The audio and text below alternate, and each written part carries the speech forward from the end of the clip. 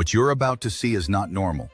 Around the world, every single day, devastating weather events are unfolding. From catastrophic floods and raging wildfires to record-breaking heat waves, tornado outbreaks, massive volcanic eruptions, and landslides, the planet is in turmoil. And yet, mainstream news only shows you pieces of the puzzle. A flood here, a fire there. But what they're not telling you is the bigger picture. A massive celestial force is at play. The cause? The incoming planetary bodies from our binary solar system, now drawing dangerously close to Earth. Their magnetic and electrical interactions are disrupting our atmosphere, fueling chaos across the globe. This isn't speculation, it's happening now. And every day, it's intensifying. The goal of this video is simple: to show you what they don't want you to see, to connect the dots between these worldwide events, and to warn you while there's still time to prepare. Welcome to Nibiru Followers Anonymous. Let's take a look at what's really going on.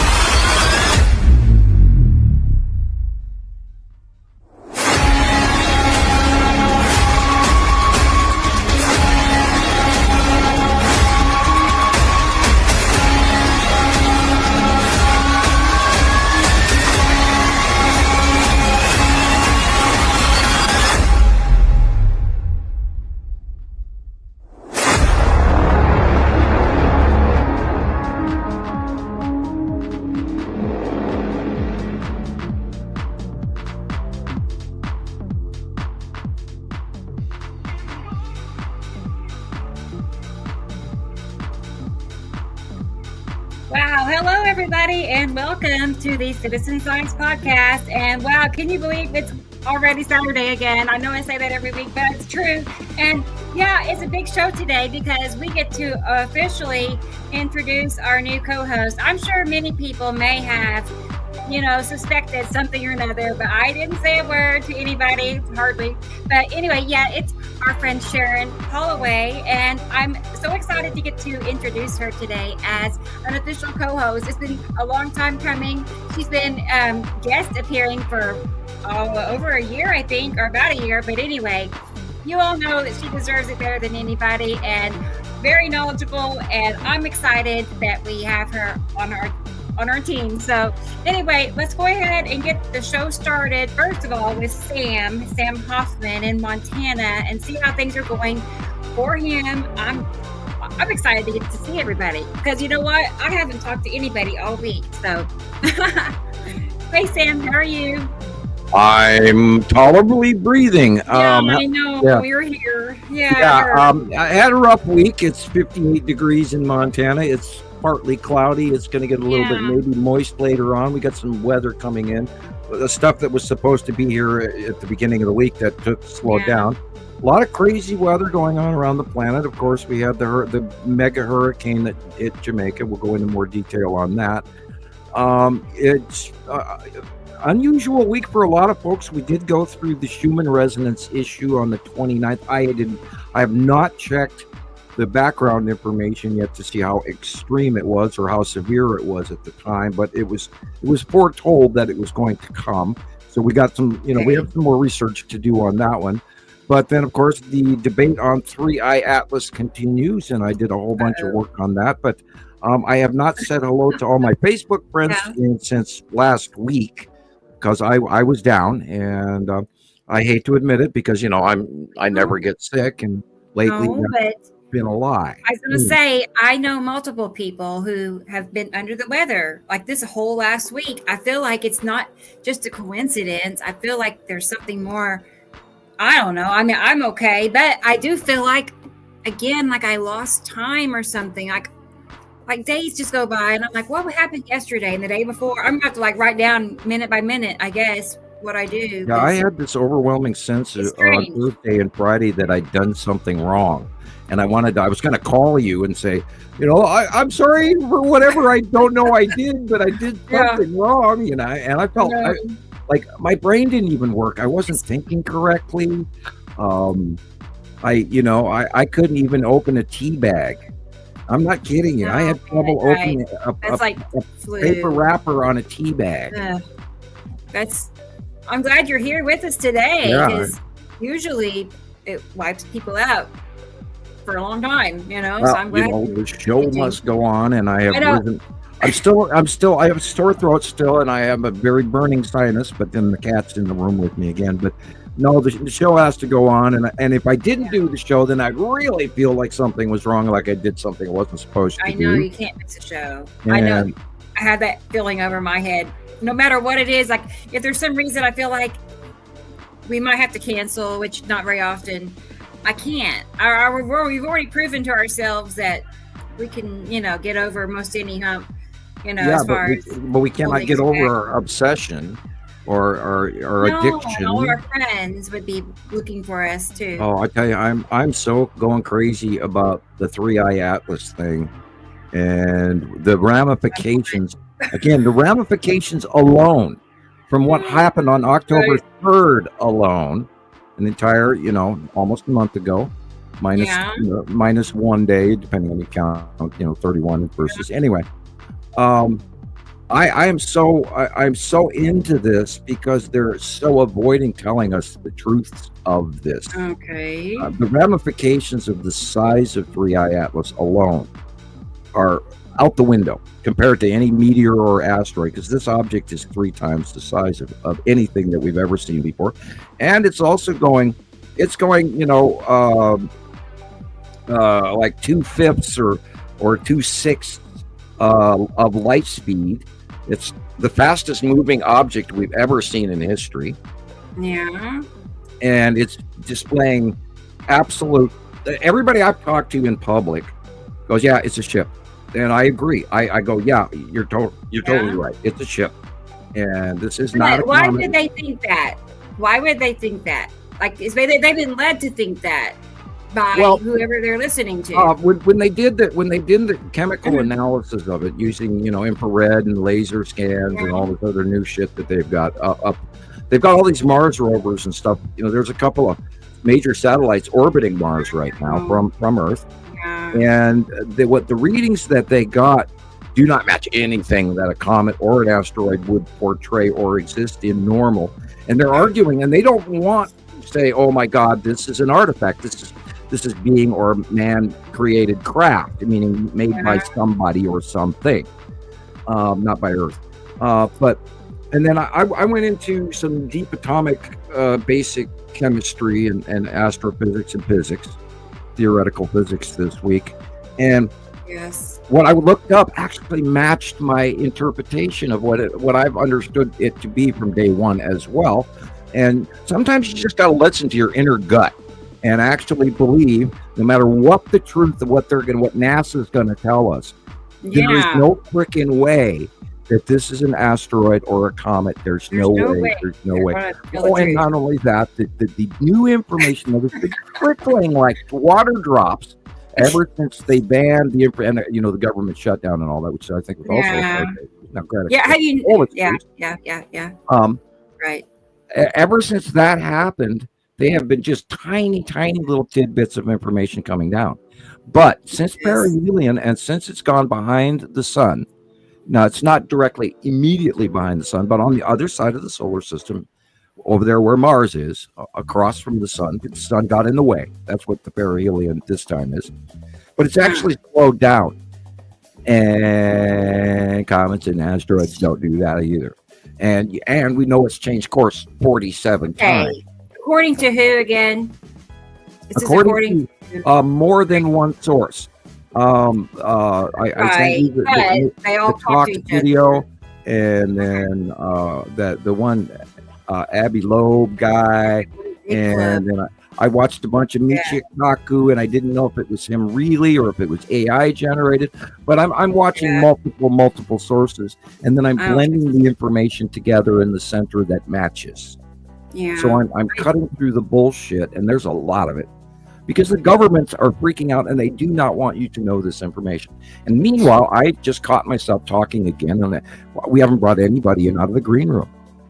I know. Yeah. Right. Let's go ahead and proceed. I wish I could show you Mittens right this minute. She's against the mirror and she's just going. Anyway. I wish y'all could see it. It's too cute. Playing patty cake with herself. I need a camera on her at all times, so I just don't miss a moment. I'm telling you, you'll go viral if you have a cat cam. Yes. All right. Well, let's go ahead and let's see. Let's go ahead and bring Gillian on with us. I see that she is ready, and our friend in Scotland. That's pretty cool. It's like 8 or 9 o'clock. I don't know. The time has changed. So, did you know that it was daylight savings time last week, and I didn't know about it till yesterday? Anyway, okay. Did that actually happen, and I missed it completely? I know, I didn't. I know. Jillian told me. Speaking of, let's go ahead and bring her on. Hey, girl, how are you? I told you. I know. I'm like, that happened? I didn't know about it. I didn't even think about it yesterday. Nothing. Are my clocks off, and I don't know it? Yeah. No, it's just that we went from like to 1 a.m. last week, Sunday, like while we were doing the podcast. So was that Europe only, or did everybody do it? Because I don't recall it happening. Oh boy, so you don't feel like you've got an extra hour in bed or something? I don't even remember last. All right, Julian. Okay, now I feel okay. It says here it's actually tomorrow. What, Julian? It's tomorrow. Okay. It's November 2nd, 2 a.m. Well, maybe Europe went in earlier than we did. Well, we went last Sunday, so your turn. There is a vote going on in Congress. I think the Senate has already passed it, but I don't think, of course, the House of Representatives is completely shut down, so nothing's happening. And they plan to do that all the way up until Christmas, by the way. So, yeah, our government's in a world of hurt, and we're completely disconnected from reality. I think on purpose. I think they're hiding a bunch of stuff from us so that we don't get to know. Yeah, that's all it and is. It's working. I know. It's just it's like a big sideshow. You know what I mean? It's Yeah, like, look over here. You know, the dramas that they keep all it putting is. through. I mean, the constant, if it's not digital ID, then they want to put asylum seekers up here in Inverness. So everybody's completely distracted with all these, these political games they're playing, so that people get completely turned around and they're not watching. Announcing false flags. Yeah. Yeah, they're not watching any, paying attention. I know. Last night they should have seen that sky. I mean, people stopped when I was outside taking the pictures. People actually stopped their cars and got out and were looking up as well. I mean, that thing looked like a giant shell, a great big orange shell. But it's in my picture, so we can see it. But Samuel says it's the red asteroid. But oh my goodness gracious, it was electric. You could almost feel it on your head. You could feel that this had a presence. It was there. Wow. And then after that, all the little geysers came round and asked for chocolates and told me jokes and stuff. The usual. Well, I'm glad you're here. I'm glad you're here. Let's go ahead and move on to Let's go see if we can find our happy little co-host wherever she is. That's right. Let's go ahead. Yeah, there she is now. Here I see Sharon is there and ready. So let's go ahead and bring Sharon on. Wow, it's like okay. Hang on. Here she is. Hey, Sharon. Hey, welcome. Wakey, eggs and bacon. Yay! Our new co-host, Sharon. Well, I don't think anybody's shocked. I don't think anybody is surprised. But what a perfect fit. It's a pleasure to be here. Thank you. We all know that. So, how are you? How's Australia? Oh, good. Oh, nice. Oh, look. You painted it. Yeah. Oh, you painted it. Girl, is there nothing you can't do? She can do anything, you guys. Anything. Wow. Look at that. That is beautiful. Yes. It glows in the dark too. That's so cool. Wow, I love it. We need a poster of it. Oh my God, we all need one. I know. Teach us how we all do that. Yeah. I'm good, thank you. Well, good. Hello, Alexander. Unfortunately, we missed all those huge storms that ripped through Australia. So, yeah, we didn't get any hail. We just got very heavy rain and lots of wind. But Queensland got battered.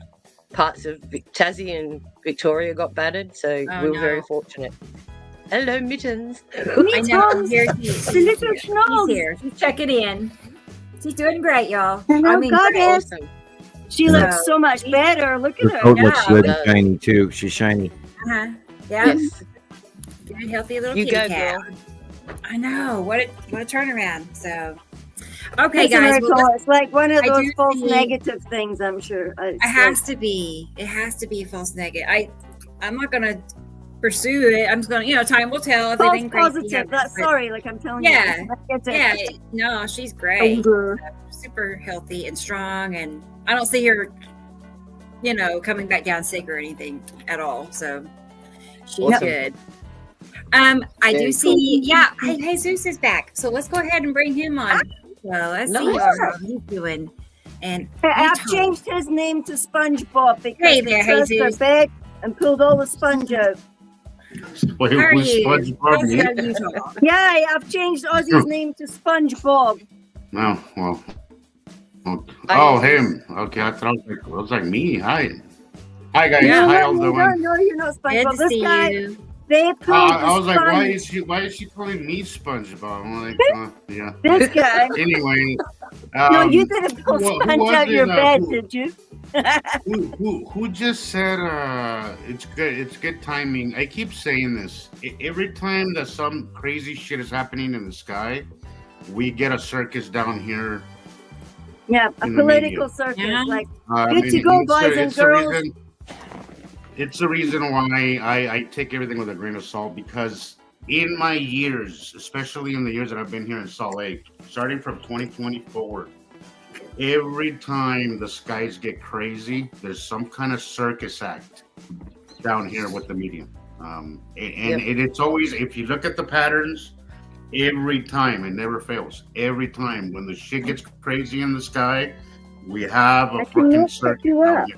Oh, already starting with the F-bombs there. Sorry, Carol. I will pay for that one myself. But anyways, it's been a great week. We are getting snow. Yep. I haven't got snow down here in the valley yet, but we have snow up on the mountains. Skiing is already happening, so it's gonna be a good snow year. I could already sense it. And, we got snow on the Rattlesnake Mountains and on the Bitterroot Mountains, and Lolo Peak has got snow on it. Deer Valley is wide as can be. Everybody's flying in.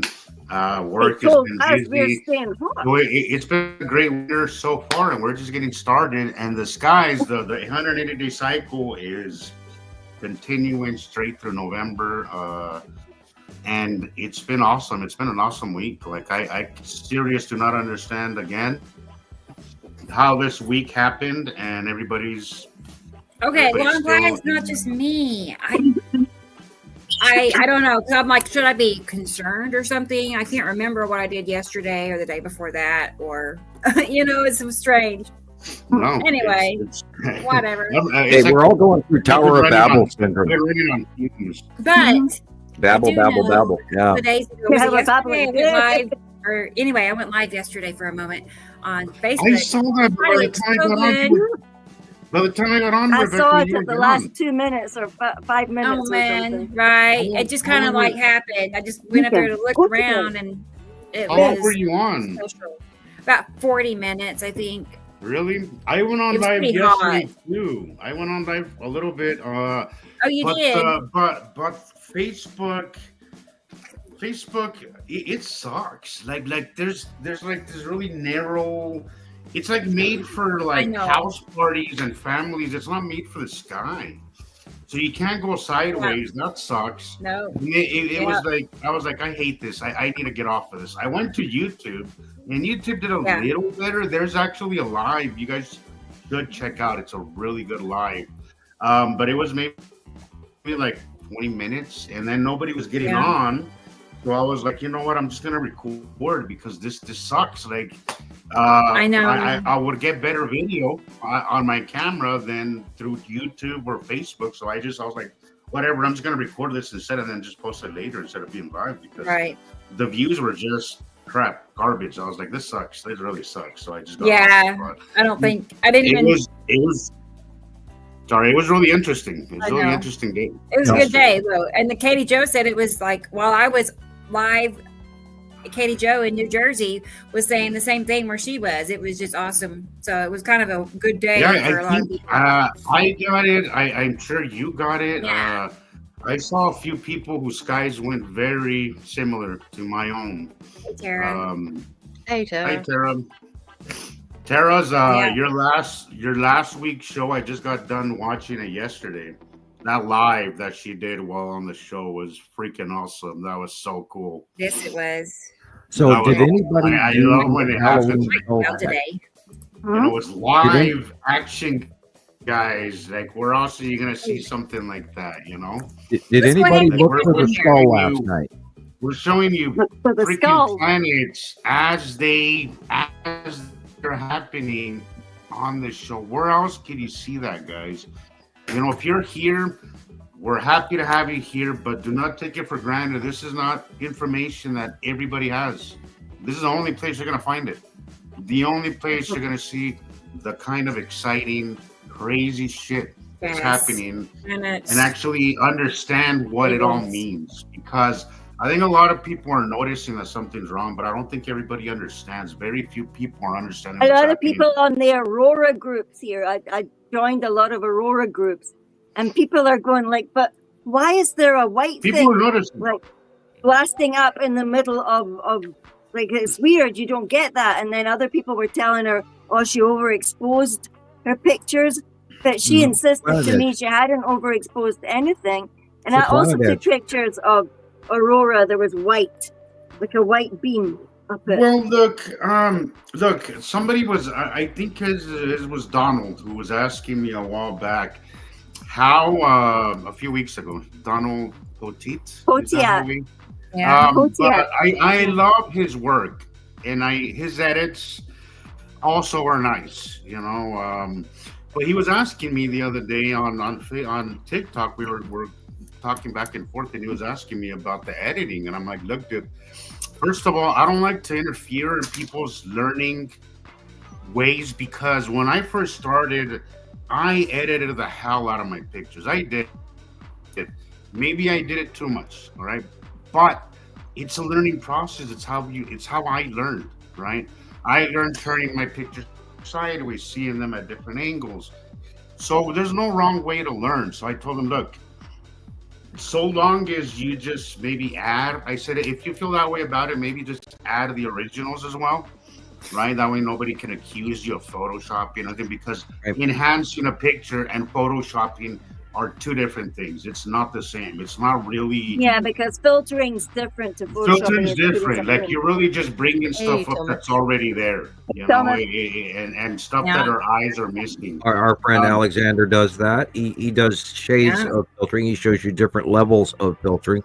And I've always told everybody over the years, I've mentioned to him, a little colorization is in a lot of cases very, very good. Well, that's but what I was telling him. Don't go overboard.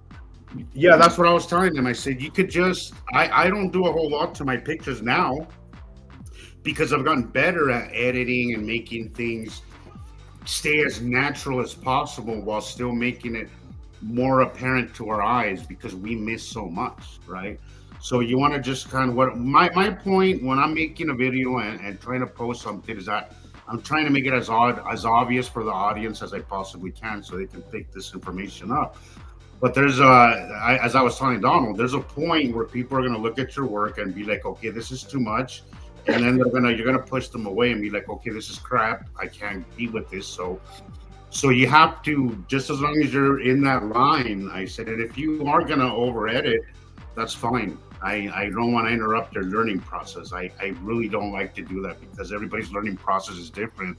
Yeah. But I said, if you feel that way, just add the originals. That way nobody can accuse you of being fake or being misleading or any of that stuff. So you don't want to get yourself a reputation for that. Whatever helps you learn, do that. Okay. I learned by editing. I learned by flipping my picture sideways. And I also learned by I did a lot of what do you call it, the landscape ones, what's the word? Wide view? Yeah, I use the wide view a lot, but you could use your phone and the pictures come a little weird, but it helps you understand the sky as a whole. Oh, that panorama one. The panorama, that's what I'm talking about. Panorama. It kind of warps the picture, but it also helps. It helped me a lot look at the sky as a whole instead of just a little piece at a time. Right, so it really helps you kind of look at everything in one thing. Aren't we lucky that the camera phone's been invented because we can we explored every little bit of our camera phone because we actually went in love with the sky. Other people probably haven't figured out all the weird things that your phone can actually do. Yeah, because there's so much there, Gillian, that our eyes are missing. And that's the reason why I like to edit sometimes. Looks like Rebecca wants to say something. Yeah, well, we were off on a tangent, and we still have Christopher in the green room. So let's go ahead and bring him on here and see how things are going. Long story short, guys, whatever helps you learn, just do that. Just be forthcoming about what you're doing so nobody accuses you of anything. Las Vegas. I've never been there. I got a Vegas pillow. Reminder to Rebecca. Rebecca, when you want to get our attention, pop your picture up in the center screen, and then we'll all, because we're all staring at the screen here. Yes. When you want to get control of the group, because we all love to talk, just pop bring your picture up in front and take all of us off, and the class will listen. Make mine go big. Nobody can ever accuse us of the corner.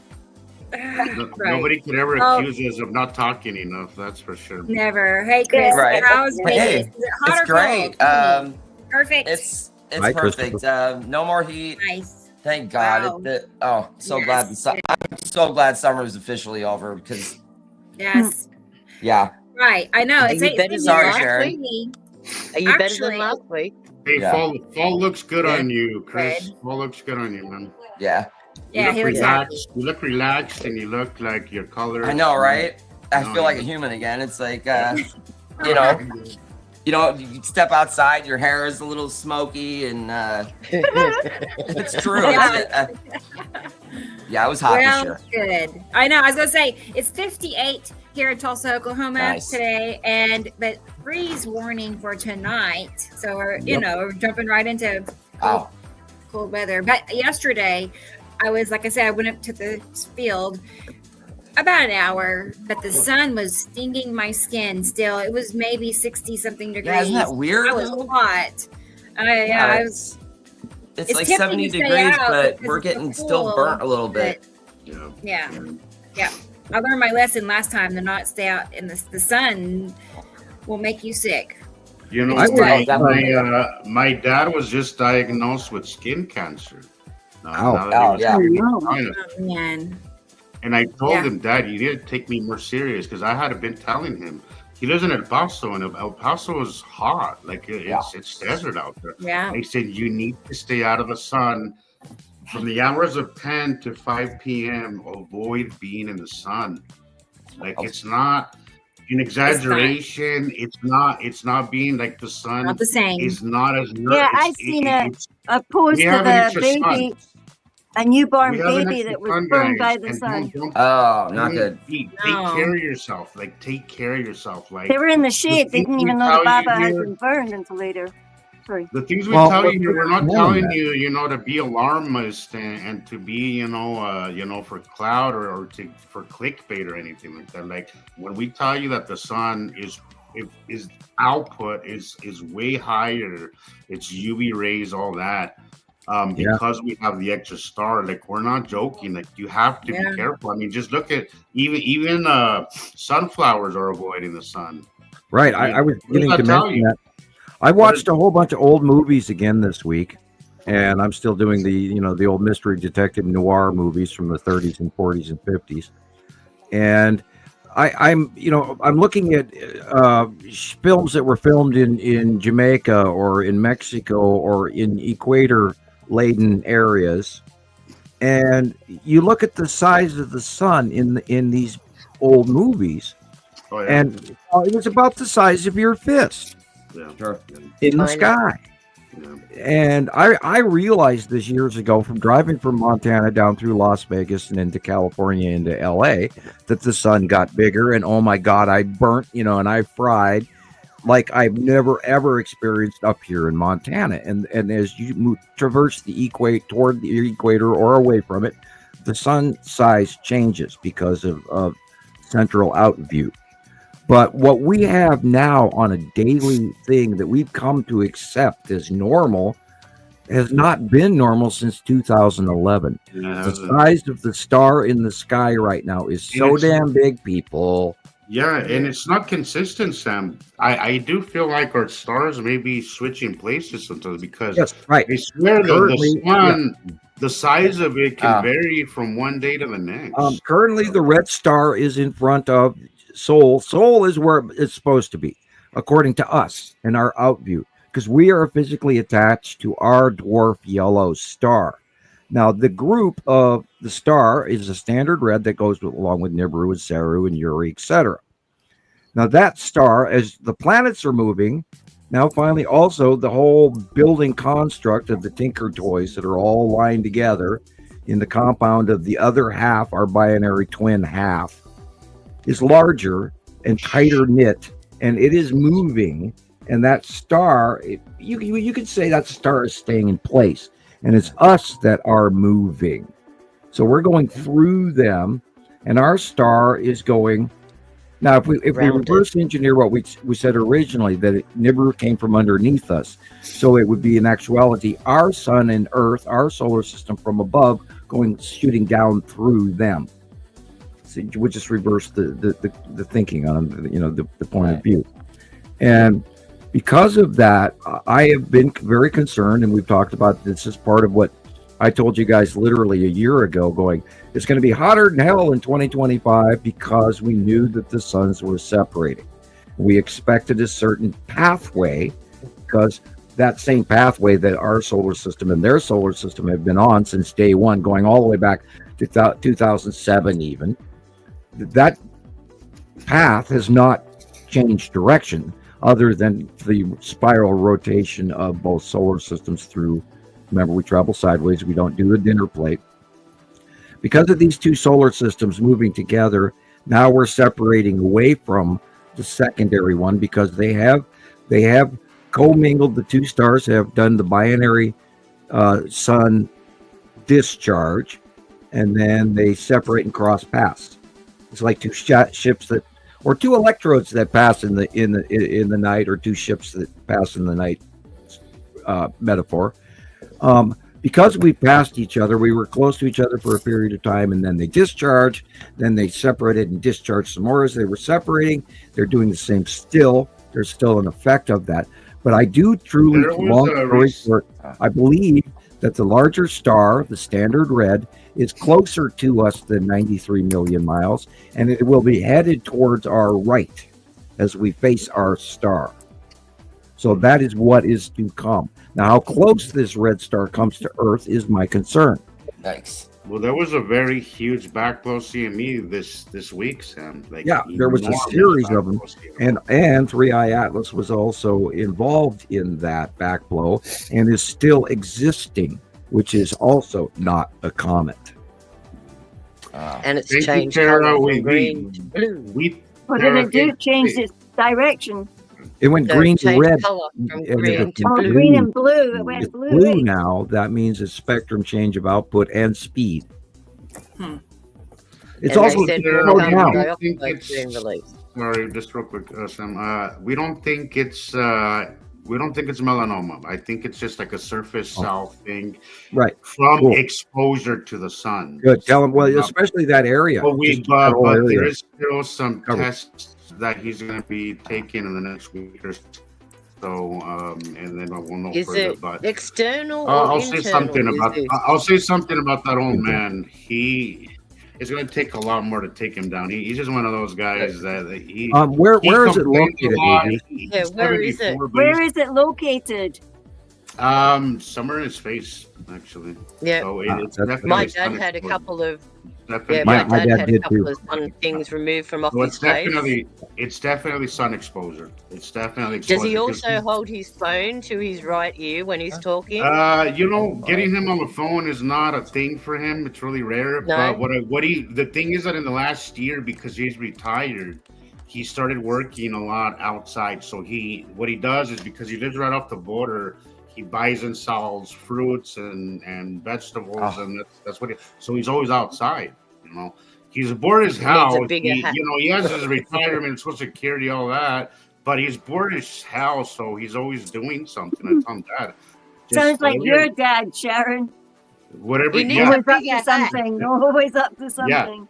Yeah. Well, I'm glad that he's active. It tells me that he's fine. I'm just like, I keep trying to convince him and tell him, look, that it's not the same, but somehow I feel like nobody's taking me seriously. Yeah, my brother had it as well, but he was a surfer and he was always I have that feeling occasionally myself. Nobody's taking me seriously. You try to give somebody advice, but they look at you like you're freaking nuts. Well, it's not on the news. It's not on the news. Right. The news hasn't told me, so I guess the sun is fine. Well, see, this is when you pull out your business card. And you hand it to them, and you go, I am from the Citizen Science Podcast. I am an internet, reporter, and we do our frickin' homework, man. Do you guys realize the number of hours of research time that this collective has together? I mean, we are scientists. Yeah. We have all earned our places here. I don't care about that plaque on the wall. I mean, I'm working on my second doctorate at public information alone. You could call us the people's champions. All right. Yeah. We don't care about the actual title. Where we did just I want go? to do it. We want to do it right, right? We don't need the And- scholar And not only all that, that shit because we all know what scholars are bound to. we Are all bound earned to. this through a number of trolling events that all of us have gone through with our families and our friends and the coworkers and everybody around us, and then our public forum that we've been so publicly working, like Rebecca, Jesus, myself, and even Sharon gets a whole bunch of crap over the years on Facebook from all these people that told us that we were absolutely out of our minds and what the Please hell know, were we guys, doing? Please know that it takes a lot. Like we get a lot of crap for doing this. Like I can't even count the number of times I've been called the Antichrist person. Oh, I'm not kidding you. I did not make that up. That's terrible. Our handler, our henchman, our Yeah. your little, And when you look back, and you will, everybody will look back at this, and I'm not bragging. When science looks back, and I mailed my friends a video, and I got to check, Sharon, to see if I sent you the video. I need to.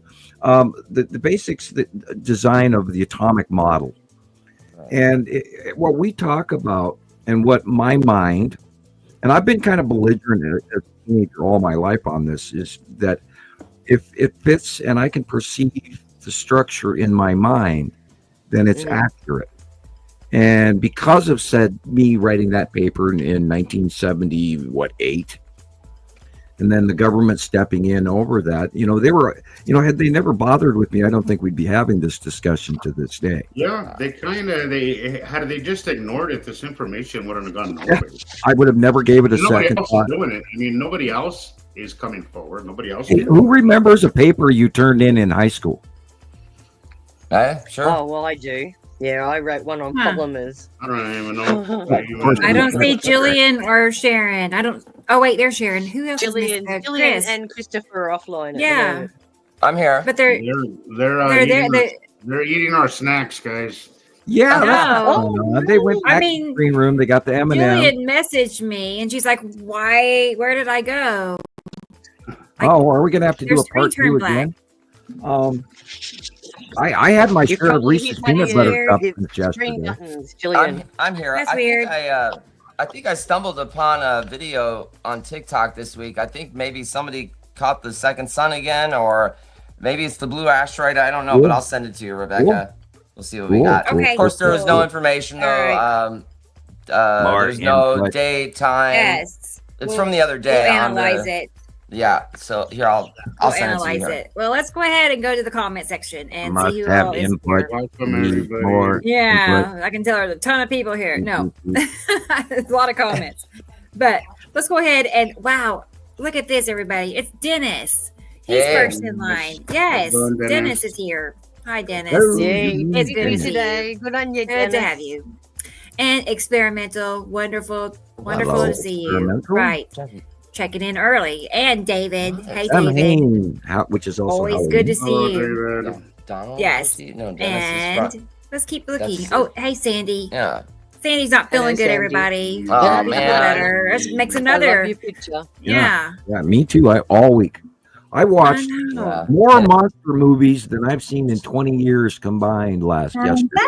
Oh no. Do you Hey, watch anything Michelle good, Sam, or Cox. just Hey, watch Michelle. anything good? Because when it comes to horror, I'm just so bad. I Rodney. don't like the Rodney. new stuff. My kids are totally into a lot of horror, but I watched the old noir 30s and 40s monster scary house movies and Fun. ghost hauntings and stuff like that.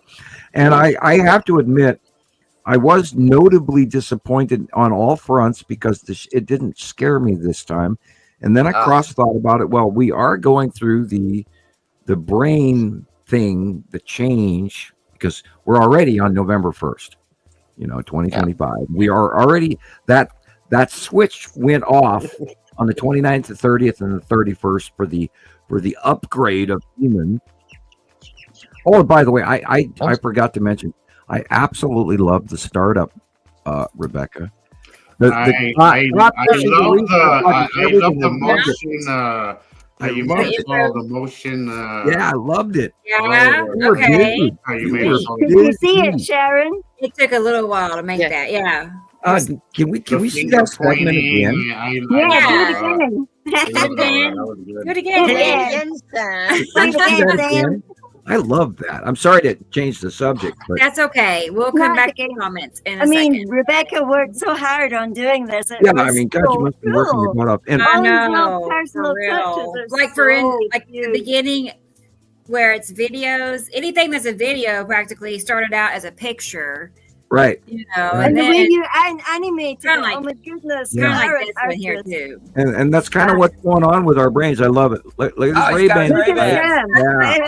Not the Ray-Ban. Awesome. Yeah. That's great. So, you got 3 arms though. Hey, that is one thing that I'm very particular about is my sunglasses. Because, years of wearing safety glasses and everything else like that, I always bought the best chainsaw safety glasses I could get. And because when you're working with shit and you get flying particles and nails and things like that flying at you, because I actually have had a galvanized nail chunk in my eye before. So, yeah. Oh, wow. Oh, terrible. Yeah. And a paper cut. I had a paper cut on my eye when I was like 12. Oh. No, stop it. Okay, I'm going to play the intro so we can keep moving. I was in Mr. Newman's science class in the 5th grade, and I was looking through a rolled up tube of paper, and this kid walked up and smashed it in my face, and so I got a paper cut across my eye.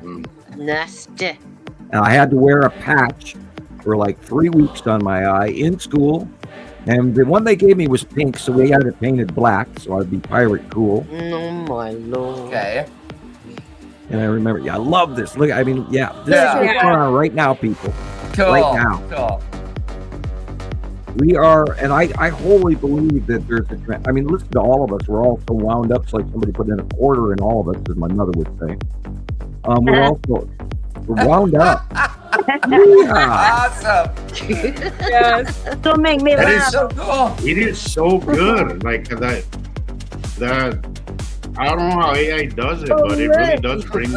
I love this. I love that. Sweet. Yeah, I've used that picture for years, but this actually put my face in that. Now you're on it. I love that. I love it. Oh, I love it. Look up, guys. Look up. I love that. Sharon and her orbit ball. Sharing with her. Plasma ball. That was great. I love it. You got to keep this one for a while. You have to keep this one for a while. All right. Good. Don't make anything new for a while. I love it. Yeah, we want to glory in that one. That's so cool. I sat here in the startup and I laughed and it's like awesome. Right? Oh man, dude, the glasses are just perfect for you, Sam. Right? Yeah, and they're even the right size. There is a larger size of Ray-Ban that I don't like, and they're too big. But that's the size. That's the perfect size. It's size B, and the AI, and this is something that Jesus wants to talk to everybody about. The AI got it right this time. You were saying before the show, Jesus, how you were thinking.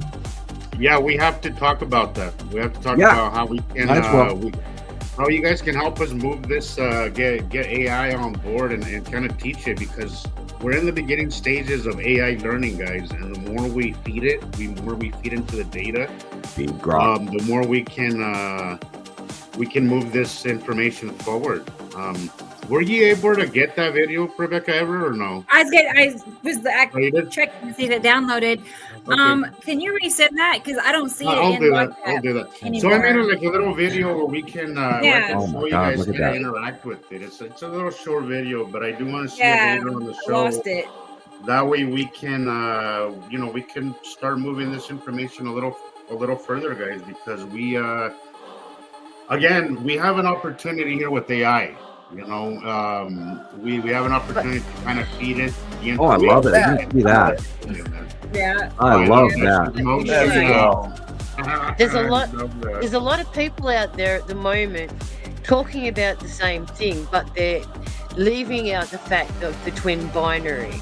Right. They talk about the observations. They talk about everything they see. For example, Graham Hancock. Changes in weather.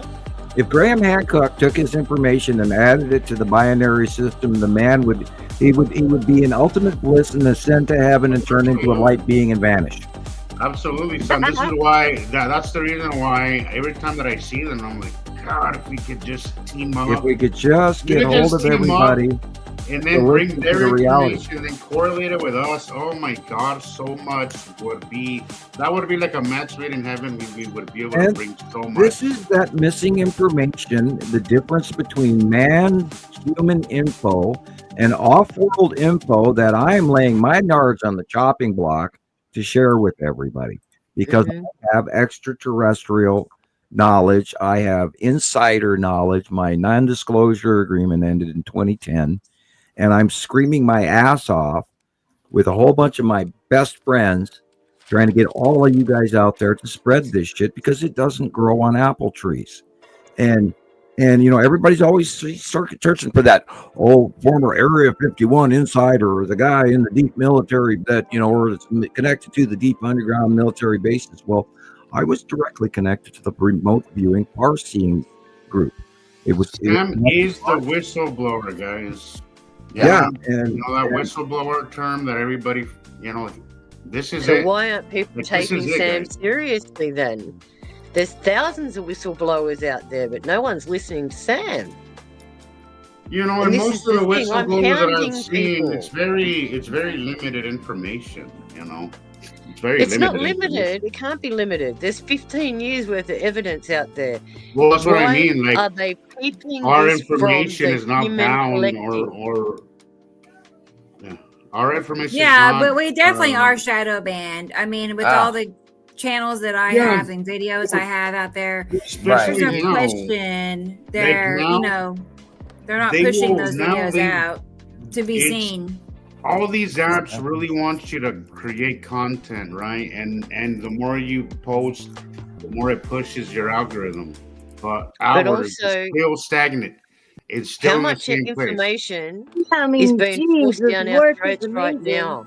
Sure, Sharon. Sure. I have kept away from social media all week because I just knew it was going to implode with all the stuff going on in Europe, all the stuff that's going on in all the space agencies, the governments, and also what they're observing in the skies, who, when, and how. And it's just been overwhelming to the stage where I've just gone, I don't want to know. I just don't want to know. And this is what happens with the rest of the collective. They're bombarded so heavily that they just give up listening. Oh, I heard it before. I don't need to hear a repeat. I can give you a tool with that. When something crosses your mind, follow it.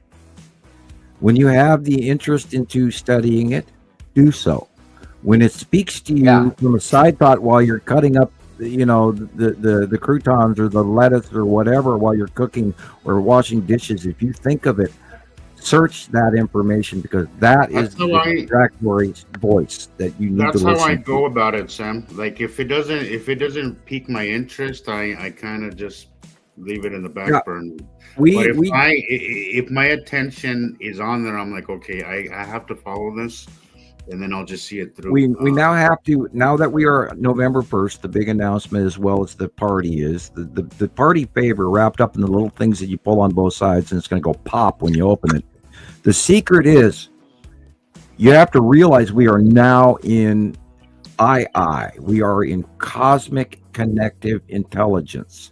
And all of that information is also inside your big cell phone, which is between your ears. Because you got the cameras in front, you got smell-o-vision, you got taste-o-vision, you got hear-o-vision, you got touch-o-vision, and you got imag-o-vision. And if you follow what your imagination, I mean, look at all the freaky dreams everybody's going through right now. We've been talking about this for months. This is my daughters are going, I had the worst dreams. Oh my God, I've never seen anything like this in my life. And it's exactly what's going on inside of all of us. The trick is that you now have to follow source because source is talking to you. Yep. And everything else is bullshit. If you're new here, guys, and you're on the fence about it, see it through. You're here for a reason. You didn't just stumble upon it by accident. Yeah, I know. I started my mission this week. I just had to do it. Your back thing is kind of washing out. Yeah, look at that. Yeah, it's blurring. Your blurry background is blurring your picture there too. Oh, see it? Yeah, Yes. a little bit. It's kind of blurry. Your camera keeps changing. Hey, Brendan. How do I is change here. that again? You turn off your autofocus. Okay. No, it's her background. And Robbie's it's that here. background. Getting back to your skull observation. Yeah. Blending into your green screen behind you. Mostly in the morning here in the southern states, because we'd have the sunrises, a couple of the planets would come over in the morning, and then we'd have all the storms during the day, and by about 4 o'clock in the afternoon it would clear to blue skies again. Did anybody look out last night? Yeah, that's what's going on here. In fact, I made a video about it, how my skies were clear, and then we had this crazy shit happen. And then an hour later, it's clear again. How are people not like? You could literally that sounds weak. You could literally see them in the north, is where all my action has been going on. You could literally see them come in. There's nothing else in the sky. They rotate right next to us, and just like that, they're gone. Yeah, I don't get it. It blows my mind how nobody pays attention to that. It's just the craziest thing. Within half an hour, they've gone completely over the top of us. Yeah.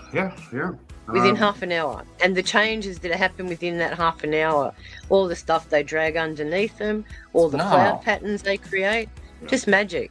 Well, you can just see in that video, that live video, you can see, because yesterday what happened was I got what looked like a dragon trail above the sky, right? It looked just like a dragon, right? I don't focus too much on the dragon part, guys, but it was just a line across the sky, and it was there for like 2 hours, and in the same place, and I kept saying it just get bigger and bigger, but the same shape, right?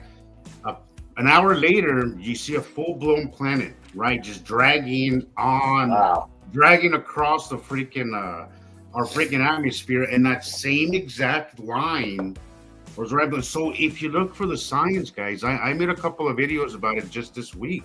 Go look and check it out. Like, if you know what to look for, you could literally see them coming in, and if you pay attention, you could pick up on the patterns. You could pick up on these little nuances that kind of point them out. What I saw was dark skies. Down here was our light blue. And I was like, something's coming in. And again, look for microclouding. 45 minutes later, full-blown planet in front of us. Right. And then just as quickly as it came, gone. It was the coolest thing. Yeah, my Ring doorbell has the most amazing. Still blurry there. Hope your move was a great one. Hey, Audrey. Hi, Audrey. I'll jump in there when I can. I'm going to check my laundry, guys. I'll be back. Okay. I think I've covered a lot of y'all, so good. All of our regulars are here. There's Thomas. Some really cool stuff as well this week. Yeah, I have a video of some of his captures. Hey, Blackberries. Everywhere. He's been Blackberries here. Hi, Blackberries. Yes. And it's got Robbie. Alexander's here. Who else? There's Tara. Awesome. Hey, there's Richard. Hey, Richard. AKA Rick. Okay.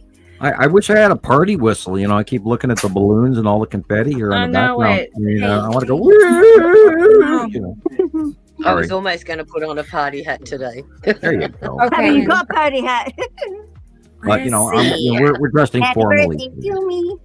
Happy birthday to me.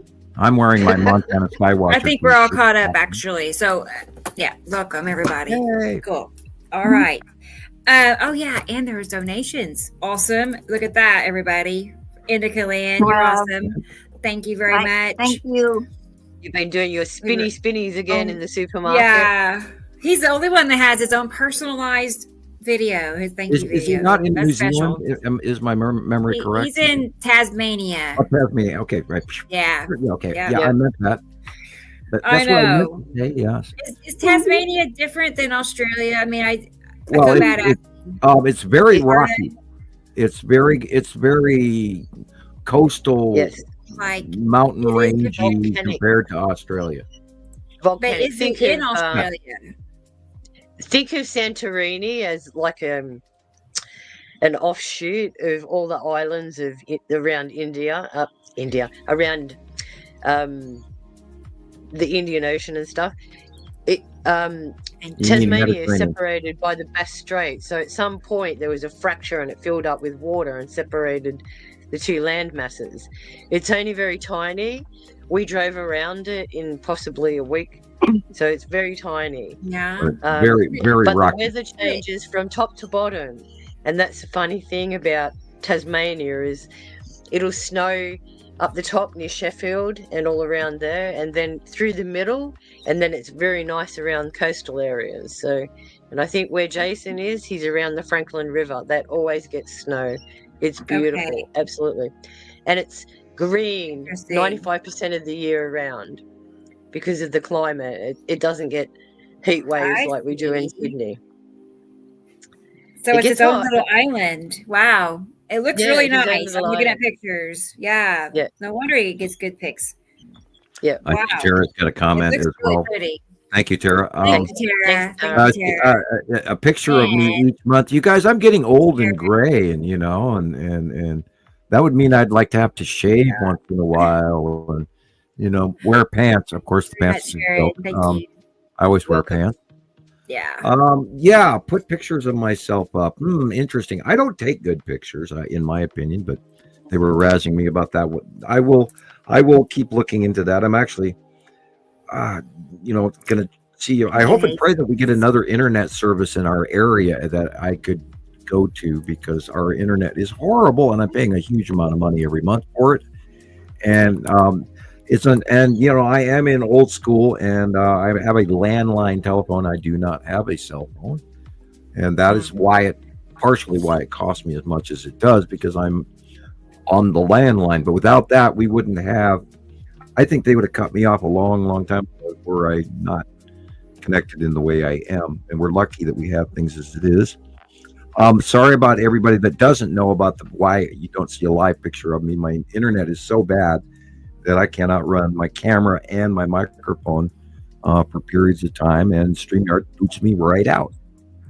So, because I disconnect. It's not the download. My download's great. It's my upload that's horrible. We're working on old fiber optic cables in Montana. I swear to God, they're out from the 90s. I pray that they're going to upgrade. I pray they'll upgrade for Montana, but I think they're, of course, selling companies rather than reinvesting in infrastructure and just taking the profits up here in Montana. But they're keeping the speeds deliberately slow too. Oh, yeah. Well, if you go to California, the upload speed in the state of California is approximately, now this was a figure, right? I looked it up, and this was a couple of years ago, so it may be different. It might be better by now, but they were getting upload speed of 16.5 megabits per second. And Montana has 0.8. Oh, what? Yeah, 0.8 megabytes per second. Not 16.5, but 0.8. 0.8. Here we are in. Yeah. Here we are in the 300s. I've spent 4 hours trying to post a 15-minute video or a 5-minute video, and then waiting that period of time, being notified that it failed after waiting for 4 hours for it to post. And I don't know how business runs in Montana at all, unless they're paying some secret internet service that I don't know about. And perhaps they are in some business thing that you have to pay money every month for. I'm sure that's the case. But we are caveman slow, and I apologize. And hi, everybody, and see my little picture circle when I talk. I'm waiting for it to put the Ray-Bans on. There you go. Yeah.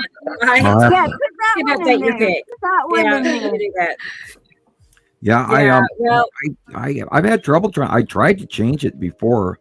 This is the original StreamYard, and I tried to change it before, and it has not let me do so since. Oh.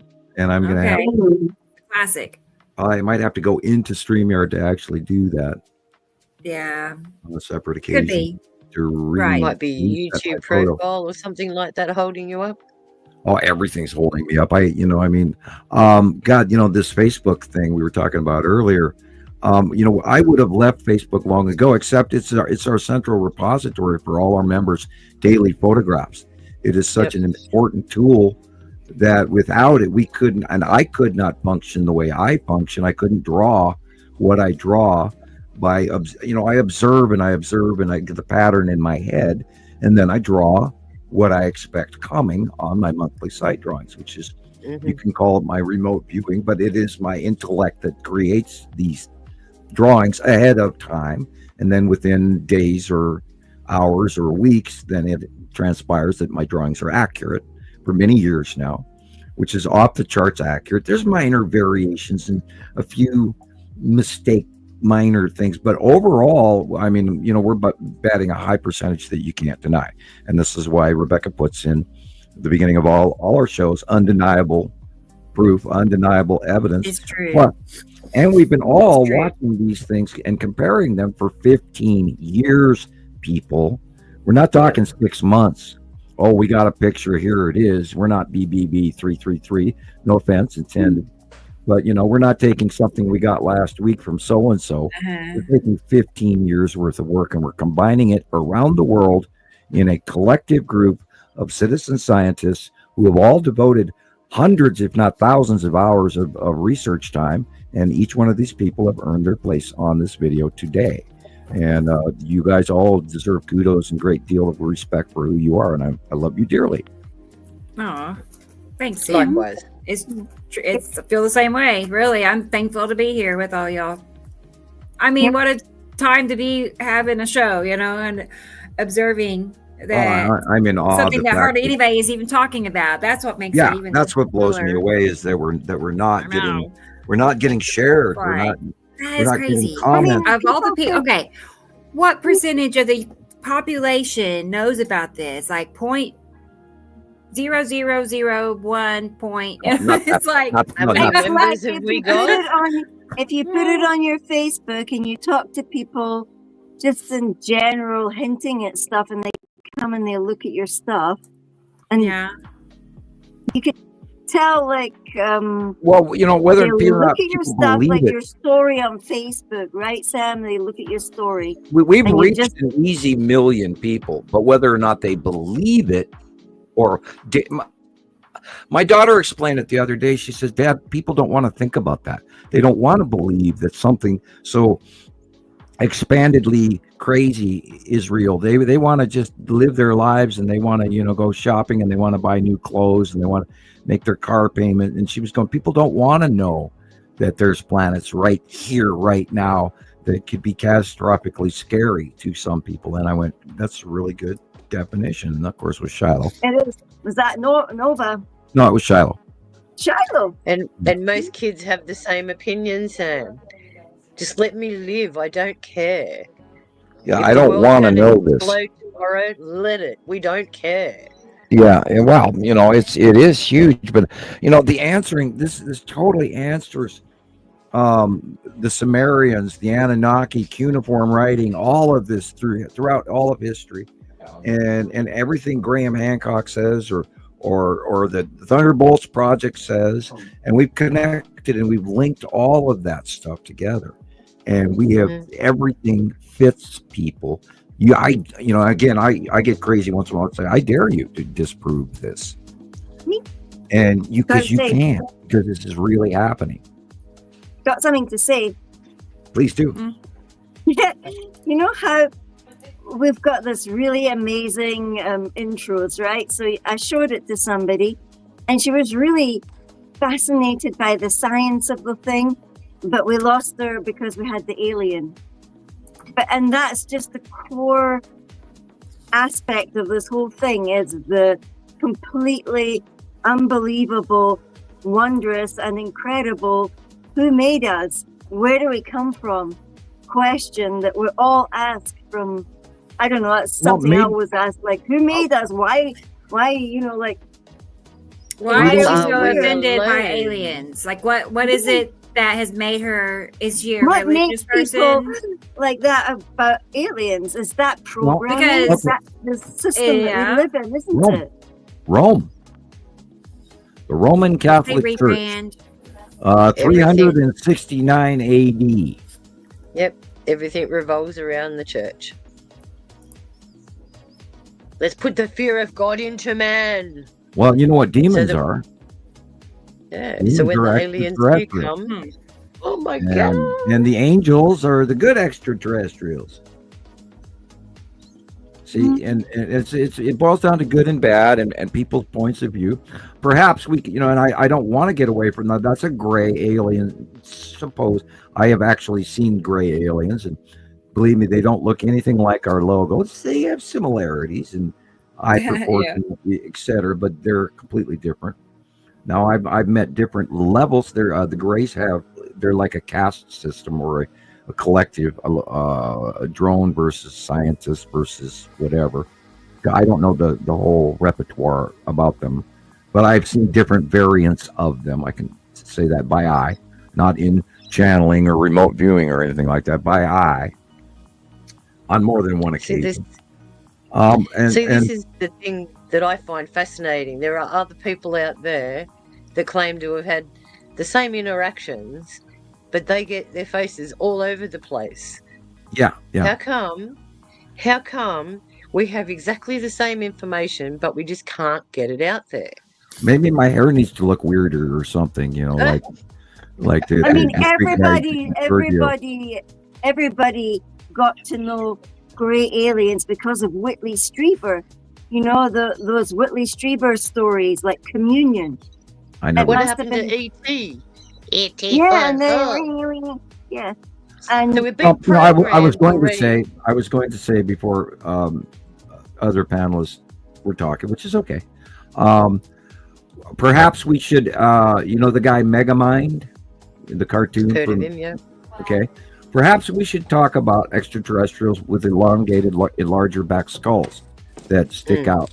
And we know that there were the pharaohs, and their crowns were largely to facilitate those different shaped heads and point that out to people. And so skull size varies in other races. Then there are other races that don't look anything like us. Then there's the lizard race, which is highly disrespected, which is unfortunate, with shape-shifting lizard race. I hate that because they don't do shape-shifting as far as I know. They have technology. They are very much like the Klingons, and they're noble. They're warlike. They are intelligent. And if you have one standing in front of them, you better damn well be respectful, or you will die. So, are there any that do look like a reptile? Yeah, there's there's a lizard race, and they're a member of the Federation. And I did not give out that information 10 years ago. But the lizard race is a member Federation. Right. Okay. And they are. But they're not shapeshifters, you're saying. They're just lizard all the time. Not that I am aware of. No, not that I'm aware of.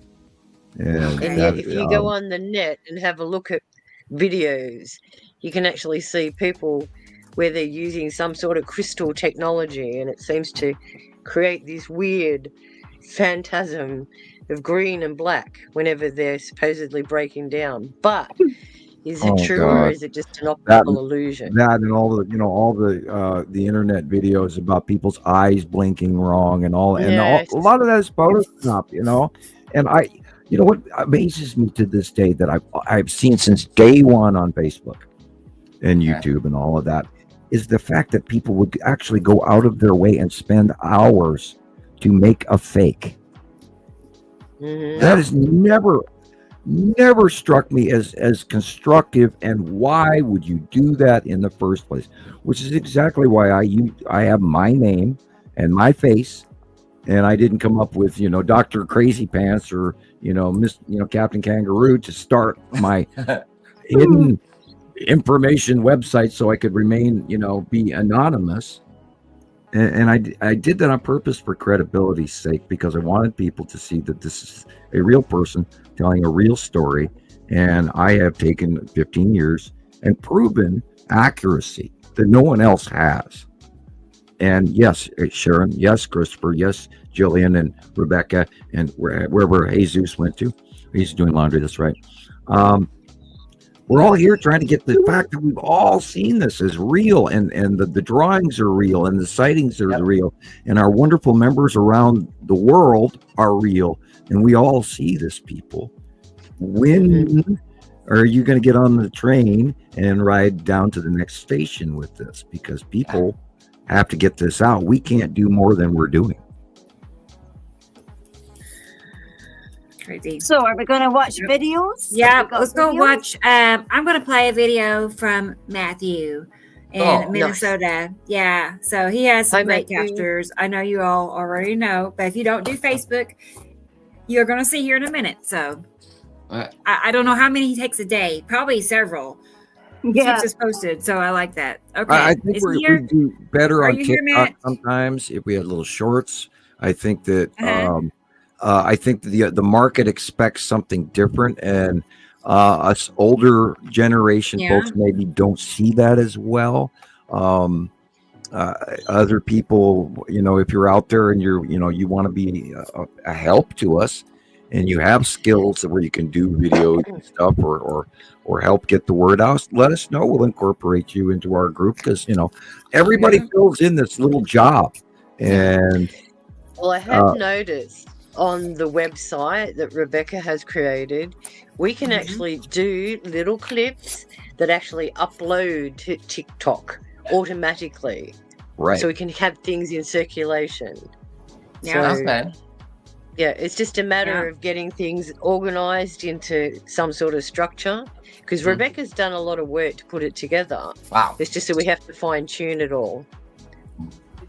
Yeah, won't be long. It's going to be active. I can't wait to see it. It's going to be nice because we'll have everything under one website. Can't wait. Finally, can you believe that? That's a big deal. Yeah, I've even got a special one put aside called a little block I want to put aside called "Things You Don't See Every Day." Okay, and that could, and it involves the sky. Like the weird stuff, like the green lights, or the weird cloud patterns where they're all lit up, or something seen in the lightning, stuff you don't see every day, but it still makes it to the internet. But we have got a lot of work to do, guys. So be patient. Hopefully we can have it all ready by the new year. Hey, Rebecca? I'm sure. Oh, yeah. Yep. Definitely. Got a lot of work to do, guys. Yeah. That's why I started doing what I want to do as well, which is take special amounts of specific pictures that prove one of our planets is there, or one of our objects. And I was saving it, and I decided that I want to do it this way. Like, I will download things and make little booklets maybe of each planet or each little thing. Right. And then you take notes and you add to it, you put dates on it, and then it's an archive that you actually tangibly have in your hand. That's what I wanted to do, see? Right. So that's why I decided that that kind of thing I can actually join to the Facebook site as well. Maybe Christopher can help us to make out little QR codes, so that that each little pocket could be attached to the proof. Like this planet, here's its proof. This event, here's its proof. Whatever. Like, if people have ideas of planets or proof or something that they want me to save, start sending it or looking it up. And I'll try and save it, because I got a whole bunch of little waterproof pockets, man. Now, the problem is that we're not making a great deal of money doing this. We're not being funded very well. We're just scratching by, everybody. And this is my sort of thinking. Like I write down what we're trying to achieve, and I've just got website, and then I've got a special section set up for Sam. And stuff like Sam's drawings from month to month, his nugget drops, things that people have, heard, but had to scratch their heads and go, did I really hear what Sam said? So any nugget. And then I've included his Montana sky watches, his radio wastelands. And then underneath that, we've got other categories like the sky pics, all the catalogues by country, time of day, compass locations, all our sister sites, the QR codes that go along with all of that. Because we're not joking. It is real. And then I've got all of Rebecca plus her leaks, Nibiru followers anonymous, and all the plugins for that one. So this can be quite a huge project once it gets running, guys. Sure. Huge. Yeah, we want to save our work. I want to see it tangibly in my hand. I want a pouch and if somebody says to me, "Oh, have you got like something random about Atu? Have you got something random about?" And everybody can send me their random thing, and then I can keep their log of it. And I wanted to have a pouch with Sam's pictures in as well. We're going to have to put a collective one planet at a time video together, starting with one planet. That's what I meant. All the ones that Chris has made, all the introduction videos that Chris loads up on his Nibiru site, all of they can go in, so people can actually go in, and if they're bored, they can sit there and watch the whole lot, one after the other, and they can have a full learning experience. Yeah, all you can attach that in a single file on YouTube as well. Exactly.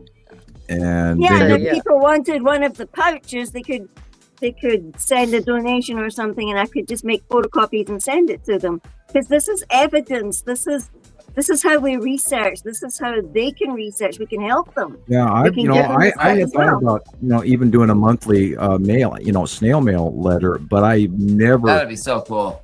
But the problem is I've never received generally enough donations to actually get wealthy enough to do it. And I was saving 6 months to buy the hats, and I bought 20. I think I bought 20 hats. Yeah, we should have a newsletter, like in Sharon. Yeah, I wish like a newsletter for class or school or something. Sam's thoughts of the upcoming month. Yeah, I could do that in type, but I don't even have a printer attached to my computer. Thank God, because every time I've ever attached a printer to my computer, it screws up my computer, and I've never found one I was ever happy with. And so, they're buying the cartridges and all of that. And I've just, it's not been a thing that I've ever felt. I would love to have one. You can always send us audio files. Send us an audio file, and then we can upload it against something important. Cool. Yeah. We can work this out. Don't worry, Sam. Well, we can make this. We could do, Rebecca and I could do a private 1 hour sideshow or a half-hour sideshow or something like that. Yeah. It's limitless. Yeah, she could ask you the leading questions, and then you can download the information, and then it can go with. You mean stuff just for the website? You mean just for it? Yeah, that way they would prompt people to actually pay a small donation fee or subscription fee, or I hate to go there, but I mean we don't make enough money to even do this. I mean, I haven't paid for computer 10, let alone computer 15 yet by what I've brought in overall. Now, granted, there's been some great people out there helping wonderfully. Now, I don't include the Christmas donation thing, which, by the way, starts today.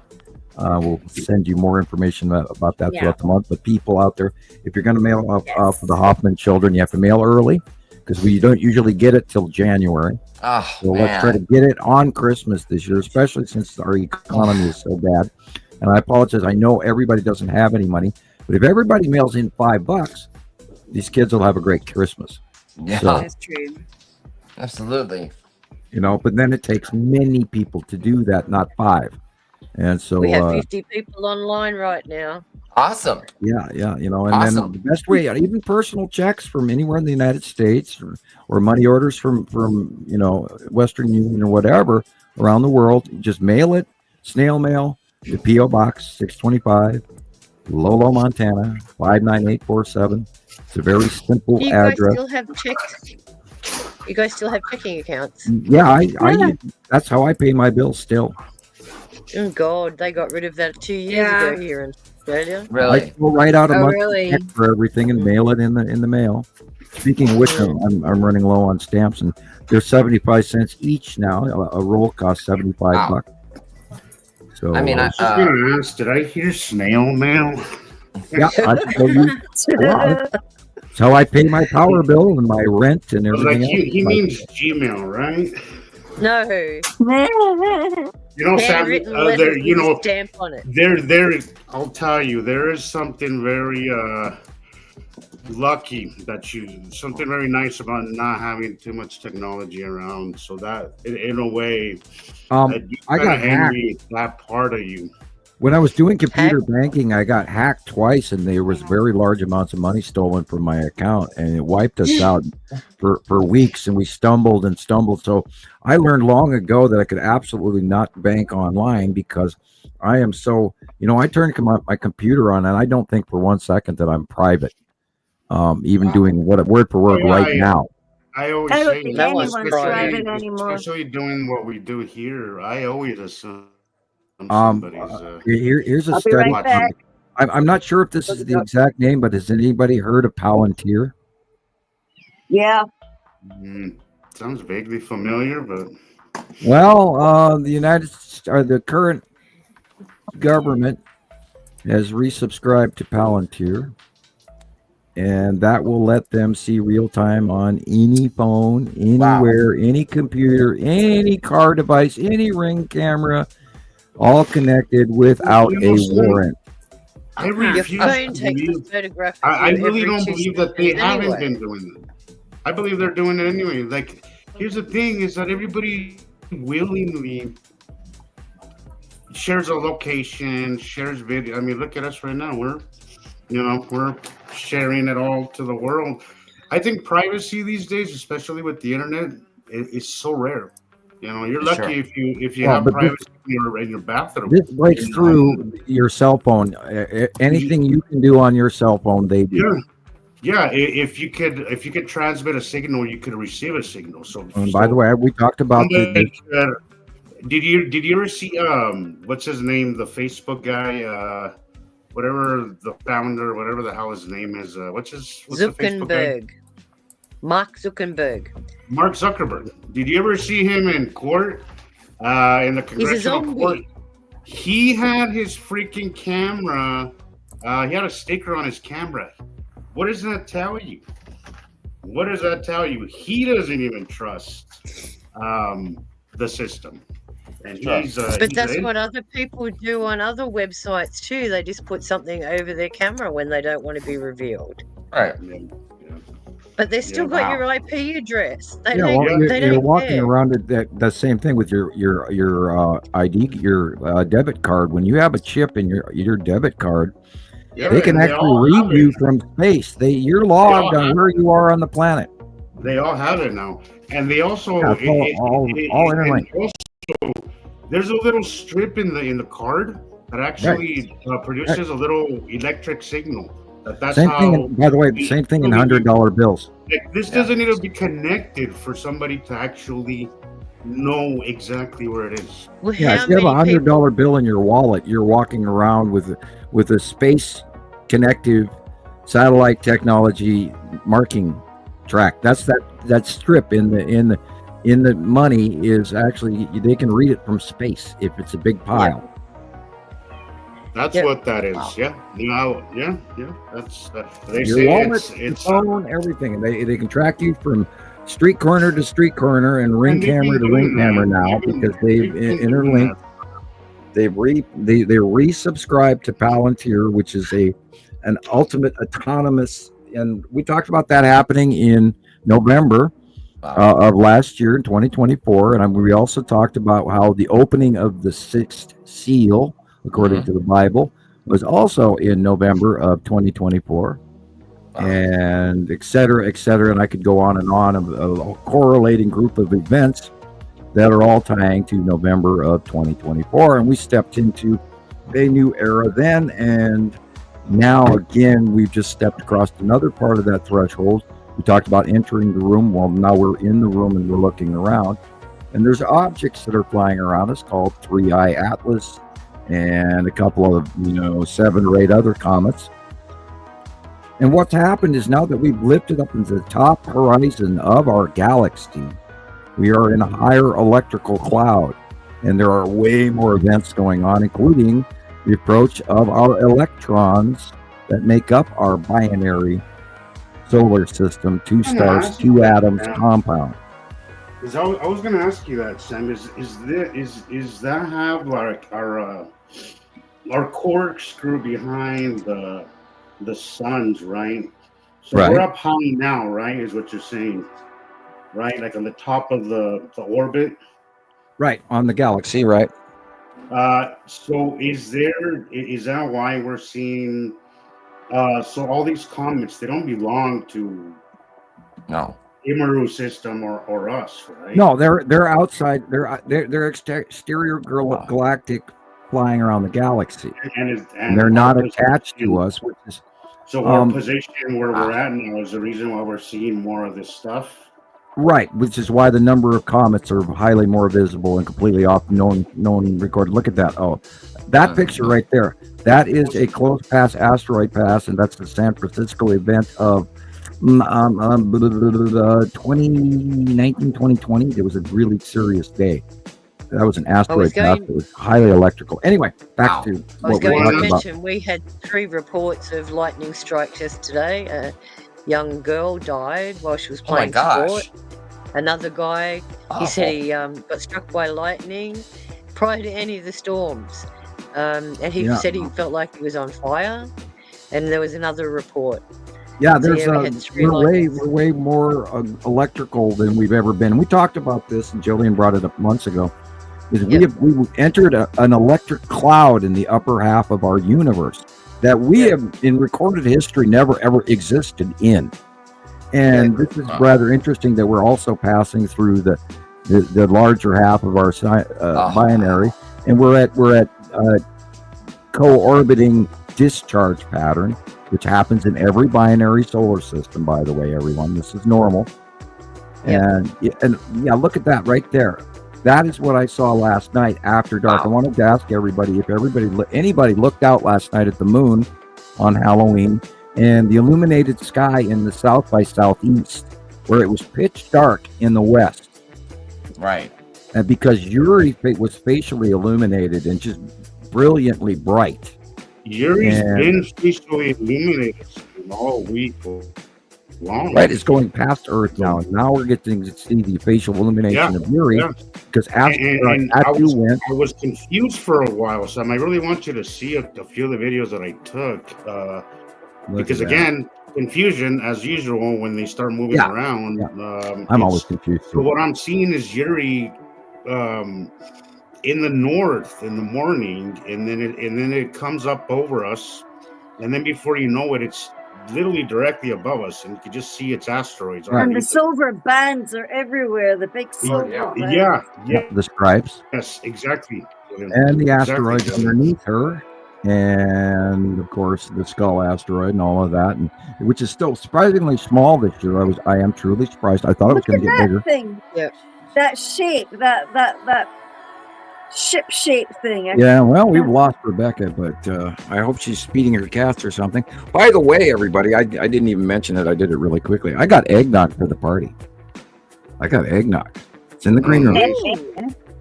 Bit early for you. Send some my way. No, this is Halloween eggnog. Yeah. It's got a witch on it, and a pumpkin and everything, and a black cat. So this is Halloween eggnog. This is I can't wait for Christmas eggnog. Well, then you put on the God, I can't even remember that spice. Mixed spice. Nutmeg. Nutmeg. Yeah, if you have too much nutmeg, you get really high, man. You got to be careful with that stuff. I gotta confess, I have never had eggnog. I love eggnog, and I. Oh, that's an old timers thing. We used to make custard and stuff and put nutmeg on top. Right. It's a Christmas thing, right? Yeah, if you eat too much eggnog, you will actually get sick or actually get or pass out. Is it alcohol? Yeah. Is there alcohol in it? Raw eggs. Well, there can be. That's a hot. Who's making it? That's a hot toddy from brandy and eggnog or whiskey and eggnog. But it doesn't naturally. Yeah. It doesn't. That's not whiskey. No whiskey. No. Yeah, Irish cream. That's a good ad. Yeah. I gotta say, man, it doesn't sound too great. Eggnog. I just picture raw egg mixed. Drinking custard. Wait, what? You never did the Rocky thing, man? Down to the raw eggs for muscle weight. The closest I came is sunny side up egg. Oh yeah, I've done raw egg shakes for years, but I mean, we oysters and stuff like that. And I love oysters. There you go. Absolutely. If you can do oysters, you can do raw egg and eggnog. I'm Mexican. I eat a lot of weird stuff. Sometimes. Yeah, look at those bands. Yeah, look at the bands. Yuri bands. I ate a lot of raw stuff. A lot of raw stuff is just awesome. Yeah, you'll be seeing a lot of these bands, these straight illuminated bands, and those are the illuminated. I haven't seen this in a while. I haven't seen this way. I haven't seen it in a while. Oh, it's been a couple of weeks. Yeah, that's glorious. That's beautiful. And this is reminding me of 2018 purple skies there. The red asteroid is coming in. Purple and orange last night. Purple and orange last night was breathtaking. I mean, like I said, people actually got out of their car. They stopped and got out of their car and looked at that thing. There's been some really colorful afternoons, Gillian. There's been some real. But I've been kind of missing those. I've been catching mostly the morning, and then by the afternoon, I'm kind of done for the day. There's a lot of moisture up there right now. There's been some really nice afternoons. Definitely nice afternoons. Yeah, purple like that. Chris had that some purple. It was breathtaking. It was gorgeous. Yeah, me and Chris had the same skies. All the geese were just flying like crazy underneath it. It's just so beautiful. Yeah, I saw a lot of that too. So wild, so gorgeous. You can see the animals were affected by it too. Yeah. Oh wow. No oysters. Bronze egg. No, Catherine, no oysters. That Casper showing up for Halloween. Oh, look at that. Cute. That looks like Casper showing up for Halloween. Cute. That is looks mostly normal. A little teapot. That is the light shining through and underneath Saru. Yeah. Wow, that was a loud noise. Bottom Somebody of Yuri. dropped something. Yeah. Woo. Somebody's doing dishes with a microphone camera microphone on their lapel. Christopher. I don't know. I'm guessing. I don't know. Right. That would be the side of Isatum. This would be the bottom of Atu. Oh, look at that. That is the bottom of Yuri. Woo! Necessity core, drop core rain bomb again. Taken in the Midwest. And I'm going for my first Coca-Cola now that I'm done with the eggnog. All right. Oh, that sounds good. Watch out for your tummy. Fortunately, Ricola goes better with eggnog than it does with Coca-Cola, but hey, third eye. Third eye's here. Necessity again. Wow. Woo. Super bright. Yeah, this looks almost like a tornado. Necessity again. Necessity again. It's crazy how much is Necessity. They were really doing the dance this week. Look at the illumination inside the core. The bottom of normal supercells are dark. You don't see these white things going on in a supercell. This is Necessity again. On the left side of Necessity, there are 3 asteroids generically, and they do cause tornadoes. Okay.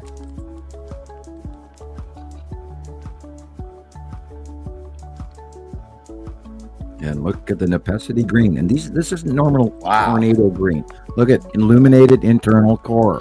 Supercells do not do that. This is Snailfoot of Atu, and the illumination white background is Yuri. Beautiful. Again, green inner core. That you can kind of see the green planet Necessity in there. The base cloud is separate of the planet. It is the interaction between the planet and our planet that creates these base clouds. This could be a Saturn Yellow Moon base cloud right there. Wow. Notice the crown. There's only one of them. Now this is Attu snailfoot forming again, because the red asteroid is in the middle upper clouds. This is the side of his Saturn. Wow. Saturn's quite gray. Yeah, it has no water on it. We've seen the land masses, their mountain ranges, and this general topography is hilly, but not major mountains. But we did see some shadowing in certain areas of the planet. That is the bottom of Uri, I believe. The asteroids galore underneath. That's crazy. Look at that. Wow. Red asteroid and the Texas cube. Yeah. This is Attu and something. What the heck? That is lead asteroid in front of his Saturn's yellow moon on the right. And then again, lead asteroid in the Saturn. Look at that base cloud. How interesting. Vingeri.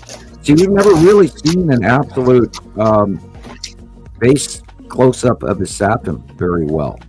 So we're still trying to figure out what she looks like up close. And time's running out on that one, too. Might be in our faces. Oh, my God, look at this. Wow. That's the bottom of Uri. Wow. And notice the direction of illumination, past Earth facially illuminated. Cool. How big is your telescope, Third Eye? Cool. Trying to catch that I would thing. love to see that, Third Eye. Please do share it if you catch it. And maybe even if you don't catch it, that sounds interesting. Yeah, let me know. It has been a crazy few days, hasn't it, Tara? Beautiful. It's been nuts here. Absolutely nuts. 1, 2, 3. No, that's a T.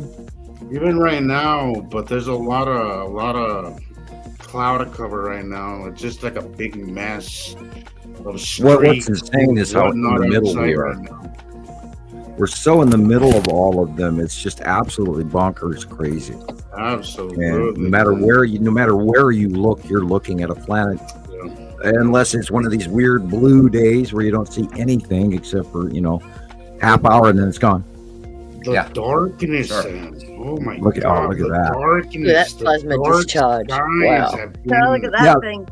You could see it, like you could just see it with the naked eye, so obvious. I saw it last night coming home from blue. You'll see the light blue down here, and then a dark blue sky above. It'll just it drives me nuts. I know we say this all the time, but seriously, brain dead people, brain dead. Yeah, I just don't get it. I don't get it. Well. People are so far up the circuses right now. That's all everybody can talk about. I'm like, every time that I'm at work, I'm like, yeah, but did you know that Uri's right over us now? And its asteroids are literally scraping our freaking atmosphere, It's a little... I have a new one. Crazy. Like, when you think about it, guys, like our position as all of us here, like... Came out on YouTube today. Like I don't think we talk about this enough, but the psychological part of this, the mind. Hey guys, because every day we gotta talk to people that are completely oblivious to it, right? Did you know? We're sitting here with our eyes like what's happening, and I don't know. It messes with my brain a lot. I'm sitting here smiling. Did you know that one of the Kardashians, I think it was Kim Kardashian today on publicly and on YouTube and TikTok, has announced that she does not believe that Apollo 11 was real. So, yeah. So here we go. Man. Another distraction. Oh my God. Because we always laugh. We always joke. Well, if you guys aren't going to listen to us, you might as well go watch the Kardashians.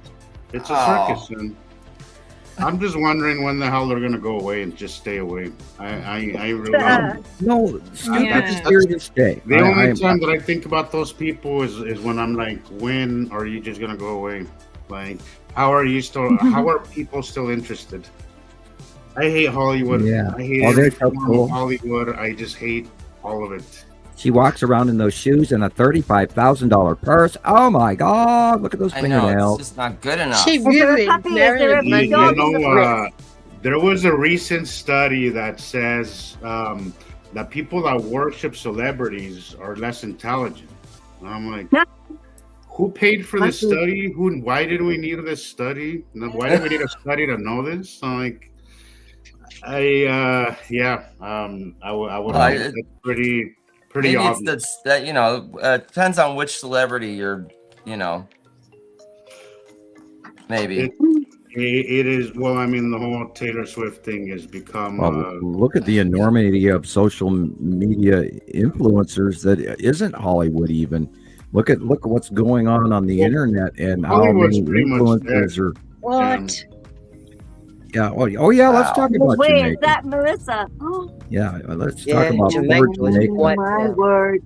Yeah, those poor folks. Yeah, but but people were asking me what Look at planet the size did of that that to core. Jamaica?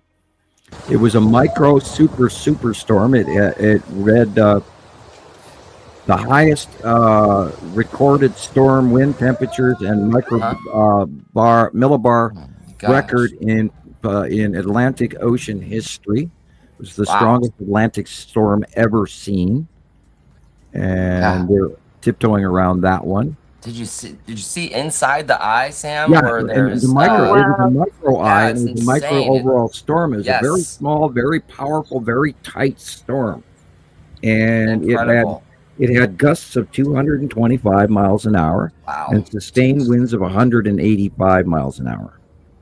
Unbelievable. And I was told it was a man-made storm. No, it's not. I hate those stories. You know what I've been getting a lot is a lot of people come into my and there's an uptick I've noticed recently of people coming out to my post commenting that it's weather modification, and then they'll just give a comment and then they'll just go away. That's it. They won't engage in conversation. Right. No, they just want to drop another that government psyop that's been put out into the narrative. Yeah, well, that's what it is. That's what it is, Sharon. Is somebody they'll put in the comment just to kind of add it into and give people an alternative. It's weird how there's a level of truth to it, but then it's all wrapped up in all this other bullshit that goes along with it. Yeah, so true. Yeah, it's why I always say get your information from multiple sources, guys. The nuggets. And you watch the roof fly away. And if you're trained like we are in the psychology side of things too, Jesus, a lot of it comes again. We'll say it again. To the language, the way in which they word something. Words create magic, and that's exactly what they do. They put you under a spell to get you to believe that what they're showing you is the truth. But behind the scenes, they're making them out the back door. Well, also Sharon and Sam talks about this all the time, like how people go into this conspiracy theory thing, and then it gets exciting and it gets addicting to some people. And we see a lot of that. Like we see a lot of that in dealing with this sort of topic. But we see people that just completely go obsessed with Well, I see where you're coming from. A lot of people would say that this is another government land grab. Yeah. And then other people are saying this is the start of their 15-minute city. Oh, watch out. Oprah's going to buy your house. It becomes some people just want to believe the conspiracy theory, right? Yeah. They just jump from one extreme to the next, and it's a very dangerous little path. You mentioned and they localize when they do that. Like a lot of people when they find this information out, they're like, "Well, I've been lied to," and then they go on this whole crazy thing where, "Well, what else have I been lied to?" This is where people lose their mind. And I don't want to believe anything. We've seen a lot of people come and go that just completely go bonkers. You know, on other crazy, QAnon type shit. Look at their houses. There's empty houses. it is interesting because I could kind of see. I'm not saying I would ever do that. You have to find some balance, but it is kind of a mind screw. Like now you realize that the entire world is not really what you thought it was, and it's What kind is of hard. discernment these And days? it is a little difficult sometimes to realize, okay, what is still reality and what is just presented to me this way. Look at that. It's I get it.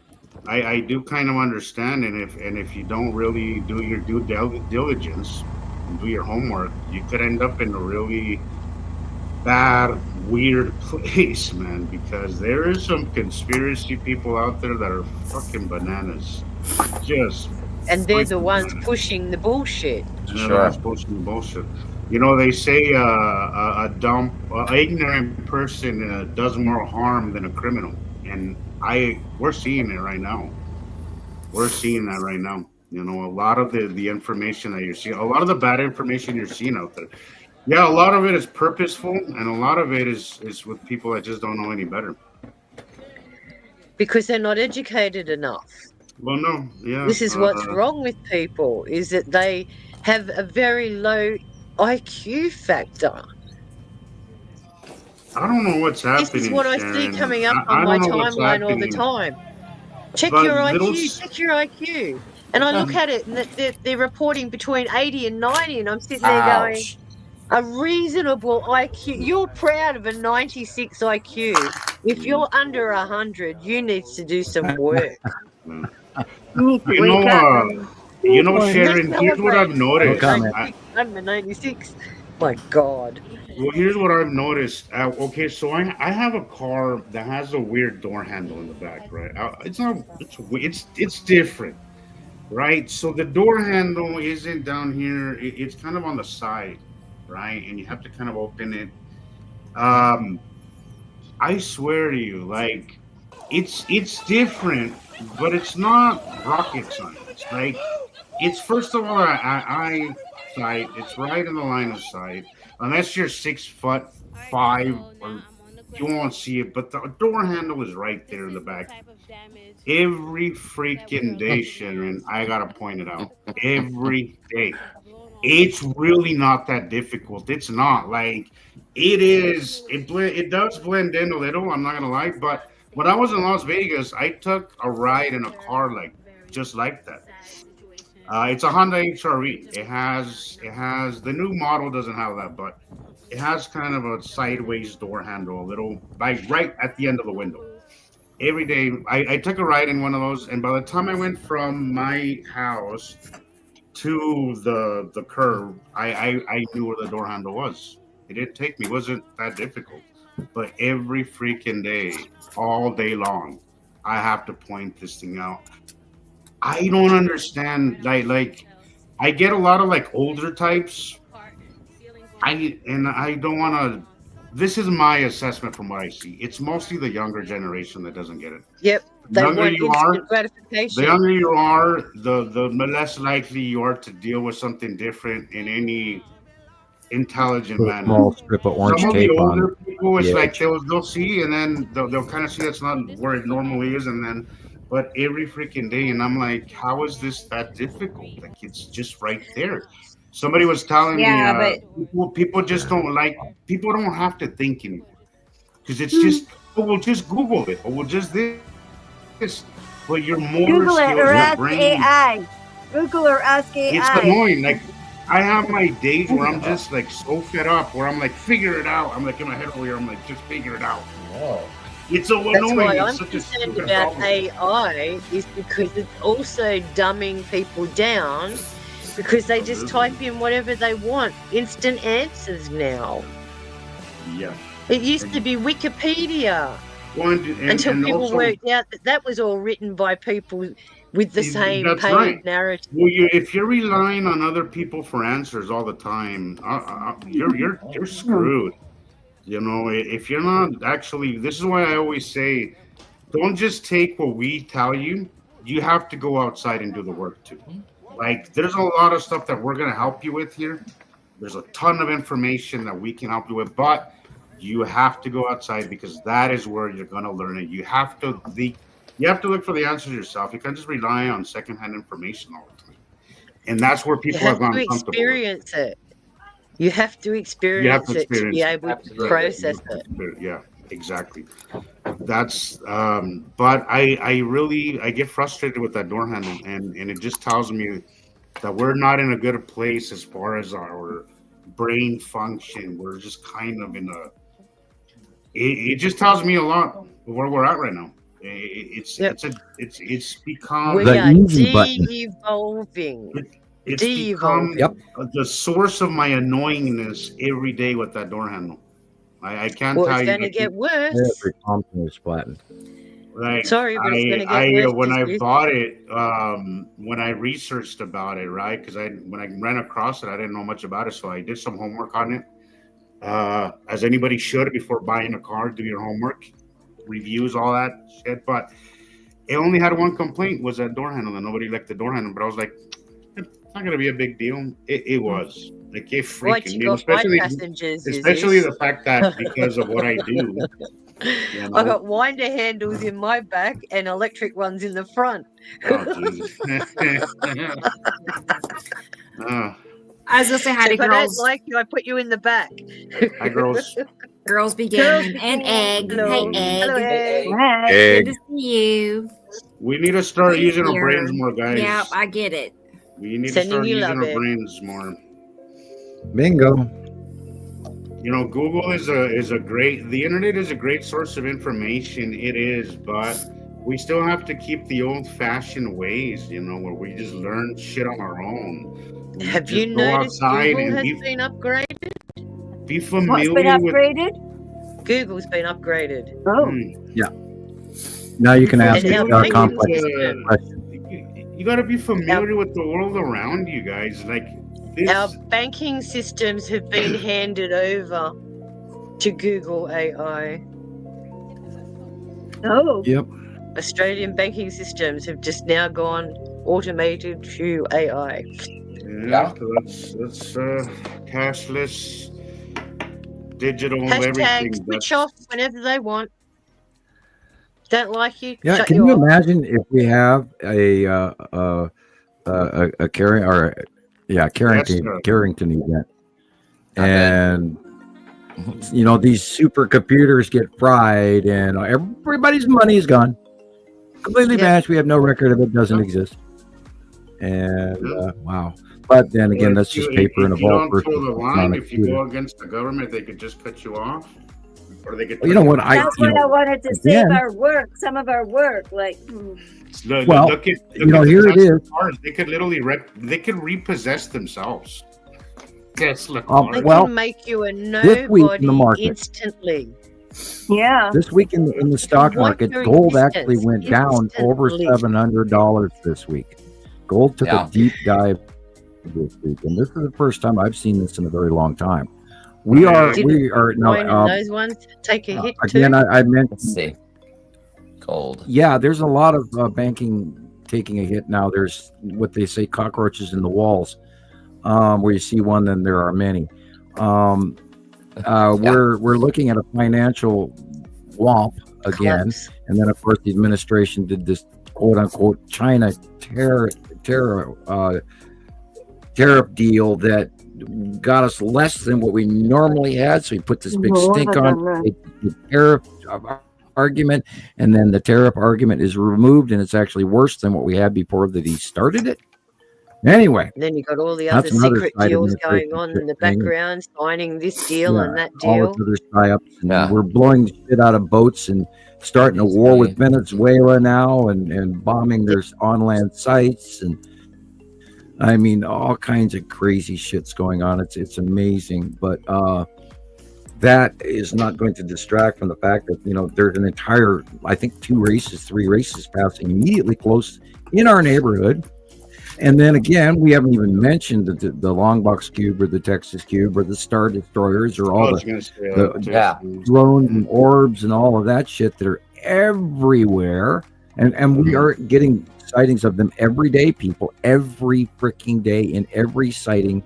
are coming in the cubes now, and we had huge viewing of them last week on last week's show. I do encourage you to go back and view it. We shared a lot of real good information. Of course, we're a little long-winded because we all like to talk. We're friends. We catch up. Well, there's a lot to talk about, Sam. There's a lot to talk about, and the thing about podcasts is that they're supposed to be long. That's basically the what makes it a podcast. So, Tara, it is a changing world, so we absolutely have to adapt to the technological part of it. We have to. You can't stay behind. But I agree. We have to find a happy middle where we're old-fashioned, where we keep things simple.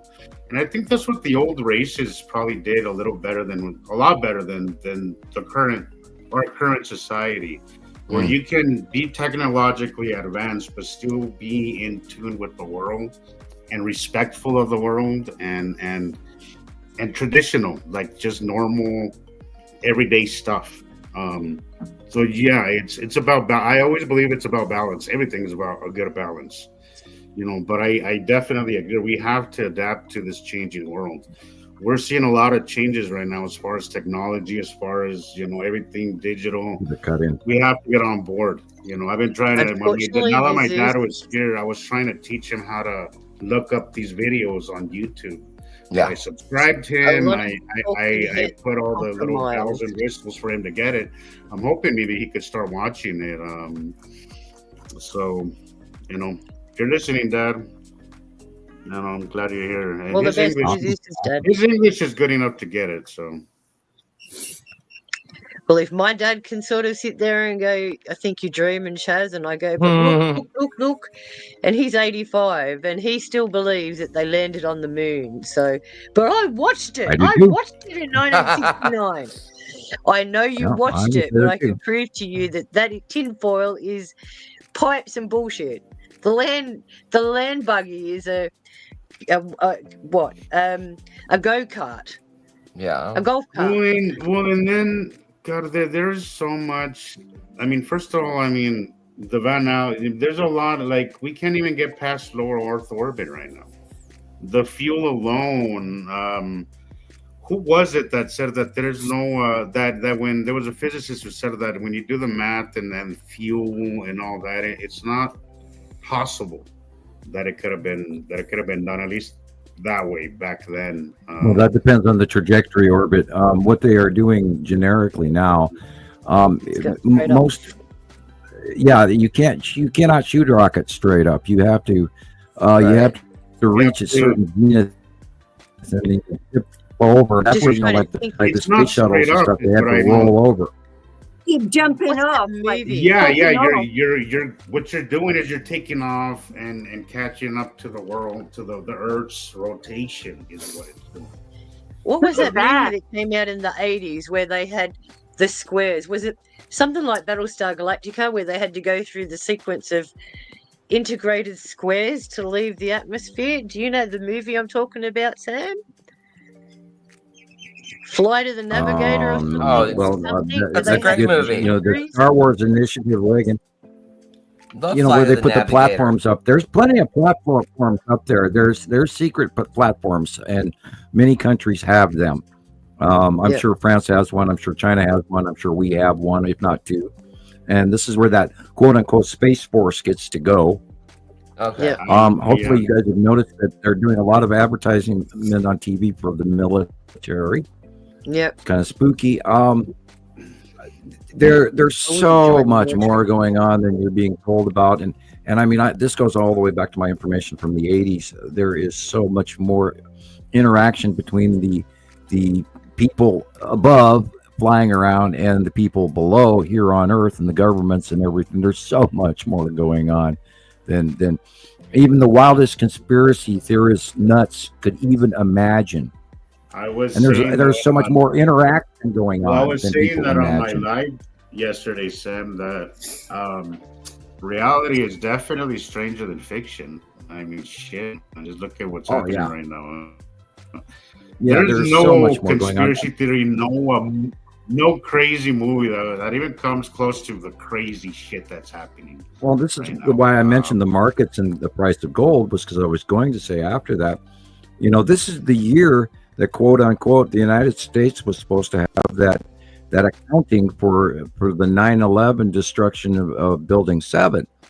And Trump went on about it at the beginning of his administration, how they were going to do an accounting in Fort Knox. Well, we all know, any proven knowledgeable internet scientist would know that the gold was no longer stored in Fort Knox for many, many years, and it was now being kept in the World Trade Center for world trade.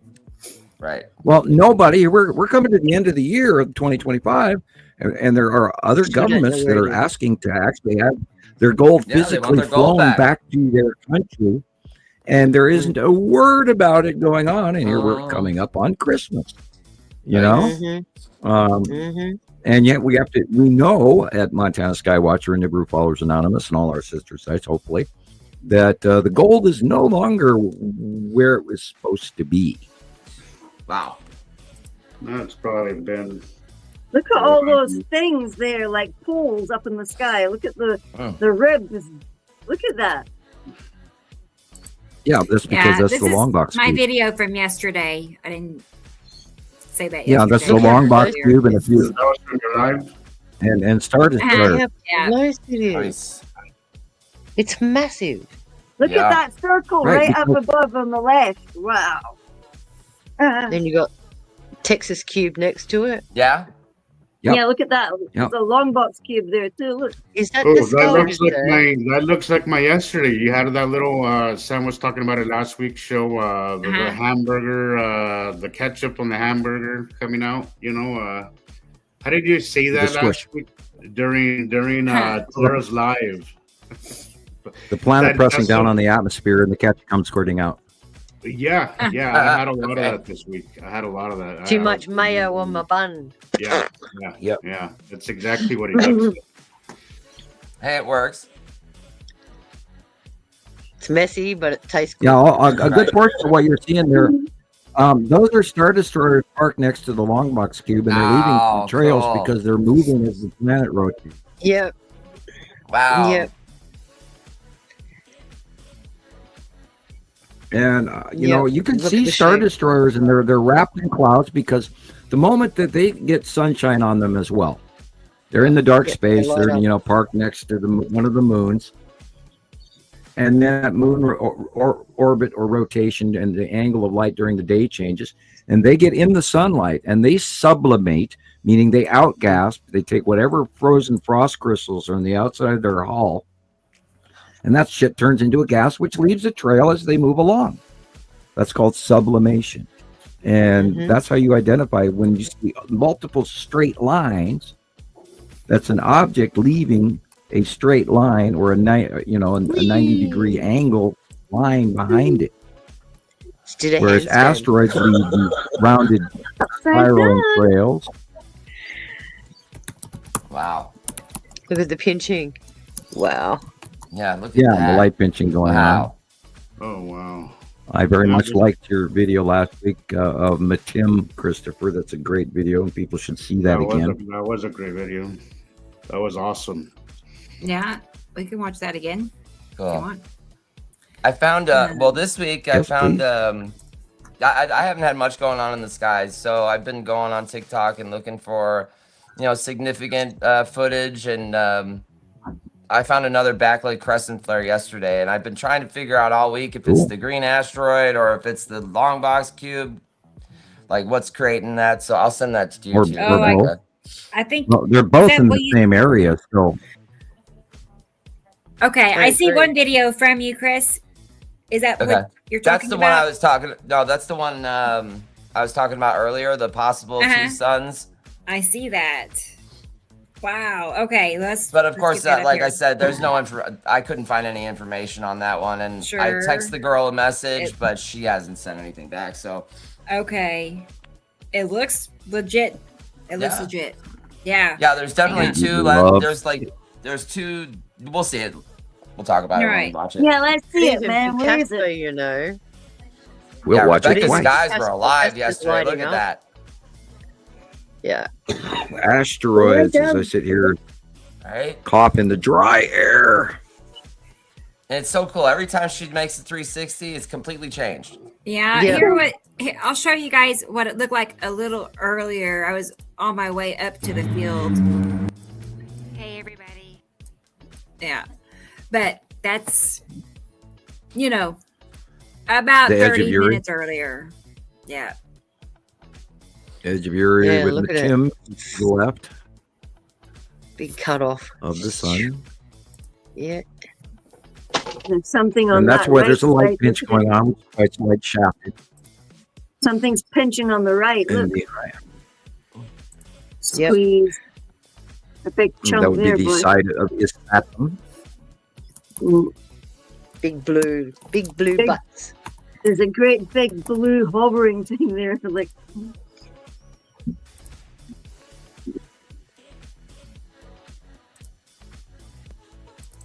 look at it. You can see a great big dark trail. Big shadow. Planet. Shriveled skin. Wow. Bottom of a planet. It's all wrinkled. Look at it. It's all wrinkly. Wrinkled. Ion tail. Need some wrinkle cream, that thing. That's the ion tail. Because it's all wrinkly because it's going one direction. Yeah. And wow, look at that. All the way around. Wow. There's a drop cloud below Atu. There's a drop cloud below Uri. There's an ion tail going right and left. And wow, there's a lot of planetary clouding going on underneath them because we are underneath them now. They are rising up. Look at that. And you're saying the wrinkled line is the ion tail? well, there's an ion cloud between Atu and Uri, and then there's that right there on the left, on the right. You can see the formation of the blue area right there, and then as we go to the right more, it turns into an ion tail. Wow. That's Saturn is cutting in, but then just to the right a little bit is Saturn's yellow moon, and then the ion tail going around it and away around is Saturn. And then that right there is the tan asteroid and stuff on the left under Uri. Ripples. Yeah. Dead giveaway. Yeah, that's the connecting cloud between right there is between Uri and Atu is those straight line ripples. And then that also leads to the tan asteroid and all of that. There is a basic connective cloud between Uri and Atu that we've watched in space years ago. And they've always got it. It just depends. Sometimes it's underneath us. Sometimes it's over the top of us. Sometimes it's sideways from us. Yeah. What I find interesting is how the clouds move in different directions. Yeah. Yeah. Yeah. They scroll into each other on from right to left, which is weird. I've never worked that out in my brain. That one right next to the sun. Wow. Yeah. Okay. And here's even, that. even Revelations talked about it. The scrolling in the sky, like Yeah. The folding. The unrolling of the scrolls. Yeah. Take a look at this. Wow. Like, well, that's on the wrong side, but it could be the right side also. That's the side I hope it to be on. Right. Yeah. I just thought it was weird. You know, depends on where you're viewing it from too. Remember, the southern is reversed. Okay. Yeah, I couldn't find. Like I said, I couldn't get any information from her. But you know, as soon as she zooms out, though, there comes the two. You know, I had exactly the same in my pictures the other day, but it was on the other side for some reason. So, see how it's poking and at the that top? is the appropriate. The small one is our star. The big one is the standard red. It's flaring. You can see there's a light disruption between the two of them. Yep. So from your direction, you guys will be seeing it on the right-hand side. From us, we will be looking at it directly above. Wow. Last night when I looked at the moon, I saw the larger white object behind our the larger yellow object behind our white moon. You could see it Yep. plainly that there's a larger planet behind our moons. Like still, Yep. nobody talks about that anymore. I mean, we've been talking about it for like 8 years. But, And yeah, yet they've come out don't and announced mind we me. have a I'm just, permanent one now. talking. Right? Well, yeah, but the one that What is NASA it? is describing What is it? is like 35 feet across. What?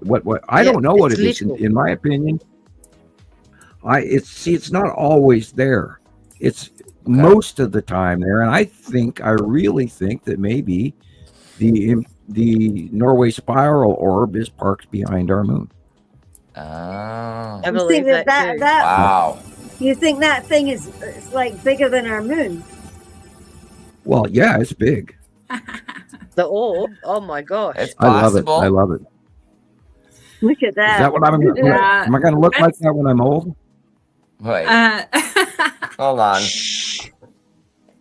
Well, you've got an Yeah, owl behind you, so you must that's- be wise. 500 years from now, Sam. There Yeah. you go. I plan to live that long. That By the way. philosopher's stone. You work it out, mate. Right. I better get a moisturizer.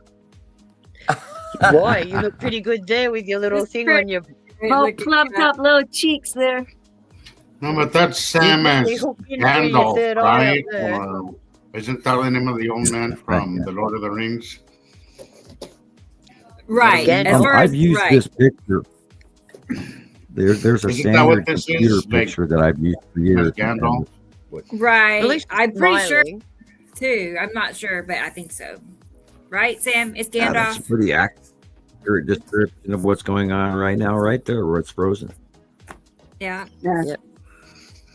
Just imagine I trying to think- explain that to somebody, though, Sam. I've been doing that for We 15 have but visually like this is Right. just, you know, I gave our information to a few people this week actually. Okay. There was a lot of people coming in to start doing the snow work. So right around this time, there's a lot of people coming into at the airport. A lot of young people. So I handed our information to a few people. Hopefully they're listening now. and get because, those business cards on. Yeah, I really need to do that. I really do, because he I mean, it's cheap. All you have to do. subscribed to my channel before, so I know that I told him we go live Saturdays. This was just Thursday night, actually. So that night I had a lot of people from the airport and a lot of young types that were actually very open to, because he asked me about 3i Atlas. So what do you think about 3i Atlas? So I started talking to him and I said, I mentioned our podcast. So hopefully you're listening, man. Hopefully you're listening, but yeah. You know, a seat here and a seat there, you know, is good, guys. You never know what it'll amount to, you know. I'm gleefully awaiting coming behind on the other side of the sun, because it's currently on the backside beyond our out view right now, and nobody wants to say publicly that they're going to point their cameras towards the sun because they don't want to burn up their lenses and all that crap. But which is, I think, why they have the same excuse that's allowed them not to talk about the real large planets that are in that same area for 15 years now. Yeah. And that same excuse. I keep telling people. Now, if they are actually using that excuse, and that's why they don't talk about it publicly, and why they don't see them, okay, I'll buy that because most you're people, stupid. Sam, also, But anyway, when you look at their telescopes at night, it's rare that you see anybody out there with the telescope in the day, and most of the action is facing our star. You know. Wow. True. I hadn't looked at it that way, but that goes back to the dumb blonde joke. Saying that they're planning a solar mission. They're going to land on the sun. And most people do not the brunette asks the blonde, well, how are they going to do that? And they especially don't point it towards the sun. And if you think about it, Sam, most people since you're growing up, you're told not to look towards the sun. And where do we see the planet here's the thing with towards the sun? You know, if 3i Atlas it's going behind the sun. It's not horrendously close to the sun. It's, I think the last thing I looked up, it was like 32 AUs away from the sun, which is an AU is 93 million miles. So it's 1,000 million miles away from the sun. Most comets are sun divers, aren't they? They actually hit the Right, sun. and the reason that they're partially freaking out is that it's not sun diving like a comet or an asteroid would do. It's doing a It would drive-by. be gathered into the central elevation of the solar system, and it's not. It's staying on its same trajectory. It's slowed down. It almost seems like it's trying to catch somebody's attention. You can hear me, but you can't see me again. Right. It's dark. And where did I go? I didn't even touch anything. Keep waving. We'll find you. Just keep talking. The thing with it is, why. If the slowdown continues, if it even slows down again, right? There could be a natural electron, but if it comes around and actually uses the star as a gravitational turning mechanism, they call it a solar. Right, and it actually continues to slow down instead of speed up, which is what happens to actual comets and asteroid, because the solar wind, once it goes on one side of the perihelion and then it continues forward, then the solar material increases the speed, like Muamua did, and then it speeds off into the unknown. What they believe is right. Does it melt? Does it destroy? Does it get disturbed by being in the area of the sun? Well, we saw that it did get affected by solar CME. It didn't get destroyed. Excuse me? It did get hit, though. Yeah, it got hit, but it didn't get destroyed. It was shielded, and it continued, and then it changed rhythm. But if it continues to slow down, it could be therefore breaking perihelion and actually be a stable, permanent resident within our solar system. Wow. Which is I an don't know overall. what's going to happen. And if so, then it, of course, will come in orbit direction towards Earth and then towards Saturn, because it's already gone by Jupiter and Mars on purpose, directionally changing up to 47 times so far. And if this does slow down, it is absolutely driven by something. Yeah. Because it therefore, again, breaks all the rules of meteorites. Right. They're saying like right. They're talking about the trajectory, right, Sam? How it's not statistically likely that would happen. No, it came from underneath us, and then all of a sudden it changed direction. And that was the first direction. It's almost like taking it's like you're standing in a stadium. This is how they described it in the video. It's like you're standing in a stadium with a, like a paper plane, and you throw the paper plane, to a field goal on the other side of the stadium about the size of a shoebox, and you make it in there. So, how likely is that that actually happens and you actually make it in there? It changed direction 47 times to go flying past Mars. We know that it did something, the wake gases that Mars did go through for a known 6 hours, because that's documented. And the contents inside those wake gases in water and cyanide and nickel and CO2 and everything, because of Mars's atmosphere and magnetosphere, we know that those gases actually did drop dust the planet. Basically, it went through the atmosphere into the atmosphere.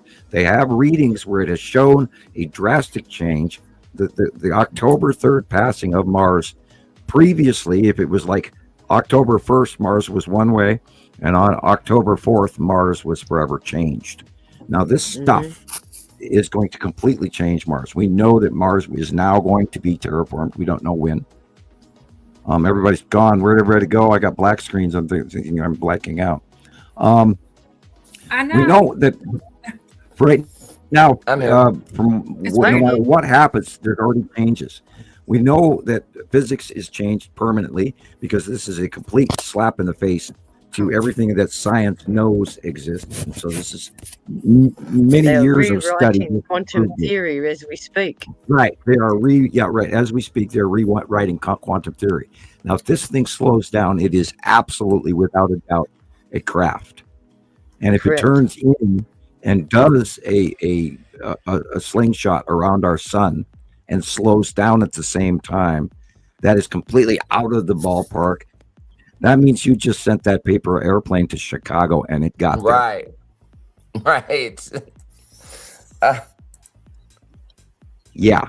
This is so out of the percentage possibilities. And even when because when it went behind the sun, it slowed down. And the amount of energy that this thing will put out. Yeah, what's going on that thing? They found it's hollow inside. It's geometrical shaped on the inside. They found contained areas inside that have changed temperatures. They found that there's shapes. They think that whoever lives on this ship is smaller than we are, because the passages aren't 6 feet tall. They're like 4.5 feet tall for their decks. Men in Black. And and it's and everything that they have released about this says that they're freaking out in everything they know, and that's why the media blackout is going on about this. And it was only leaked. It was leaked many months after it was actually discovered. In reports that they discovered it all the way back in February instead of the July announcement date. What about the sound frequencies they're hearing? The 3, the 5. Oh yeah. The 3, 17, 5, all of those in sequence, and they've linked it to the WOW signal. The WOW signal They've got Sagittarius signals that have affected every system on the planet. That's where I talk about II. I really believe that II has actually gotten inside of every piece of technology as we speak right now. I think they've already gotten inside everything we know. Well, that's right. They've reacted both Voyager 1, Voyager 2. So, and in honor of the party, I would like to salute everybody. Everybody raise your glasses and Coca-Colas in front of you. We're going to add our new sister site, 3i Atlas. We know you're watching. Welcome. Get a hold of us. We'd like to have you as a guest. What? Call Rebecca. Restock those M&Ms. I'm trying to go along with it, y'all. I'm trying. She's trying. I'm just over here just going, oh, God. You really got to watch that video. I got to show y'all my meme. I made a meme, but I didn't really share it. But here's what I did over the week. I can't see it yet. I can't see it yet. I'm sorry. I'm right there with you, Rebecca. I just can't. I can't. I've tried to find interest in it. I just can't. I know. I don't know why. I'm just so. You know who is getting highly promoted right now? That Ovi Lobev. Yeah, right. Yeah. That's not by accident. Nah. Because he was the one that came out and discussed Uma. So he's in the public forum right now.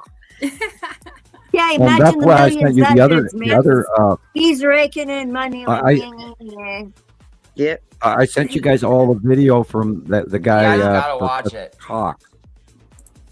And because you'll really get a better sense of what's going on with it. Rebecca's like, yeah. Right. Now it's a long video, and I sent you a copy of it, Rebecca. It's a long video. It's like an hour. And I want you to watch it to the end. Yeah. Well, was it last week you sent it? Because I did watch one of them you sent me. I don't know. I can go to Facebook and tell you exactly. I wonder because I can't remember. The other day. Have you guys seen those guys that have got the radio frequencies and they're picking up the ships coming in through the radio frequencies? Yeah. Have you seen them? No. They're doing. They scan the sky, and whenever a ship goes over, there's a different frequency to the signal. Have you seen them? No. Yes, I've seen some of those. Oh, I haven't. Yeah, I think I shared a couple with you. There's a guy. I may have seen can't remember what he calls himself, but yeah, he does a lot of lives. And there's a lot of people that question him too because he's got his screen set up where you can actually see our atmosphere and the atmosphere above. and it actually shows you these signals entering our atmosphere. Wow. And their frequencies, because they change color in frequency. Go seek this Yeah, guy out. we used to watch a lot of those. Thanks. We watched a lot of those for a lot of years, and it's amazing the amount of asteroids and ships that are coming in that are not reported. And a lot of my friends still watch those. Rebecca, I'm sending you a copy of that right now on Facebook. It's it's by Brian Cox. And it's called Brian Cox warns what is actually happening with 3i Atlas just 24 hours before it passes the sun. Macacu's losing his mind. Okay. And I sent that to you on October 28th. Okay. I got one. I did watch one you sent me. Yeah. That's hilarious. Alien Beyonce in the middle. It's worth watching if you want to deep dive, and yet he speaks plainly enough, and yet uses sublimation in the right terms it'll also elevate you in your educational status to become informed about what 3i Atlas is actually doing. And he does information, and it correlates with other sources. So, and when a correlation is occurring, and I know it to be correct, then I share the information with my friends. I want to believe it. The saying is, if information is true, it can be validated from multiple sources. I think it's because right, and that's why I watch everything. I can't. Obsessed. Yeah. How? Yeah. Wait, I mean NASA. It's like I can't overlook that. I can't get around it. That's my I problem. don't listen to a word NASA says for the last 6 years. It's too mainstream for me. Is the reason why I can't get around it. It's highly full of gematria. It's loaded with gematria symbolism, and where do you think all your money's going? I don't know. How much money do they pledge to the space programs every year, Rebecca? Yeah. Billions. Billions. It's just too. And what's Trump talking about now? Oh, and we've heard of them, like, not only how we caught them in lies, but I mean, they blatantly lie. Like, they have said, like, they made the announcement, right? that planet, whatever, I don't want to use the X word, but that it doesn't exist, and they will keep looking, and they blatantly lied to the people, like, to their face. Yeah, like, that's Planet X is just the other side of. How can you look at somebody in the eye and just lie to them like that and be? Well, you make the lie really big, and you say it over and over again. That's the tactic. Yeah.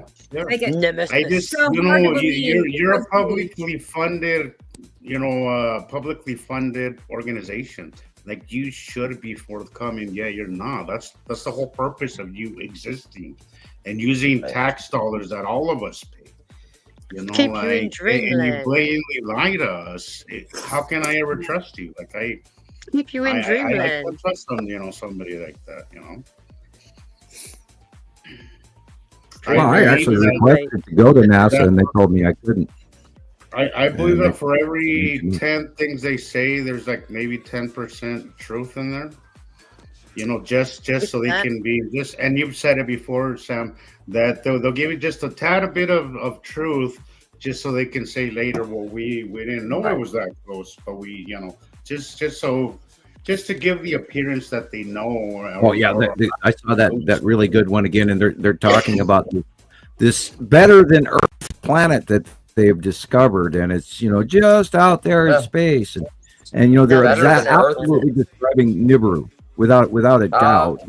Right. Okay. Well, look at the trapeze. Awesome. The trapeze system was literally Trappist. Yeah. The what? Trapeze. Yeah. Trapeze system. They had literally the Nibiru system. Like, that's the same color, the same size, everything. Planetary count. Yep. Everything. You literally, it is the Nibiru system that we've been watching for before they announced the discovery, of this. Been in crop circles since when? 2007. Yeah. Ask that again, Sharon. And I pay to this day for them actually admitting that the Skull asteroid does exist, and then they gave a completely false orbit and a false reoccurrence, and they're describing it as being in Earth's orbit and, our solar system orbit when it's not. And, and amazingly, still to this day, that's the only object connected to the binary system that they actually publicly talk about. Not even the asteroid count alone should be unbelievably public. And it's not. It's always because they can't describe why the asteroids are there every day. And then this isn't an asteroid that goes by one. Yeah. How do you miss the red asteroid? The sun facing. How do you miss the lead asteroid? Exactly. Where are they looking? Is my point. Yeah. Hey, Rebecca, do you have Chris's Matim video? I do actually. Right. Let's play it.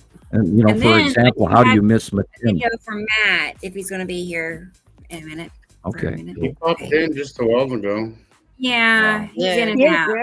He's been in and out. Yeah. Oh, yeah, Matim. Maybe he's making a new one. It's possible. That's not it. Hang on.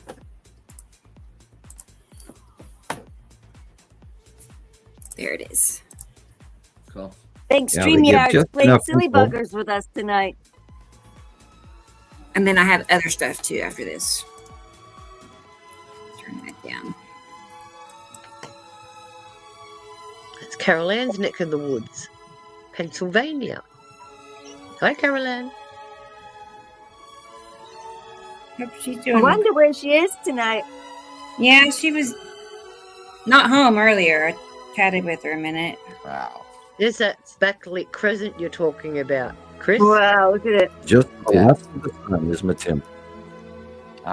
Incredible. I mean, the second I saw it, no, you can't. I mean, the first time I saw it, that's exactly what I thought it was. You can't. How can you not see a circle there? How can you not see it circle? That is so cool. Right, and there was even a little dark spot right where Mary Moon should be, like right. That's crazy. Oh, awesome. So pretty. Yeah, when I saw these photos, I contacted the woman who took the photographs and asked her all the information and all that, and if we could use her photos, and she said, yeah. So you're so polite, so kind. Right. I wouldn't ask; I'd just use them, Me too. I figure it's up for grabs, right? If it's online, right? Yeah, once if it's public, I mean, but it's mine. But I'm like, it's such a good photo. I want them to know what they took a picture of too. Yeah, basically. Awesome. Thank you, Louise Parker. You give credit to the Did you mention, Chris, what you thought it was? Did you mention that to her? Yeah, I did. She thought it was pretty interesting. Was she receptive at all? I don't know. I haven't seen her in the comments or I I would say not so much. But she was polite, I guess. Yeah. Whatever. Yeah. That's nice. She asked what's your group about, and I explained it to her, and I keep like a little template now. There's a question. Sanda's asking about the red and blue Kuchinas. Okay. Oh my God, that's so old. Yeah, they happened in God. What year was it? 2013, 14, 15. And the red Kachina was Satum, and the blue Kachina was Matim. Cool. That's the old Hopi prophecy. Yeah. Yeah, and the red Kachina is red and blue Kachina. Is it Satum and Matim? And Matim. Yeah. Yeah, that's very like because they're the harbingers. They came first. No, when I was in New Mexico among the natives, that was a really big thing. The red Kachina or among the natives in a friend just sent me a wonderful video about the Kachinas and the Hopis. And they were revisiting stories. I a lot of the elders, when I would go to like the reservation with some of my friends that I went to high school with, there's a lot of stories out there that do talk about not outside influence on civilization, and also sure. The blue kitchen and red kitchen again. So they do believe on some level, some of this. Maybe details are skewed, but it is on some level a topic asking God's harbingers of doom. The older generation among the native, at least in New Mexico, which most of the ones that I met were not Navajo. I'm not sure which one it is, but there's a few of them in New Mexico, at least where I was at. Well, they're all over New Mexico, but Hopi, Apache. In coastal Mexico, there is a reservation just literally just outside of town, connected basically. But I do believe they the Four Corners area is a very large reservation. Yeah. I'm gonna play Matthew's video, y'all. Since he's here. So this is from our friend Matthew in Minnesota. So enjoy the view. Watch this.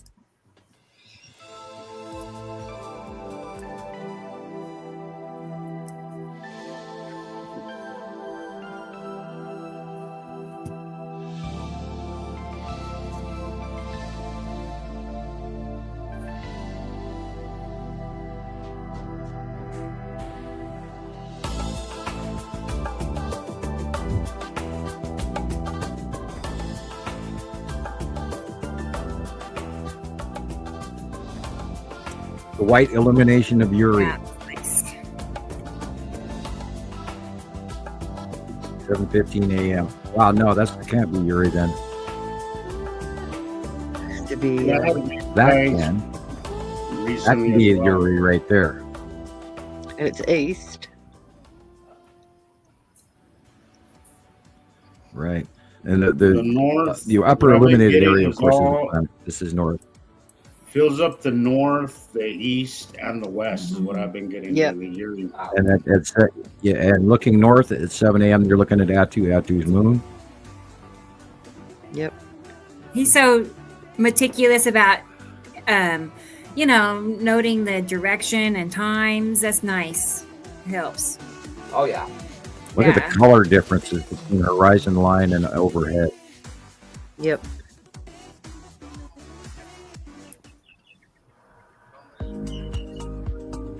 How dark it is. It's because we've got a planet over the face. Just hanging about. Long box cube. Cool. Echoing. You got 10 asteroids there, going downwards. Yep. Look at Looks the like the line. cauliflower heads. Hello, Cube.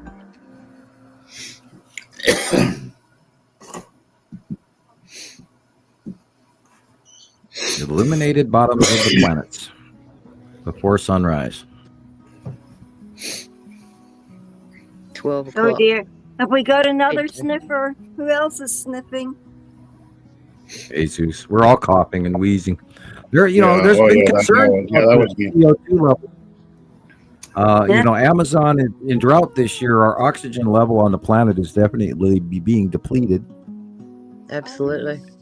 I think we need to generate oxygen, people. Grow plants. Grow some trees, plant some trees. I was going to mention that. You know how we were talking about we got multiple buds on our roses? In the last couple of days, they've all been fried. They open, they stay open for a day, and then the next day they're fried. Completely fried. Yeah. I found a random sunflower seedling just growing. I think that is the shape of 2026 summer for the Northern Hemisphere people. I think we're going to be really, really, really in trouble come the sun. It makes me wonder what's it doing to our food crops. Right. This is why they're introducing GMO. More pest resistant, more weather resistant. Because our natural crops just can't handle this new radiation cycle. Again, look at sunflowers like I said, turning about away. The post about that mother complaining about how her child got burned and they were sitting in the shade and she had to rush her baby to the hospital because its skin started blistering for no reason, she thought. And then they had to remove the skin off that baby because it had blistered. Oh my gosh. So she was just trying to warn everybody, like, keep your child safe, keep it like with stuff on, like a hat, like don't not walk out with a hat. You're in the shade. You don't expect to be hit by extra UV. That's the thing. That was another thing they were saying, like, don't wear the sun cream because it seems to initiate frying as well. And there's heavy metal. Well, there's metals in it. Why wouldn't it? Could you imagine? It's got the zinc oxide in there. So I was reading somewhere that in the 70s they would actually cut classes with half the radiation, half the UV that we're getting now. That would be enough to actually close down schools and cut classes in the 70s. But look at what's happened recently in the last couple of months. We've had all the volcanoes going off, so they're spewing stuff in the atmosphere. Then you have the air quality in countries like China and India, where they're just spewing toxins into the atmosphere. Okay, and then you've got all of that. And then you've got all of us countries that are going carbon neutral, and we're paying the price for that. Yeah. Next, they'll say we have to walk around with oxygen tanks. Not everybody's on board. But see, is this climate change like the scientists keep telling us? This is where we haven't met the CO2 carbon ratio. We are warmer than they've admitted that we are. We've risen more per year. We've had nothing but record high temperatures around the world for the last 3 years running. We are warmer, and of course, we talk about the moisture. All 5 years that I've lived in Salt Lake, every year has gone hotter. Every year we've broken the heat record, right? They said that our temperature is going to go up into between 15 and 17 next week. And also, Sam, you were just going there now. We also broke our rain record. Thank you, Matthew. That held for 44 years this year. Thank you, Matt. We also New York City flooded this week because they had the highest amount of rain. I was going to ask you, did it really flood? Because now there was also that was the remnant arm, the spin arm of Melissa. And it ran up the East Coast, and it's still affecting New York City right now, going all the way up to Maine, and it's going to run all the way up to Newfoundland.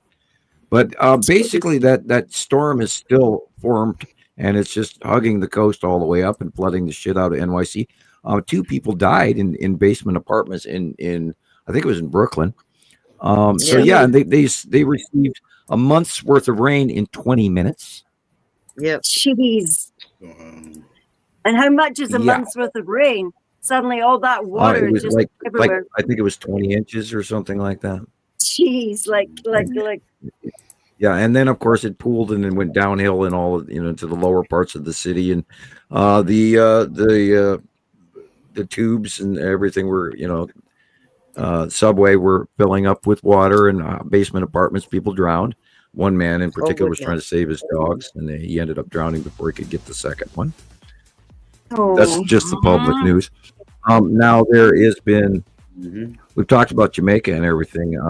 There's been flooding in Maryland. There's been flooding in all the the eastern states, Georgia, etc., all the way up. And I didn't really get a lot of notes taken this week, but Vietnam flooded. Vietnam flooded as well. Right. I think about it this way, Sam. What you're just saying. Or we're going to say, before I kind of interjected, but for every degree that we get hotter, this is what I think about it. Think of a boiling pot with water, and think of a boiling cupboard, the higher the heat, the more you're going to get that water. Condensation, all that steam and stuff. The same thing. And you have to, for every degree, there is a 7% Yeah. So the hotter the flame, the more heat you're producing in that closed system, the more water you're going to see. And we're seeing it. We're seeing it here. Like, we just broke every changing record. our ecosystem so much. Yeah. Well, you have to remember, now we are at the end of our ice age. This is like the 14th or 15th. They're not sure on it yet. 14th or 15th ice age that this planet has gone through, and it's 4.6, according to some people, billion years. And now we're coming at the end of that. So we're globally warming up no matter what anyway. And our CO2 levels are not what they say it is that would reach this quote unquote CO2 level climate change issue. And of course, then there's the fact that all of the normal planets have two axes and are heating up. Well, excuse me, airplanes aren't doing that to Jupiter. Airplanes aren't doing that to Neptune. Okay, so that's, you can't move all the planets' tipped axes and all the planets are heating up because, Trump took another vacation to China or Malaysia or South Korea looking for Kim. Anyway, what has happened realize all the extra G forces that are being spat out of the sun right now that are affecting the magnetic pole. And also, it's heating up the core. As the core expands, we heating expand. Up the whole solar we're heating system. up from the inside out too. Oh, look at the cracking that happened. I mean, the other week there we had quakes, lots of quakes, and then we had no water for a day because the pipes we're getting burst. pulled back and forth. Look at what they're saying about that moon. Okay, so the there's that tectonic plates are moving.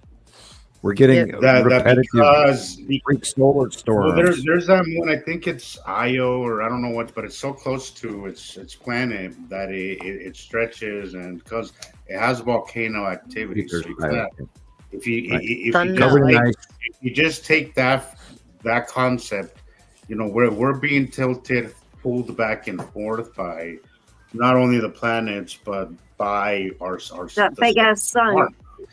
So there's a lot of friction. There's a lot of friction happening. We're seeing the cracks all over the place. We're seeing every 3,654 years. So we're getting hotter from the outside, but also from the inside. So and also Sam, like, I know that this whole carbon emissions thing. I find it's just so far off base because look, I don't think people realize. If you take all of humankind, we make up a very, very tiny percentage of the whole planet, like a very small percentage. We don't have. I'm not saying that we're not taking a crap on the planet. We definitely are, but to say that we us alone are changing the weather. Absolutely not. I don't think that we have the mindset. They want us to feel guilty. Yeah, because they're doing it with all the big plants and stuff. Go to YouTube. Look up air pollution, Los Angeles, 1970s. Right. Look up air pollution, New York City, 1970s. It was much worse. Air pollution in China or Paris or Berlin or Hungary or look up air pollution in London right now. Yeah. Look up the ozone it's layer still over nothing Australia. compared to what we had in the 70s. Exactly. I mean, we're nowhere near as bad as we used to be. To use that as clearly, it's just a scapegoat from telling us what's really happening. Because again, let's just say that we are capable of doing it. We don't have the power. What's happening in Jupiter, what's happening in Saturn. Saturn had a lot of cool activity. We saw it during when the second star came in. There was a lot of and if you correlate all the same time where you saw the poles light up on Saturn and all these other planets. Yeah, correct. I think Jupiter's pole went nuts. Was right around the same time when the second star came in. So you have to correlate all the planets. All the normal planets started exhibiting aurora borealis on the north and south poles in ways that were never seen before in human history. And of course, this is also what happened when 3I Atlas went beyond Mars. It created an aurora borealis because of the electrical discharge pattern of what was going on, and again the crop dusting and terraformation of Mars. Mars. Now we may see evidence once. It may take a decade or 5 decades, but that planet is going to change and it's going to grow because now all the building blocks, it's been super injected with hyper growth material, and the electrical, and then of course then there's the probes that it dropped off. We don't know if they're elevating the temperature of Mars or dispersing any more booster chemicals. Every time he tells us, Sun's getting cut off. It'll form faster. I saw some research paper from someone that was saying that the core of Mars has changed. It's increased its magnetic flux. That's probably because of the nickel and the cyanide. Right. And that will allow the atmosphere, the larger, more stronger magnetosphere, will hold in the leaching out of its atmosphere, which is why Mars does not have much of an atmosphere. And Mars does have winds on it and everything else. But that way, if there's oxygen created and the magnetosphere on that planet holds that oxygen in, it will become a green growing planet, just like Earth did. Yep. And all of those amino acids that were distributed are the building block times 10 to hyperactivate the amino acid pseudo biology increase that is going to happen on the planet Mars now, that it didn't have before 3I Atlas on October 3rd. Yep.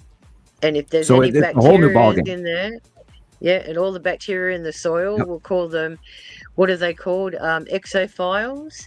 Exophiles are the ones that live open vents, underwater vents that live on sulfur and hydrogen sulfides and all of those kind of nasty chemicals.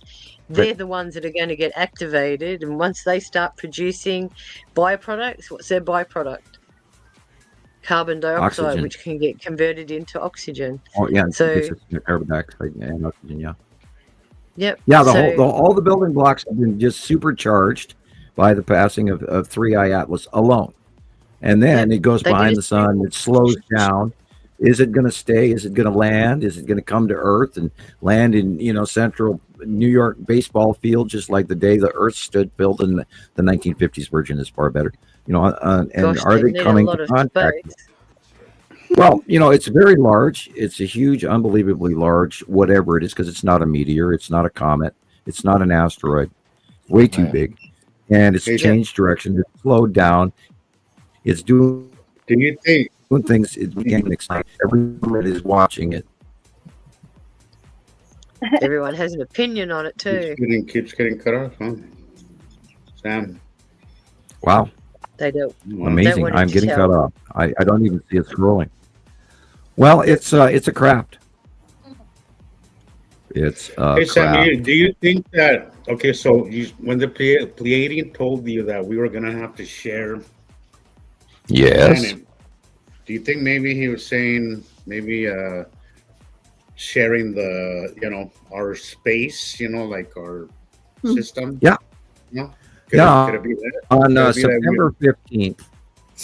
On September 15th, I got some sort of cosmic download, and I went on the table with a headache from hell, but yet after the headache was over, I clearly could see a bunch of information that hadn't occurred to me before. I saw the middle of the information, and this would fit balanced very into that projection that we're going to have to share, because they are a higher technological race, and the best place for them would be on Mars, not on Earth.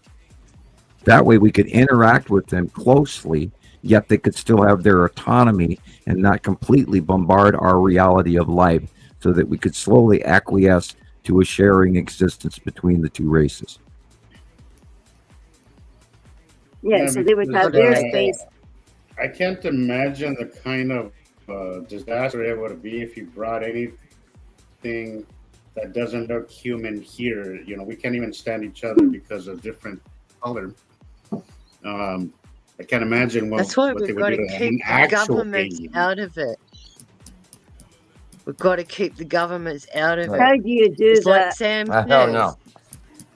Don't shoot. And that's what they want to do. They want to shoot missiles and shit at that. Why? Don't know. Because they don't know what it is, so they've got to shoot the crap out of it. That would be literally they'll like. Just laugh and go, bye. I'll give you an example. In reality, right now, motorcycles and horses are being driven into war on the Russian Ukrainian border. The Russians are out of tanks, they're out of vehicles, they're out of everything, and they're sending people to a hamburger mill on horseback. And that's what us shooting at them is like. Their technology is so much more advanced than ours, and nobody realizes that humans have an off switch. If they don't like it, all they have to do is turn a machine on, and then we don't move. Yep. That's why they're pushing for 6G now. God only knows how often they do that. If I had a power to do it, I know I would use it a lot. Especially if they increase the EMF, it disrupts our signals in our brain. So it's like putting on a blindfold. They don't want us to know. Attacks, man. They don't want us to learn. They don't want us to see. They don't want us to realize. That's the game. Well, yeah. Look, the planet is coming by here. The passing of Nibiru, the collecting of the commodities, the destruction every cycle of one magnitude or other. I mean, there's either ultimate destruction or there's get-along destruction. And then the tectonic plates move and our geology moves, and we get another layer of this and that, which creates new gold, new silver, new lead, new copper, new oil, new this, and then there's a whole lot less of us. And so it makes a stronger breed of worker. So, because we bounce back, and any impurities that they see, that there's a smaller populace in which to correct, because you can't control 300 or 11 billion people on the planet. So if you have far less of them, then the equation is far easier to re-coordinate. And not only that, you don't send one version at a time, because sometimes a subsection or part A, part B, or part C might actually fare better than part A does. So part C will actually get along better or thrive, where part B does not, or which is including the Neanderthal and other previous races before us. We're not the first version. And some of them had to get along through the Ice Age, and so there were larger versions, which is the giant and the Nephilim and all of that. And yet the mining and the commodities must go on with each cycle. But now, and we've talked about this in other previous shows, then came in the step in of the Federation wanting their cut of the share of the space territorial commodities. So Nibiru and Saru people were overlorded by them and by their technological differences, and so they had to make a share of the pie, which is why the cubes are here, as well as Nibiru and Saru, all at the same time, to divvy up the commodities. And now, on top of it, a higher faction than that is 3i Atlas. Okay. Yeah, it must be very interesting. Well, see, this is the thing. We've got to look at the symbolism behind it too. Like, look at how we've been infiltrated with religion through all of our systems as well. Example, Star Trek, Captain Kirk, James Tiberius Kirk. In ancient Hebrew or Aramaic, Kirk, Captain Kirk, actually means church. So he's the church, and he's on the Enterprise. And what is the Enterprise doing? Going to new worlds. Seeking out new worlds and new civilizations. Correct. So what does the church do? They want new followers. See the symbolism that lines up with things. And what is the Star Trek Prime Directive? Do not interfere with developing star systems, or that's their motto. And that is actually a prime directive that does larger out in space with the Federation. But not all beings. Gene Roddenberry had an insight. I truly, to this day, believe Gene Roddenberry was given off-world information. I agree. Oh, they must Same have as been. George Lucas Him and that other guy. Yeah. All of Sorry, them, even Sharon. Disney. Yeah. I think that we've been manipulated in thousands of ways that we're not even aware of, and both for good and for bad. Now, the interaction, we talked about this with 3i Atlas and the AI, intergalactic intelligence over human earthly AI. I think that step over an introduction of the II into all of Earth's systems is a good thing. Let's hope that some of the censorship that is hugely going on. If you're on YouTube on smart TV on your living room, and you put any video that is cutting down the current administration of the United States, that video stalls repeatedly right away. And with most viewers, when you get a video that stalls, you back out of it and go on to the next one. So there's a lot. That's just a base example. There's so much disinformation going on in our daily lives, people. You have no idea. And I've known for 30 years, 25 years. So can't give you an exact date. Off-world information, and it literally, you wouldn't believe how many of the things that we do in our daily lives that it really, really deeply affects. I mean, it's so large. I mean, it's from anybody that even puts on mascara in the morning or rubs the baby powder into your skin after a shower, or even that you live in these electrical boxes that we live in. Mm-hmm. And even Tesla was warning Edison that it would cause cancer if we lived in a alternate current environment, because it's unhealthy for us. And yet the almighty dollar, and don't forget the oil industries and everything completely owning the world, and corporations own us now, and we're so far sold down. George Orwell, 1982 was it, or was it 1980? 84. 84. No, 1984. Okay, I knew I had it wrong. I couldn't remember. Yeah, George Orwell, 1980. We're so far down that path, it's unbelievable, and we have no real concept. And I'm not trying to invoke mass rioting against any government or any violence whatsoever. But people, we have to think our way out of this now. We should technically be at the same level as Blade Runner right now. Yeah, we should. We should be the thing is, Sharon, and somebody was making this point recently, which I thought was a great point. So we're led to believe that capitalism is what drives innovation and what drives breakthroughs, but it's actually slowed us down.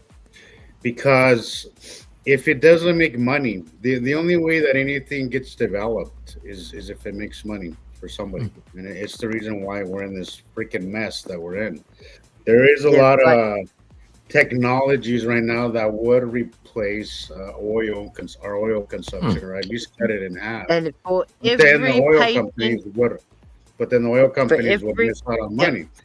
But the reason why we have not made, why we haven't reached, why we will continue to be a class zero society is when we get the money factor out of the equation. And I don't see us doing that ever. We've got to get rid of all these rich assholes that are ripping the world off. Well, yeah. And we're so obsessed with money. We're so obsessed with money. Well, we'll leave that up to Atlas. Judgment's coming for them. I hope so, because we're not going to move forward as a society as long as we're obsessed with monetary gain. We're not going to move forward. We're not. We're going to stay stuck. We're going to stay stuck. Well, DJ was just saying that Star Trek was supposed to have been a homage to how far humankind had gone into advancement of our race. Now, that can't happen unless all of us are on the same page. All of us. We have to lose greed. You remember your tarot card reading a couple of weeks ago, Sharon, where the last card, the overall card, was the 20, and there was the Judgment card, Judgment Day. It's not coming. It's and here. The horns and the pouring of the water. People rising up from the dead, and it's here. It's here. It's now. What it means. It's not coming. It's now. It means face the judgment.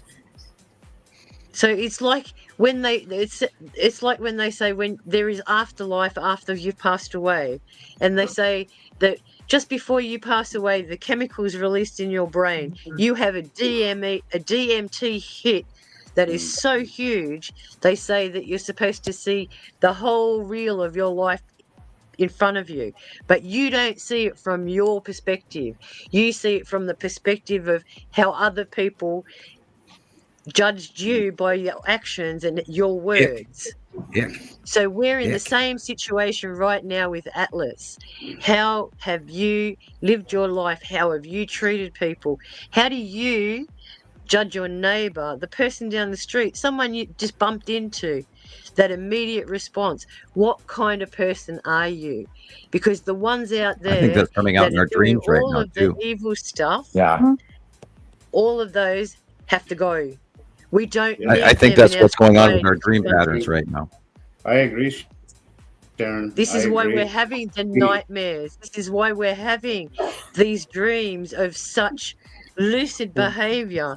They are warning us to change. And have you our noticed ways. when you close your eyes, you can actually, these images that we think of that we're distracted by, that we're not paying attention. I've noticed in the last week or two that these blobs that are walking in the background, that don't tell me about that. Every now and then I'll have a shadow pop up in front of me.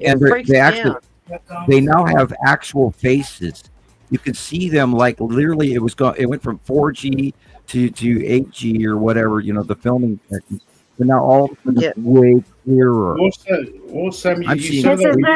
As if beings are there watching you exposed to something in your dream, to see how you react in your dream, but also what you think, and then if you correct yourself while you're thinking it in your dream. Because you can be, for example, like that when I seen the horse in my dream and the horse had been abused, then it's as if they were very interested in listening to how horrified I was, but at the same time, what would I do to remedy that? Would I be able to do that? Would I be too shocked? Would I be to overcome? Or could I make a change? Would I be one of these people who would make a change? It's a test, spontaneously, to see how well like not walk around looking for somebody to change it for me, is what I mean. Yeah. And are we exactly taking responsibility for yourself? And are we being rewritten in subtext codes by re-experiencing our mistakes and then having to learn from them to correct us? Which is why I've said, we're biocomputers just as well as any of the industrial military shit all over planet Earth, including Voyager 1 and Voyager 2 were rewritten. They're doing shit that they were never ever meant to do. Your brain feels like it's bulging. It feels bulging. Right, like and our brain. And it's pressure, a lot of pressure. We're being run through a rewrite. This is, we talk about the Tower of Babel syndrome. We're all being screwed with. Our dreams are haunting us to rewrite our corrective path, because we are stepping into either destruction or enlightenment, and there is no in between anymore. Another thing that happens as well is keep the governments out of this. This is personal. This is people. All of us are going to go through this. Yep. Another thing that happens is if you are talking to yourself in your head, like somebody else that I follow has said that some people have an internal monologue and some people don't. It's as if they are just like mono people. Like we had the mono. I can't imagine not having a monologue. I know what you're talking about. You know what I'm talking about? It's like you're talking in your head, but as if you are judging yourself and changing yourself, but at the same time, are you good or are you? You remember, like you had the little devil or the little angel on your shoulder, right? But are they your thoughts or are they someone else's? And that was thoughts? another thing. I wondered: is it me thinking this bad thing? Like if you're walking along the street and you suddenly have a bad thought. Where did that thing come from? Because you don't ordinarily think that. Where does that come from? I have been, I've been on a whole rabbit hole when it comes to that, Jill, in the last year, and I realized that I've had people. You don't have to listen, like you know that person, that I refer to it as in the third person, that little voice. You don't have to listen to it. It doesn't define you, and it doesn't. It's external. And if you are it's like aware your of it, judge and your jury, really but you? it's also If very, could, very, very confusing. It is. But if you could listen to it, and if you're aware of it, is it really you, or where's it coming from? Hey, that's who runs my show. I've been accused by people throughout the years that, well, because you were met by extraterrestrials, are you sure that you haven't been reprogrammed so that you would be sharing their agenda? So you will be talking me into or to acquiesce to the overlord of. Yeah, are you selling us down the river and we're going to start following what ET said, guys? The reality of it is when you come on. yeah, I've been accused of that one. Many times. That's old. Oh, the Antichrist. But no, that many times. What's coming? We're not going to have any choice over. When a higher level technology gets here, we'd be stupid not to listen to that. Because they got here. Anyway, not to mention that we don't have like this ultimate goal. Our goal is just the goal's always been the same, Sam. Your goal has always been the same. It's just we don't have no master plan here. Watch football and poop. Yeah, we're very simple people. Very simple-minded people. We just want to inform. we want to, the same thing that everybody wants. Safety and security, and there's no ulterior. I love how they're discovering all these civilizations all over with LiDAR right now. The LiDAR technology is revealing, the Mesopotamia region was far larger than they ever imagined, and civilizations are far older than they imagined, Göbekli Tepe, etc. And it's just amazing. We've seen in the last year and a half, we've seen a basic slap in the face to modern science in ways that I'm still laughing over, which was basically obvious to me when I was a 10-year-old kid. And yet all of these guys are struggling just to now open up the front door and say, oh, maybe that's a possibility. And we talked about that last week. Anyway, I'm going to go get another pop. I'll be right back. All right. And adding to that, I was going to say, like, hello, Jerry. And this is a part of this that really messes. You always think that all these experts know so much better than you, and I've come to the realization that very few actually do. Like, there's a lot what makes them experts. Well, there you go. Like we always think we're always, and I think the world is set up this way purposely when it comes to a lot of things where they make it look like it's so complicated and there's no way you're trust the science. That's not true. Exactly. But what I've seen is that everything, anybody with a normal brain who doesn't have any, birth, something that happened at birth or something, anybody could figure just about anything out. At least as far as our society is now, like those experts that we always think are so smarter than us. Not really. Not necessarily. Not really. They've just studied something longer than you have, Yeah. But just because they've gone to uni and they've got degrees and PhDs and shit doesn't mean that they are the experts. Yeah. And you also have to go back into the 1950s and 60s and look at the education level of what Mr. Rogers and Captain Kangaroo was teaching on a granted scale. Sesame Street and everything was, conjunction junction. And right. All of that was teaching at a level that most people should have gotten in a basic school thing, but we didn't in a lot of ways. And progressively over the years, school has no longer become an informative thing where you actually learn something. No. It's become a detention facility for wayward teenagers with cell phones. It's training for the job. It's become a reprogramming center. It's training for the job market, and it's also training people to follow orders. That's really all it is. Because they don't really. They don't teach you any. They don't teach you like they don't like teach essential you life skills. No, they don't teach you. No, they don't teach you. I remember when I was young, they would teach home economics. They would teach you how to run a house, how to pay your bills, how to balance your checkbook, all that. They don't teach you that stuff anymore. You know, they just teach you. They don't have PE. They don't have chemistry. They don't have science. So when you're out of school, you could join the. When did they stop doing PE?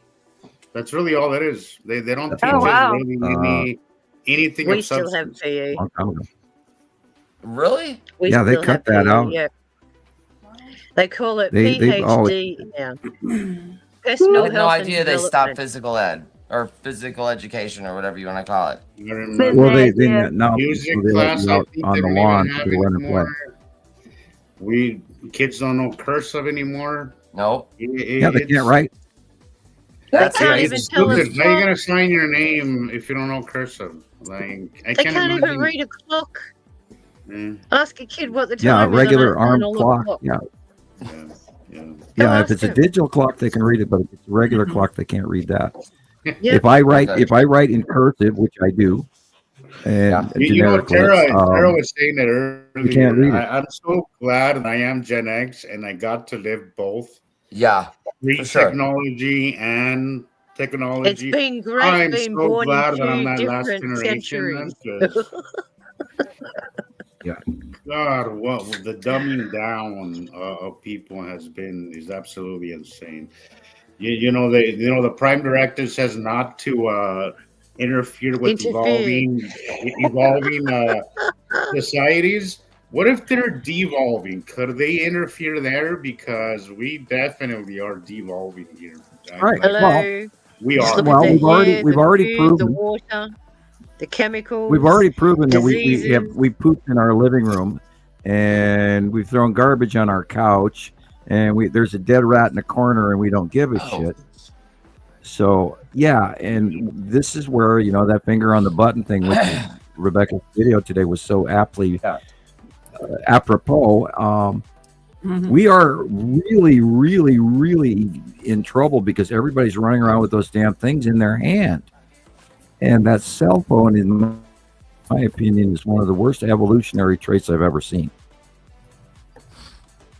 Well, I think it served a purpose too, Sam. Like if you look at the timeline, of things, well, yeah, it kind of gave us a little gadget.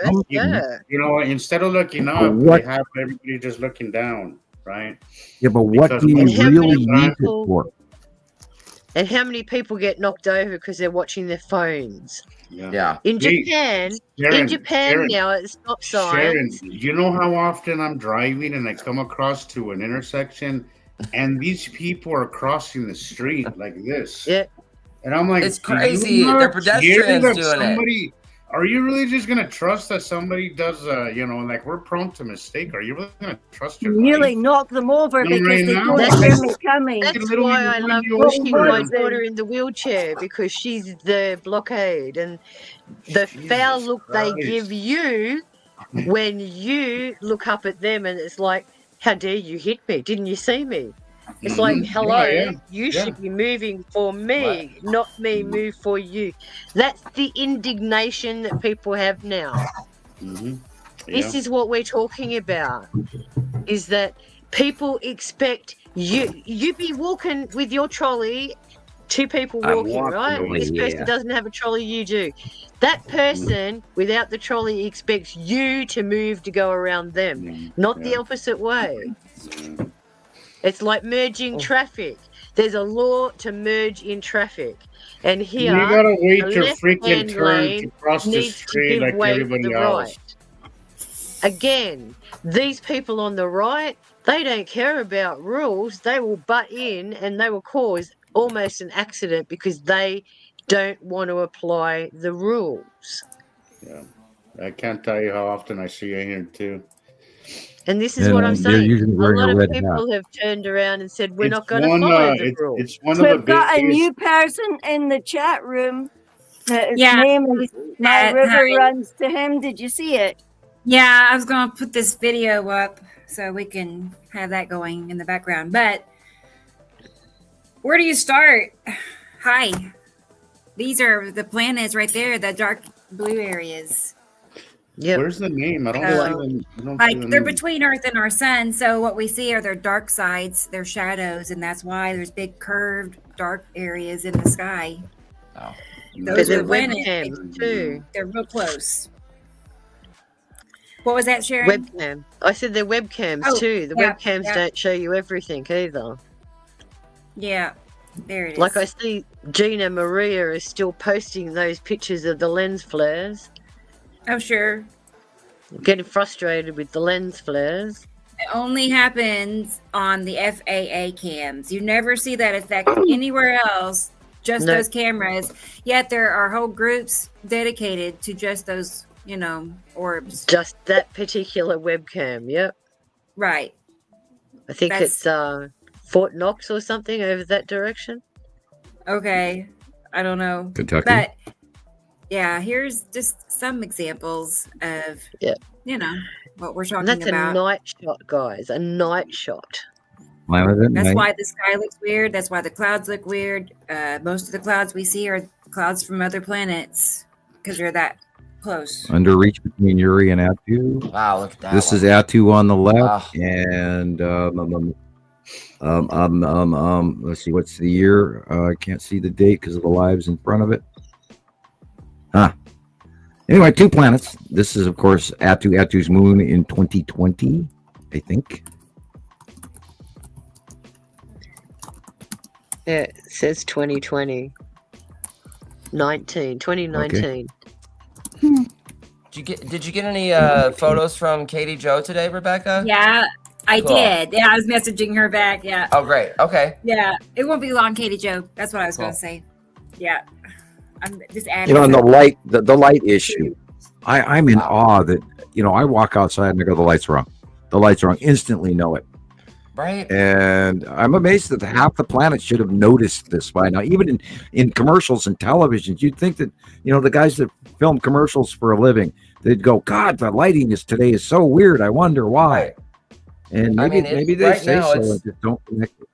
Yeah, right now it looks dim outside. It looks like it's overcast. Whoa, and it's bright blue skies. It's weird. I remember this shot. This is 2012. That's amazing. Saru on the left, Nibiru on the right. The lady wants to know planets. Are they solid water or vapor? Think of Jupiter. So they are symbiotic with Earth. The bigger the planet, the more it needs to hold on to all that material. In the Nibiru system, there are 2 water giants, which is known as a water-type planet, which is much, much larger than a rock-type planet, which Earth is. There's 2 water type. There are 2 gas giants, one larger than the other. Uri is larger than Atu, which is like a gas giant like Saturn and Jupiter. And then there's a handful of smaller rock-type planets, which is Isatum, Nepesity, and Metim. And they work on a 2-armed octopus orbitational model, and they are directly connected to our star through a larger body, which is known as Nibiru, and that is an electron giant mass, collective electron mass holding the 2 atoms or the 2 stars. And every 3,654 years, we cross paths with each other on a natural binary star planetary discharge pattern that happens regularly in all binary systems. Wow. Yeah. So what Sam is saying is we have this one in the middle, and then we have this trajectory here, and then this lift it up a little bit, Sharon? Sorry. There you go. So yeah, this is what Sam is trying to explain with. Oh, she disappeared. The proton is here, and the electrons are always around the outside. But because they're always moving, you can never tell where that electron is. Right. With our binary star,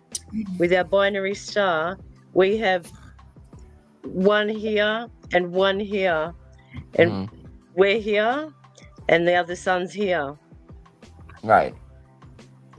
We're an S-type kind of solar system because we have lay it two on binary its side. stars. Right. Now lay it on its side and have it move horizontally to the left or right in your mind, if it doesn't matter.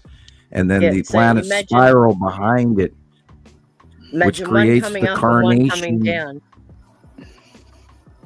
Yeah, and then it creates an one's overall moving up, path. If you were to take the entire And one's cycle, moving down. it would make this big mandala of a carnation.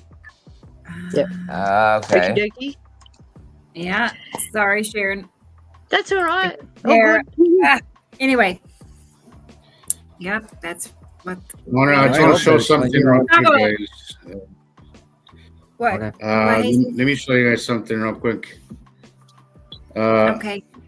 Here's one of her videos. Ooh, look at that. This is one of her videos.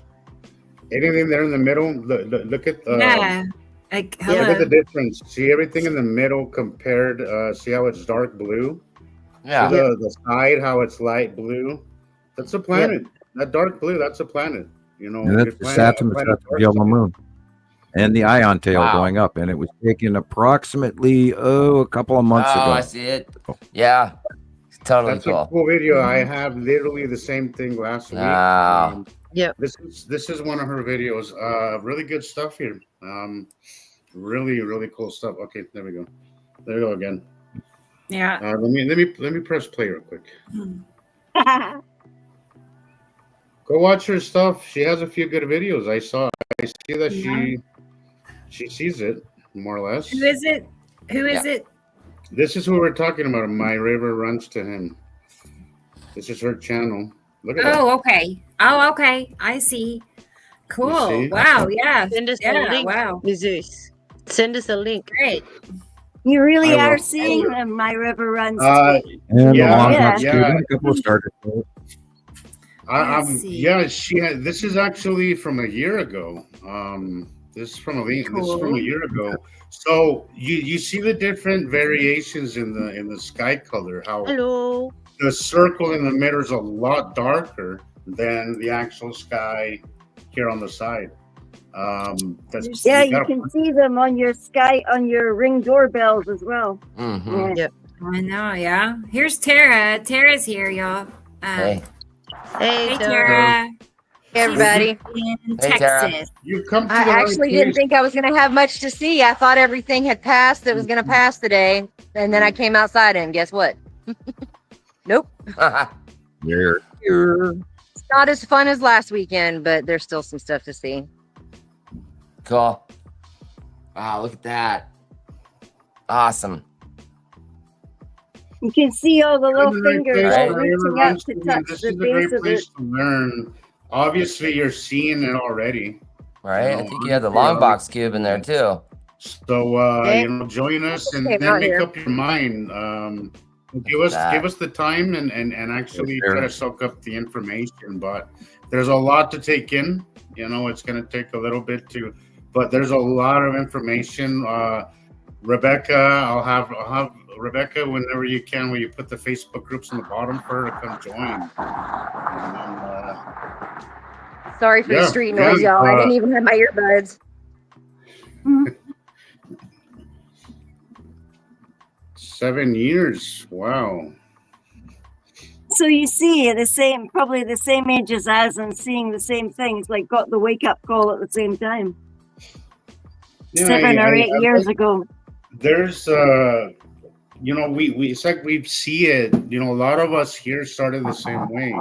We saw something for years that we just knew was different and didn't belong, and we started taking pictures and videos, and then we ended up here. Yep. So welcome. We hope that you stick around.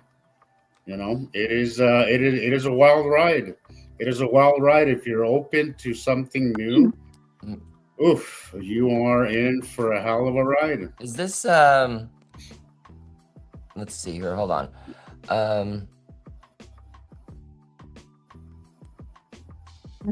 Is this My River Runs to Him? Is this Shannon? Are you still in the comments? I'm sorry, what did you say? It's Shannon? Yeah, I've been speaking to some. Yeah, hi Shannon, how you doing? Yeah, this Shannon. is the woman I've been talking to. This is the one with Matim. Matemcha? No. This is the one where I think she got a backlit crescent flare of the green asteroid. Okay, you were talking about that earlier. Cool. Yeah. So Of course, That was I'm glad you came and watched the podcast today. That's great. I know. I gotta go look at her channel. I gotta go see her video. Yeah, she's got a lot of great. She's one of us. We can definitely help you understand what's happening. Her channel is full of goodies. A lot of cool stuff. You know, she's a sky watcher. It looks like one of our accounts. Just sky stuff. I love it. How did you find each other, Chris? How'd you find her? Well, I just had been scrolling through TikTok the other night, and I noticed this. I noticed her footage. She had a really great backlit crescent flare, and I just didn't know. I think it's from the green asteroid because that's, placement and everything. But I mean, it could be off the long box cube or something. And then we just got to talking, and I made a little video for her explaining what a backlit crescent flare is, and we went from there. Wow, I love it when you find somebody that you exactly. And I've had nothing in the sky since last Saturday during the podcast. I was able to take some good photos because we had that amazing sunset, and I haven't seen really much of anything in the sky lately. So I've been going online and trying to find some good, footage to talk about, and that was pretty good. Look at that shadow, y'all. A lot of videos. Right. Yeah, that's good to hear. Probably the best I got to see right now. The one on the other side. It takes a lot of practice, really. Yeah. This goes back learning to understand 4 or 5 years, guys. There's a teddy bear thing coming up. Looks like it. I was gonna say it's definitely not gonna look like what you think a planet would look like. It's not gonna look like. If you use the monthly site drawing, and realize which planet is where on which side of the sun every month, you'll start to see the larger planets. Yeah. You got to remember they're so close, and we're tiny compared to them, so they take up our whole sky, and their atmospheres mesh with ours. And you see it in the way of patterns and base clouds and coloring and shadowing. But also that it's natural, so that they all repel each other so perfectly that nothing slams into each other. And we don't really know how far away they actually are from us. So it's almost like seeing shadows.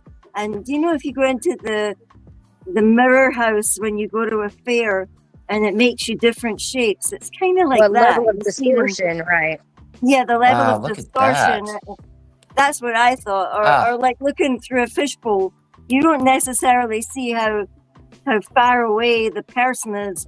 The fish doesn't even understand. It's kind of like us. We don't really understand. We shouldn't have shadows on the sky, and we shouldn't have sea trails. We shouldn't have these deeply blue shadows. I mean, the 5D blue gives it away. The sun will shine up around the person and leave rays of light. I haven't seen any sea trails recently at all. I counted like 8 or 9 yesterday when I was on my live. Wow. No, this week we actually didn't have much. Come to think of it, I had the craziest. It must be a phase we go through the whole world. Like, they just kind of stop smearing the sky. Can you imagine what that cost you? Oh man! Is there anything that y'all want me to go around the front again, or there's not a whole lot going on. There's just mainly you this. Can look to the opposite direction of the sun. Opposite. There you go. This is our east. Yeah. It's really pretty there where you stay. Well, and one of the biggest things that you can learn, and then is also that mostly they're kind That's where Nibiru should be.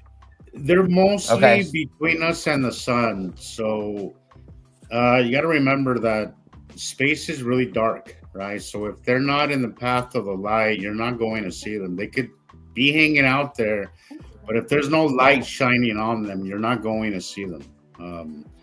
So occasionally, occasionally throughout the day, we see a crescent illumination. Now they're going past us, so we're getting full-on facial illuminations. But remember, space is dark. They're not just always visible to us because they're in the dark, right? Part of this and learning how to see them is to see them at certain times of the day when the light angle is shining on them, light's just where right. you can see them. Sunset, sunrise is a great time to watch for beginners. Midday's a little trickier. Once you get the hang of it, I think midday could be one of my funnest times, but that's a little trickier because it's just a little harder, Yeah, I like the time between 11 and 1. 11 and 1. The hook for me today, y'all, like crazy. It's all about the light angles. If you don't have light shining on them, you're not going to see them. I know was just that Hollywood depicts them. Hollywood depicts them as they're just going to hang out there. They're not really moving. They're moving. There's the illumination on an axis, like we're rotating on an axis, and they have an orbit, and we have our orbit. Right. So everything is always twisting and orbiting all at the same time. So nothing stays the same for any more than a second or two. It's constantly changing. But what I was going to say is what really did it for me, even though I know people that this doesn't make sense or doesn't make it click. If you think about just the fact that when there's a new moon, you quite literally don't see it. But it is still there. It is there during the day. It is there at night. And it's because it is being blocked. The sunlight's being blocked by us. So that is the perfect analogy. I use that a lot, Tara. It's the best one. Okay. Look at how the moon is in the day. The part that's not illuminated, it literally looks invisible. Like it literally looks like it's just a little part of the moon, like a little thumbnail part of the moon. If you look at the side that's not illuminated, it looks like it's missing. It literally looks like it's missing. Shadow, but it's different. It looks like the moon's been pushed inside something. But if you want the best example of how it looks like, just look at a crescent moon in the day, or look at the new moon, as Tara was just saying, in the day. It's very difficult to see it. Because there's no light shining on it. It's the same example with these planets. Like they're always around, but the light isn't always shining on them. To see them, see them all the time. So it's like they're invisible, or it meshes with our sky, and you see it in shadows. Yeah, right. Mr. I had an argument with him about that, Mr. MBB333. Oh, well, planets don't just disappear. They kind of do. They don't literally disappear. They're not in view because there's no light on them. So they're in the dark. I cannot stress on a light angle that you can see. That is one of the light is still on them. If you want it has to do with light angles that you can see the facial illumination for. Not only that, human eyes do not see everything. For example, we know events where the birds were chirping at 1 o'clock and midnight and 3 o'clock in the morning because they were seeing the planets before we could. And this has been going on for 15 years, people. The animals know, everybody knows, the planet knows. The question is, do you? This is really happening. It's like now, the sun just went below the horizon and there's going to be light here for another 30, 45 minutes.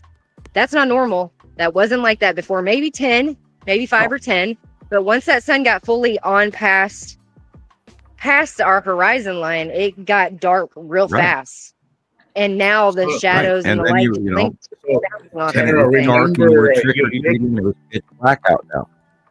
Not now. There'll be illumination in the southeast after sunset when there shouldn't be because the sun's going down in the west. So it should be dark. Remember, okay, Tara, you're kind of my age. So remember our driving test, right? What do they tell us? You're supposed to turn on your headlights 30 minutes after sunset, right? Because you need... No, I thought it was 30 minutes before. Okay, 30 minutes before. 30 minutes. 30 minutes. No, you're right. You're right. Okay. But look at it now. It's way more than 30 minutes. Like you can literally get away Sun with just dropped below the horizon, but it's still pretty light out. Yeah. So, and you know, some summers I've seen light out till 10 p.m., 10:30, almost 11, and we still have sunlight in the western skies. That's not normal. That is not normal. I don't care. Here in Scotland it was light until past 12. And here, can you see that ray? Yeah, the glow. Look at that pinkness. You see that little ray of blue that's going across the sky? That's the south. What's causing that? Yeah. The moon, there'll be an edge line of Uri. The phases are no longer the same. You know, they've always been the same. They are no longer the same. We have like 20 different freaking faces now. You know, we used to have 8 phases of the moon. Now we have. And they were always on the side. We used to have a weekly chart. Now we have like a monthly chart for the moon phases. Oh yeah, and the moon will stay looking full for like 2 or 3 days instead of just very quickly waning. And we've had super moons for 8 years.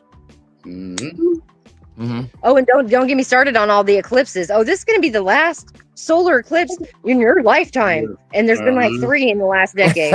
It's so true. Yeah. Watch this one. We won't see this. About this one. We left it up. We won't see this extra super moon. Yeah. Guess what? It's because other objects are causing that eclipse, man. Like, but space is black, Tara. Huh? Space is black, remember? Oh my goodness. Can y'all see that blue? It's getting brighter. Yes. What is that? Is that reflection off Saru?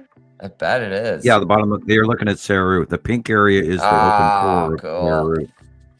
That's gorgeous. Yeah. You can't really see it with my eyes, but I can see it on the screen. Very. It's from one end of the screen to the other. Yep.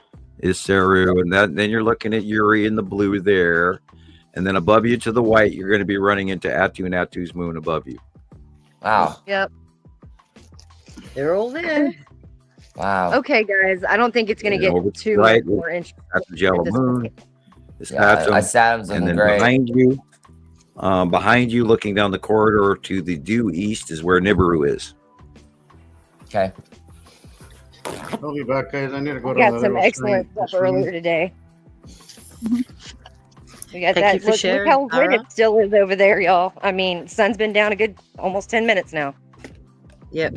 Right, and that area, the due east and southeast, will stay illuminated all the way until probably 9:30. Yep. When normally in fall, in October, it's pitch black by 7 o'clock in the evening. Yep. Well, I mean, it is 6:49 now. It is getting dark earlier now, but I just go by when the sun went down. And the sun, it's 6:49. It's normally dark at 6 by this time when we're about to have the time change, or 6:30, 6:20. And way too bright. Visibly very light blue when it should not be. And that is because the light from the sun is bouncing off us, bouncing from us right to the planet or moon that's above us. No, it's bouncing off the face of Uri. It's bouncing off the face of Uri and then bouncing on Earth. That's what I meant. I just said it wrong. But it makes sense. Uri is above us. Attu is above us. Saturn's yellow moon are above us. Saru is above the ecliptic view as well. That's where we see the sun under Saru, which is where the orange yellow comes from. And then the light is illuminating on the bottom of these planets on their southern poles. And so we see a longer light period in our atmosphere because we're getting refractive light just like the moon gets refractive light from Earth. We're bouncing the light off. Yep. And that also has to do with occasional color dispensation, like the reds or the purples or the very bright white, which Uri does. Uri will put off a very bright white. So will Attu's moon. whereas Attu puts off a mega purple. Saturn puts off a mega red, and Uri puts off an orange yellow. Saru. I'm sorry, Sam. I can't see anybody's faces right now. If the new girl is still here, because I'm still, I'm a newbie, but I'm not a newbie anymore. But like what happened last Saturday, like I was telling y'all, that was what I experienced when any doubt I had left my mind. When you can stand and watch the sky morph. Within Tara. 15, 20, 30 minutes and completely change. I've never known clouds to magically shift and change and come out of nowhere. The bubbly on the bottom of Uri was beautiful. That was great to watch. And seeing the light angle. And that's just it. It's so subtle unless you're watching it and studying it and comparing it and looking at it daily and weekly, even just a few days a week, start to see it. Your left side's going to do that again here in a minute or two. You're going to see that light angle change, and you'll see the bottom of Uri right there, the blue area right there. That area is going to change lighting. Yep. Okay. And that's the bottom. And then you have things like, the timing is just too perfect. Like I see something here, and then halfway across the country, I see Jesus or Chris post pictures that look like mine, or Katie Joe. Right. And you're halfway across the country, a thousand miles away. Like, oh, that was nice. You posted my photo. Uh-huh. Oh, wait. I don't live in New Jersey, right? I don't live in Texas. Crazy when it first happens.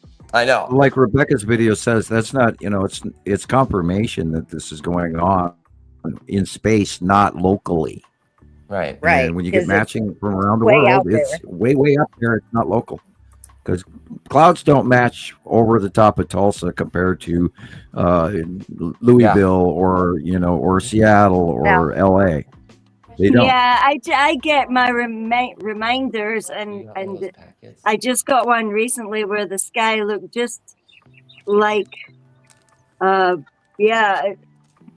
it's amazing when it repeats and you see it every year, the same color, the same things at the same time of the year. And that's when you fit together the even bigger pattern of what you're watching. You realize that it's cyclic, that something must come by at that time of year to initiate that response in your clouds. And then I'm just now getting that. Well, that's what we thought. We'd have a repeat of the Skull asteroid this year, but it's not as close. Yeah, it's not as dramatic this year. Lifting up higher and higher and higher. Now, the smaller the planets become, the easier they are to see and identify individuality to. And then also the facial facial illumination colors, the farther they go away, then they all of a sudden become their planetary colors with more ease. The only exception, of course, to that is Nebesity green. And that too, when they're really close, then you can't sometimes not avoid the color, but generally when the planets first get close, they get very blue, and then when they pull away or when they were on the way in, we saw their facial coloring, and we identified them when they were much smaller for many years. And anyone stepping into this now is you're trying to learn the hard way, because when they were smaller, see right there between the houses, go back between the houses to your right, see that red?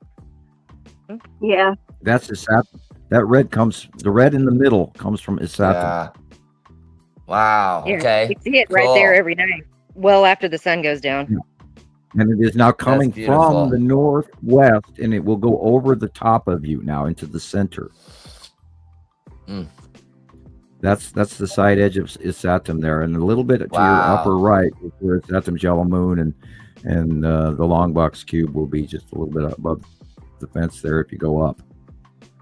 Look how quick it changed in color. Yeah. Amazing. See that? There's the cube right there in that group. Yeah. See, I knew I saw it. The long box cube is in that, just behind the cotton candy clouds right there up front. It's in the back, the dark area right there. And then, of course, you've got a Saturn's yellow moon directly over your head right there. See the yellowing of the cloud. I would have never expected it to be overhead like that. Well, it's coming in, and it changed directions. It used to come in right at sunset. It would come in from the west. It would go to the northwest, then go to the north, and then go off to the northeast. And now it's coming in at our faces in the northwest, and then comes in the center, and then goes over the top of us. So the direction has changed. Wow. Got some interesting scuff noises in the background.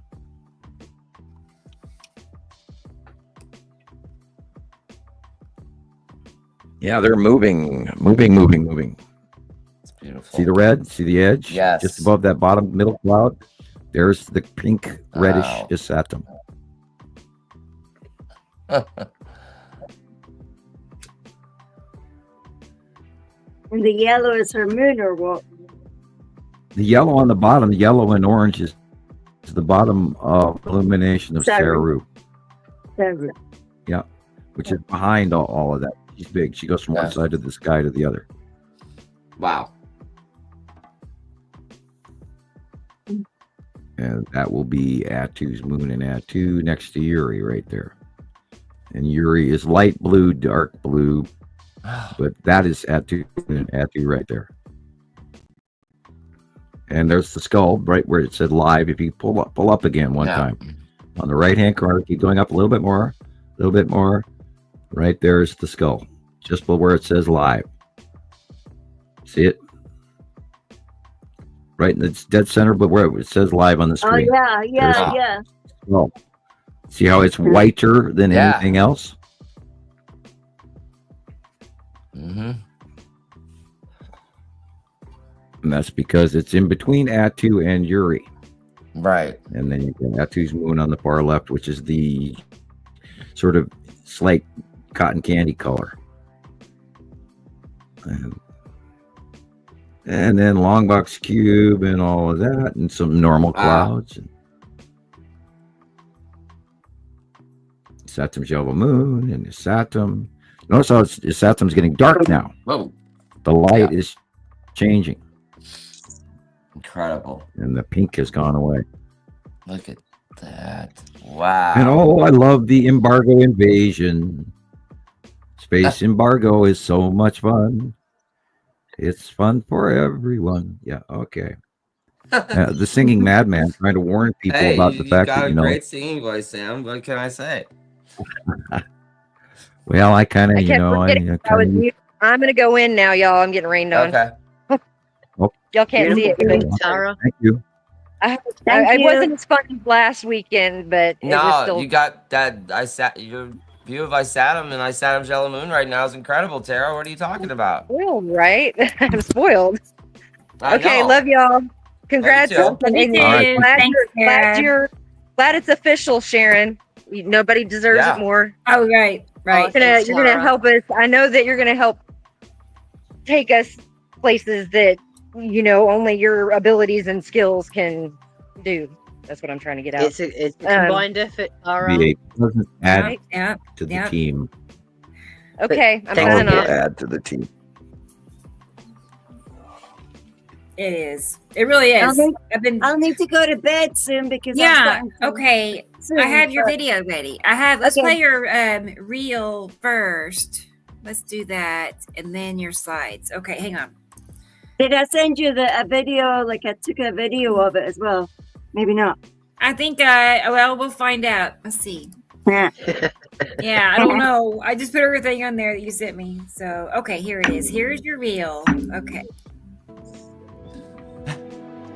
No, there's a video. Sorry. That's okay. Your cats have multiplied. Yeah. Oh, yes. Which one's yours, Gillian? They're hiding. Oh, wow. what? That's Look beautiful. at that. Yeah. Yeah, that one's going around a lot. Yeah. Look at this. Shaped like a moon. Oh, what?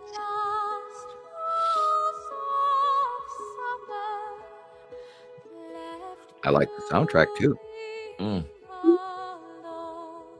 Is that chap you were telling us about, Gillian? Hey? Is that the chap you bought the CD from? No, this is Celtic Voice. I like Celtic women. Oh, yeah, like Celtic listening to them. women. Yeah, I like listening to them. Me too. I posted a lot. I know. I appreciate it. There's our pretty moon. One side's in Hey, it looks darkness. normal, except for the light angle. Look at the Amazing. moon.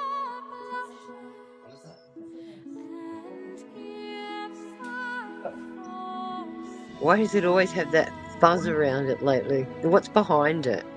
Because that's the object behind it, and because you're seeing it through atmosphere and volcanic ash, it looks fuzzy. Up here, I see a perfect circle behind the circle.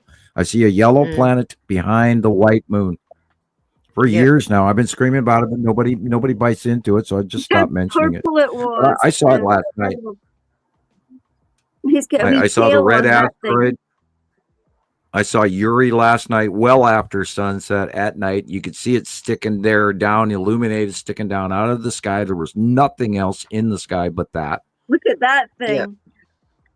Yeah, that's the Saturn's yellow moon and the Saturn. When you're getting it, and most likely that is the cube right there. I would say you really got a big capture of the Longbox cube on that last two shots. And because the Saturn and Saturn's yellow moon are so much closer and so much over the top of us, the cube looks bigger, and the star destroyers are also bigger.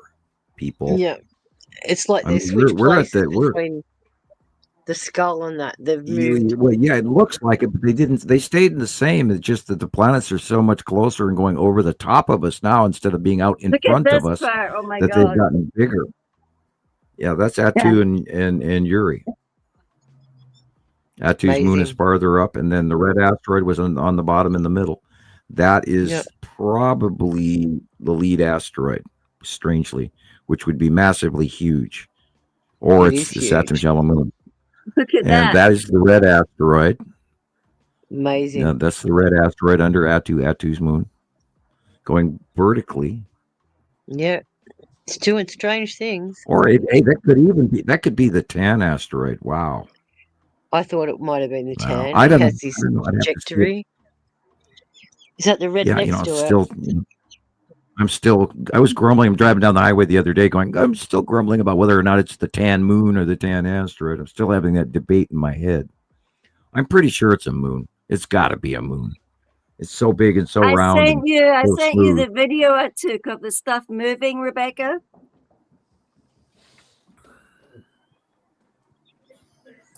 Okay. I've already got your video made, but I can play it separately. Yeah, it's about 30 seconds of the live sky. Okay. Because my phone is always stuffed up. Why would Atu have a moon without Yuri having multiple moons? Because most gas giants are huge. The cube. That's from 2015. Yeah, those are that's mine. That is from 2018. That's mine from 2018. Yep. Back when it was popping down below. Popping down below the cloud level by accident when they came out of hiding in 2018 and 2019. They weren't hiding anymore, and all the ships around it. And I'm in awe that it's not reported from around the world. I mean, how many square things fly up there? How many people see it but misplace or interject something that doesn't fit the narrative? Or even notice it. Premiere's wonky tonight, boy. Yeah, man. Well, they only have like 8 different options, and I can't remember which one we are. I need to put, anyway. Like, is it this one or this one? No, it's this one. Okay. Here we go. Here is your sideshow, Gillian. Yeah. Like, she's having a picnic with her unicorn. She's having a, yeah. Yeah. Wow. Those colors. It was incredible. People stop to look at that. Right? About 3 cars stopped one behind the other. It was huge. Like all over the sky. Now notice where the light is coming from. The light is coming from the far right, and this is beyond Earth being facially illuminated. Look at the colors. Atu and Uri. No, this is Isathim's yellow moon, and Isathim coming over, crossing over. Very big. Yeah, it was full on over my head. It was just breathtaking. And again, I'm going, could that possibly be, this, that?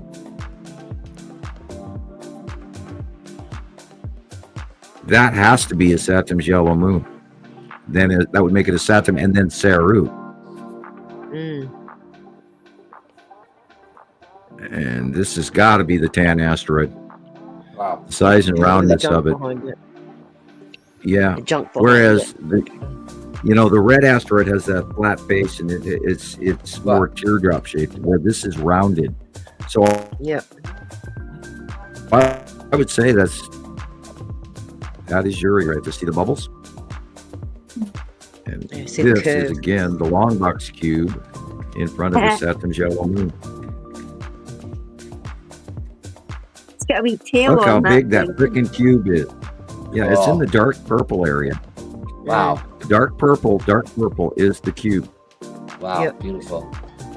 It has to be here too. That's got to be the cube. Wow. Look how freaking big that is. And then be sure to notice the little white Star Destroyers parked all around it. Right. They're there. Keep looking. In the bottom of Uri and Atu's moon, and the tan or the red asteroid is in the middle. The tan asteroid's on the bottom. Yeah. That answers where the red was, which is the red's in the middle. The tan is the one on the bottom. Yep. It matches up. Look at that. Planets, people. Huge. Notice the light blue sky. Mm-hmm. Everything else is planets and asteroids.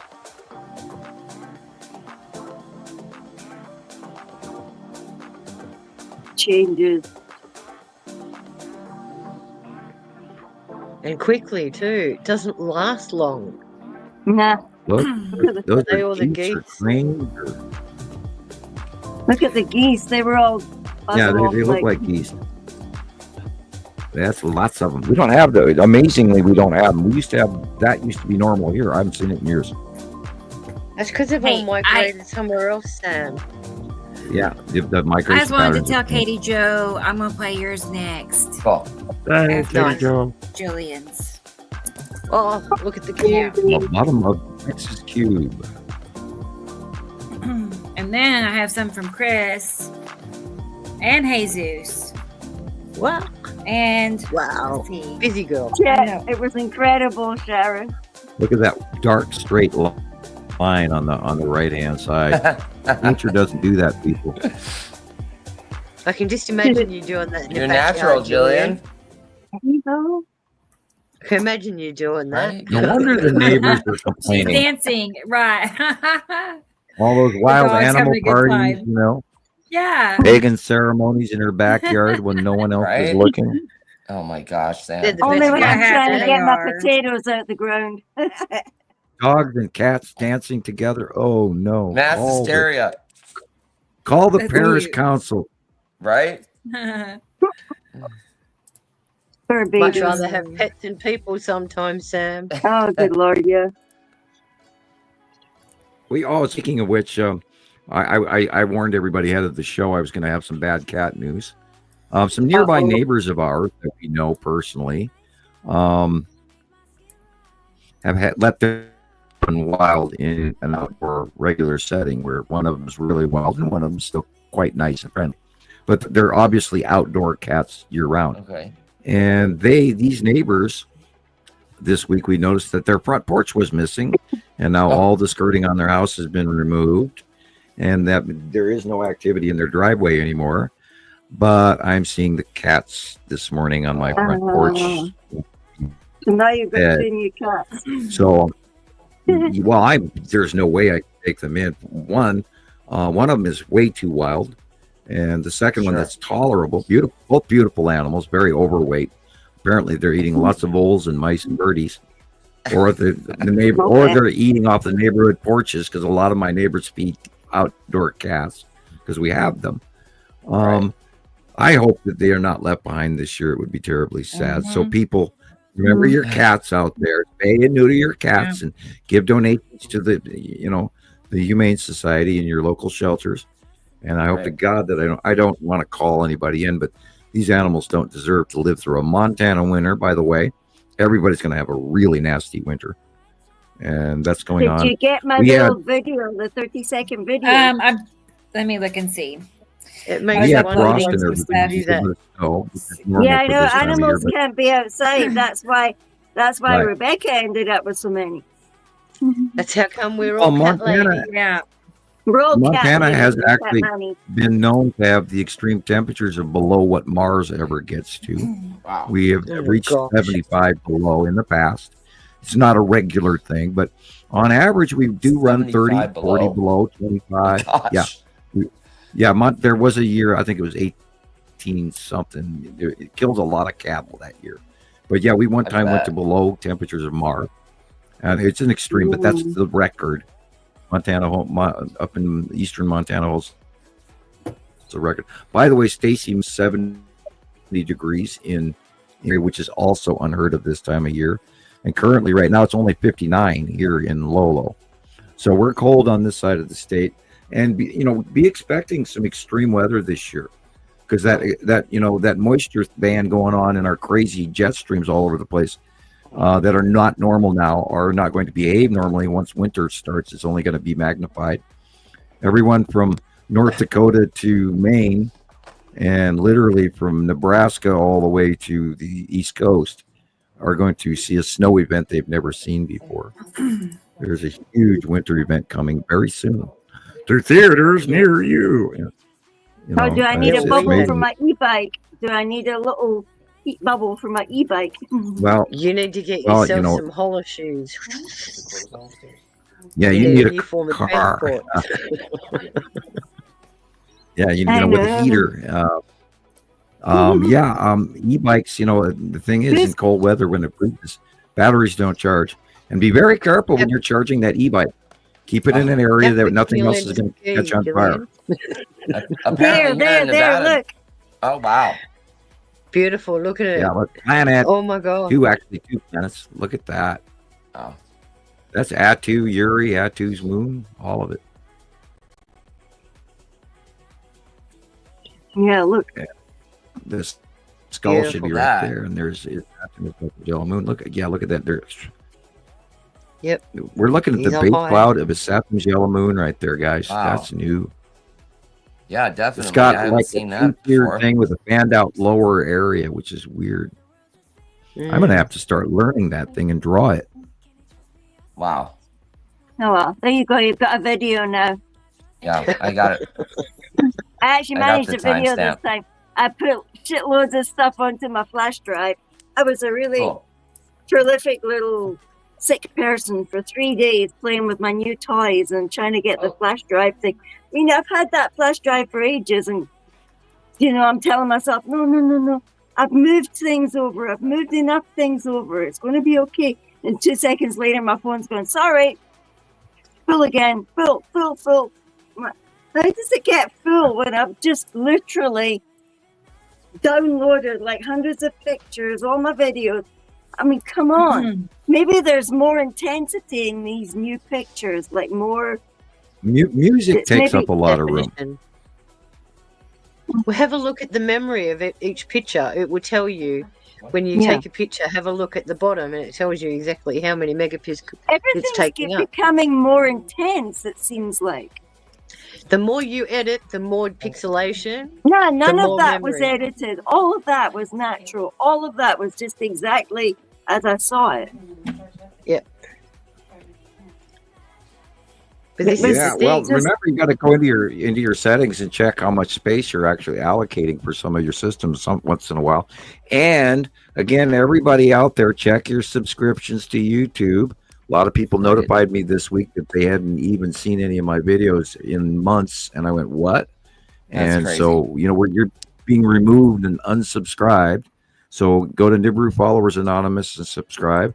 Be sure to go to Christopher's Nibiru System Skywatcher. Subscribe. His view counts are sadly low, and he does great work. And I think you guys are missing out. Go to Gillian's. Gillian, I can never remember your name. Northern Skies. I always forget the northern part.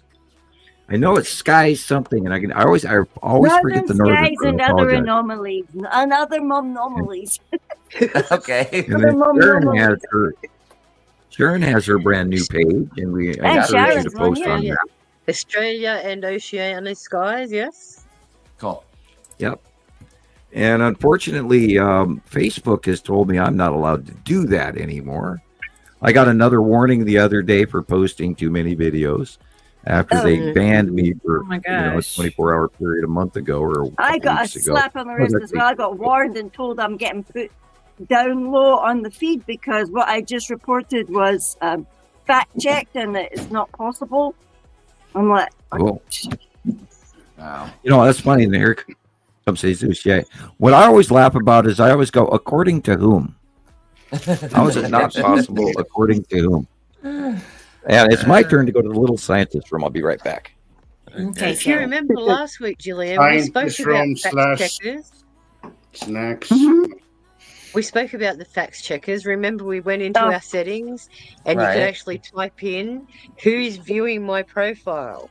And if you type in the word fact checkers, you'll get a whole list of people that are viewing your platform, and you can just delete every single one of them. I do it about once a month. I usually get about 30 of them. Wow.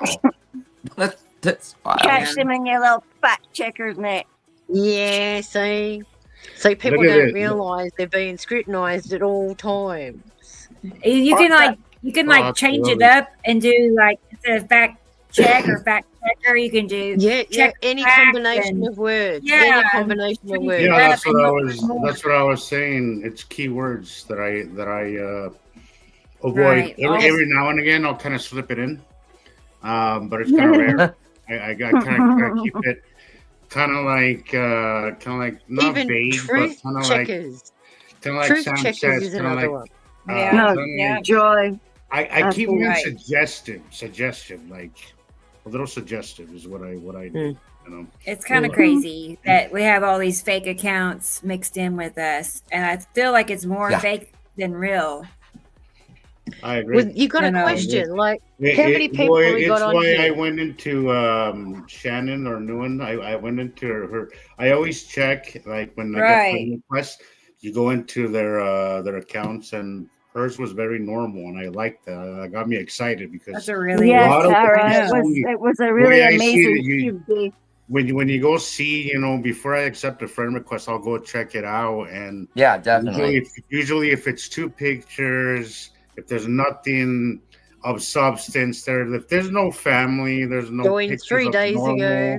Normal people, stuff. Just 3 posts or 5 posts, and they're all about them standing like this. Hey, Gillian, but speaking of memory, check this out. This was yesterday. Hopefully yesterday, my phone says it backed up my pictures. 100,000 photos? 1,380. How long did it take to do that? Oh, Jesus Christ. He's probably got the same amount as me because I found my other ones. Oh my God. Before I started paying for storage on Google Photos, I deleted a lot of stuff, Oh, I'm crying about all my babies I had to memory struggle is real. But I do, I get a 1 terabyte Actually, Google Photos does 2 terabytes for I've also got Google Store for hundreds of thousands of the things. I got so tired of deleting stuff, and just sitting there like, okay, what do I get rid of? What do I keep? And that kind of decision making is not good for somebody like me because I just freeze up. I know you look at it and you go, but no, it's not the same as the one I just looked at. It's different. It's got another bit of the cube, or it's got another bit of the Oh, whatever. Well, and then there's always something there that you might have missed and you catch later. So I always like to have my stuff there. Like Chris said earlier when he said he didn't have a whole lot, so you go out and hunt for other stuff. That's usually what I do when I don't have a whole lot going on. I just go through my own stuff, and then I always pull something from there that I'm like, holy shit, I totally missed this. Because it could be something that's way back, or at the time I didn't see it, or I forgot to post, or I didn't have time to post, and it eventually just kind of sat there in the back of my head. But we're all guilty of that. I hate. I go through my phone and I go, why didn't I post that day? Yeah, you got 30,000 pictures there of that day, and you didn't post it. Yeah, I've got a week's worth to catch up on. Yeah. Because I'm sitting there and putting the direction and the time on each photo. Yeah.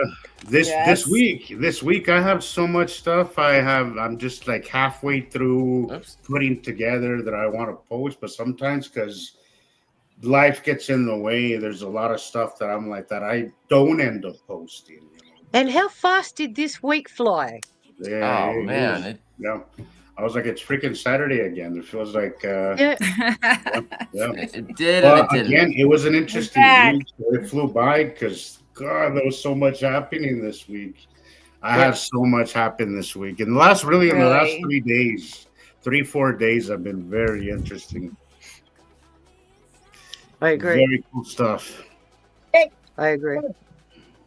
I guess it's been interesting. My whole week was mostly raining and gray. Except yesterday, and then it got really cool. Yeah, and except then yesterday. Yeah, we had 3 days of rain. Yep. Right.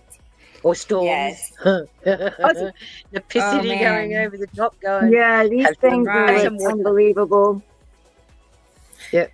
Yeah, that's cool. And they're not blue like we grew up with. They're a totally different shade of blue as well. Yeah, I was pointing that out this week, Sharon, with all the stuff that I was posting. They were so obvious the shades of blue this week that it's just so unbelievably obvious. So and then when it starts coming in, you can see that little. You see the dusting of microclouding around it when they first start coming in. I had a great example of that. I hope that you check it out. I didn't and then see it builds and builds and builds, and then before you know it, you're staring at the side of an entire massive planet, and it's just like, wow. I saw it around 2. I put it together on a short video. Okay. It started around 2 where I saw it. I went home and I was like, yeah, nothing's gonna happen. It was clear days, but I saw the band at the bottom, at the way out there. I saw this band of a cloud, what looks like clouds, at the bottom. I was like, that could be Uri's asteroids, one of Uri's, because it was on that side of the sun. As you keep watching it, I went back an hour later and I was like, I saw it getting closer, that same band, and then a bunch of other little micro things up here. But the sky was getting darker. The horizon, the little bit of the horizon, you could see the lighter color. But everything above that band was so dark. Dark, and the more time passed, it kept getting darker until, bam, just freaking sky filler. I hope you guys saw that this week. It was absolutely intense. I did see that. It was absolutely insane. I hope you guys caught that. If not, go and check it out, guys. Nibiru followers. It's only going to get better. The smaller they become, the more visible they are to discern the rounding edge. Yeah. Whereas when they're sky fillers, it's literally from east to west, and you're looking at the bottom of one planet. And now that is changing because they are rising above us and going on. Oh, apparently I got to cut pizza. I'll be right back. Okay, Sam. All right. That's why I keep saying that people in the lower elevation right now are actually getting a better view because sometimes, but sometimes like I see Chris's views and I'm like, holy shit, you can literally see the curves, you can see everything. Right. So isn't it fun? What I'm getting over here is like I feel like I could just reach up and touch the ceiling, and it's cool, but it's really hard to record. It's really hard to actually get it good on camera. But this week has been. I like watching the jumbos go underneath. just to see, Yeah, again. it was you. I wasn't sure if it was you or Tara. You were saying I saw. See, I talked about that on the live on YouTube yesterday. I was like, I think it was Tara or it was you, Sharon, who said it was probably Tara. That the planes actually fly underneath. That it's always on, and I've noticed that. Well, I always noticed that, and I was recording on that live. I zoomed in because there was a sky scribbler, as Gillian was talking about. But I was like, don't focus on him, but look, because that's a 747, right? That's basically the top of our clouds. Maybe a few micro clouds up there. What does Sam call them? The cirrus clouds. There's maybe a little bit, but not a full blown freaking cloud system up there. But you can see that there's an enormous distance between the 747 and whatever's happening above it. Absolutely. So we have to discern, guys, what's the top of our atmosphere. Remember, 747's cruising altitude is above our weather system. That's why they cruise up there, because it's smoother. Well, what do they normally say? 33,000 feet? Yeah. What's that, 10 kilometers above the earth? Yeah. And what do they say our cloud layer is at? The same. If you remember, planes used to always say they fly through the clouds. If they're stuck at 30,000, and our outer atmosphere goes up 100 kilometers, whatever that is in miles. Yeah. And then you think about the distance from the outer atmosphere to the planets. Again, I made a video about that on the live. I just actually extracted the live to my phone, so I'll post later or tomorrow on that, where I'm showing how you could see the plane flying, even the trail, but there's space, because everybody says and everybody thinks that they're the ones causing it. They're not. It's not even close. It's like a little toothpick in a freaking haystack. There's no way, nothing. There's way more going on, or that they could really affect with the trails up there. But you could see an enormous space between the plane, the trail, and the system of clouds that's up above that. Which is, and we know what the difference is. A chemtrail stays, it lingers, and it blots out the sky, and it spreads. Whereas a contrail follows the plane because it's the hot air creating ice crystals, and then evaporates over time for about two lengths of the plane. Well, and also, Sharon, like for me, it's easy because the airport is 8 miles north of me, right? So they fly directly above me. So I can tell the difference. Like, you could tell the trajectory. You could tell that everything that they're flying. They're coming at, first of all, they're flying straight up. Sometimes it looks like a freaking rocket. They're going straight up in the air, leaving their trails. And I'm like, why is this not being Hey, Katie Joe. Yeah, and it's always so guys, if you pay attention to what's long story short, looking behind all that stuff. Don't let that distract you. Look behind that. Remember that experiment I was talking about a couple of weeks ago? I took a picture where there was a trail in front and then a planet behind. Most of the people that I asked, they focused on the trail instead of looking at the planet behind. But did the trail look like a shadow reflected back onto the planet? Not this is on where that. You got a question. Yeah. That's where you got a question. When that trail casts a shadow behind it, what's it casting the shadow on? Yeah. On the edge of a planet. Basic law of light, There has to be something there to cast a shadow onto, Correct.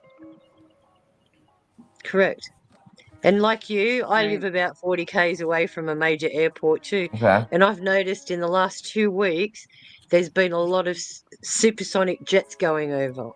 Really? Yeah. Wow. I don't know what that's about, but we've had a lot of jets. Because it's an hour and a half by plane, sonic jet from Canberra to Sydney. So And are they like leaving the sonic booms behind, or? No, they're not those kind of jets, but you can tell that they're private jets because I see what you're saying. They sound completely different to an ordinary airplane. So, but yeah, we have had a high influx. So something behind the scenes is going on here too. Yeah.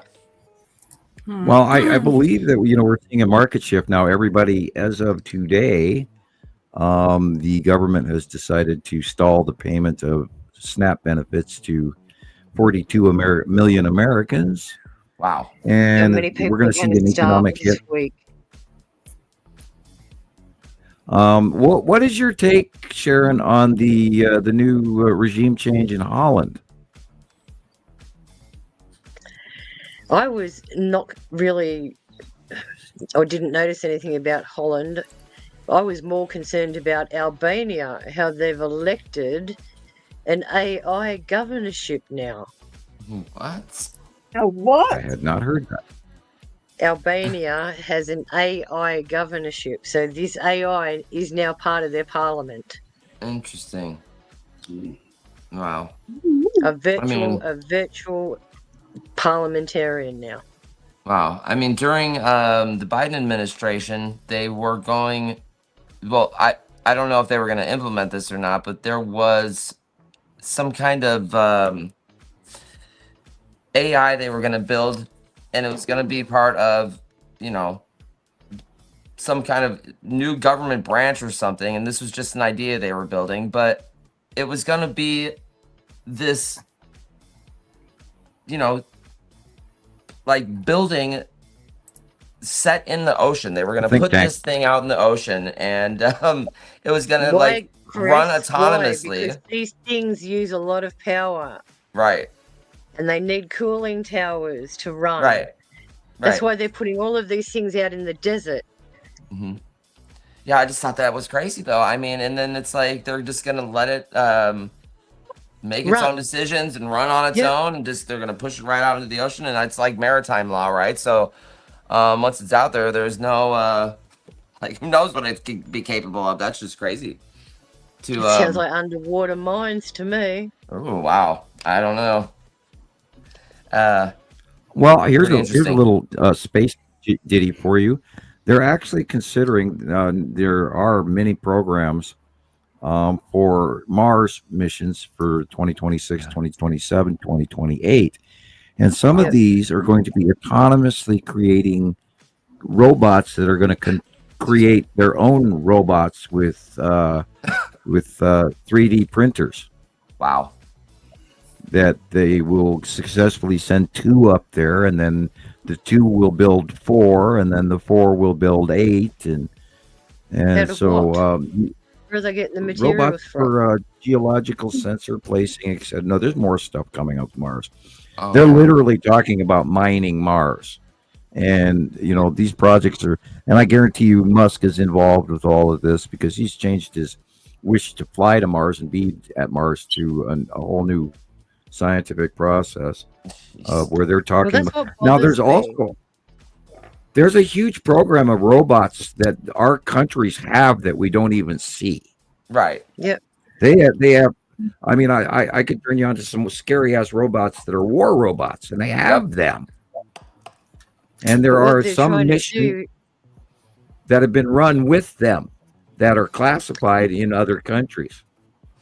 And what they're trying to do is augment them with us for super soldiers. Right. Yeah, that because a robot has no empathy. A robot has no emotions. It can just go and remove kill. the emotion. Well, It depends on you and your makeup. That's what this jackass was saying, that empathy was a weakness in humanity, and the same one that's working on Neuralink or whatever the hell that is. He's saying that empathy is the problem in the world, and he's the one combining. And if we look at the Star Trek cube and the board, who were they? That's kind of scary, Somebody who thinks that empathy is humans' weakness. Jesus, that's.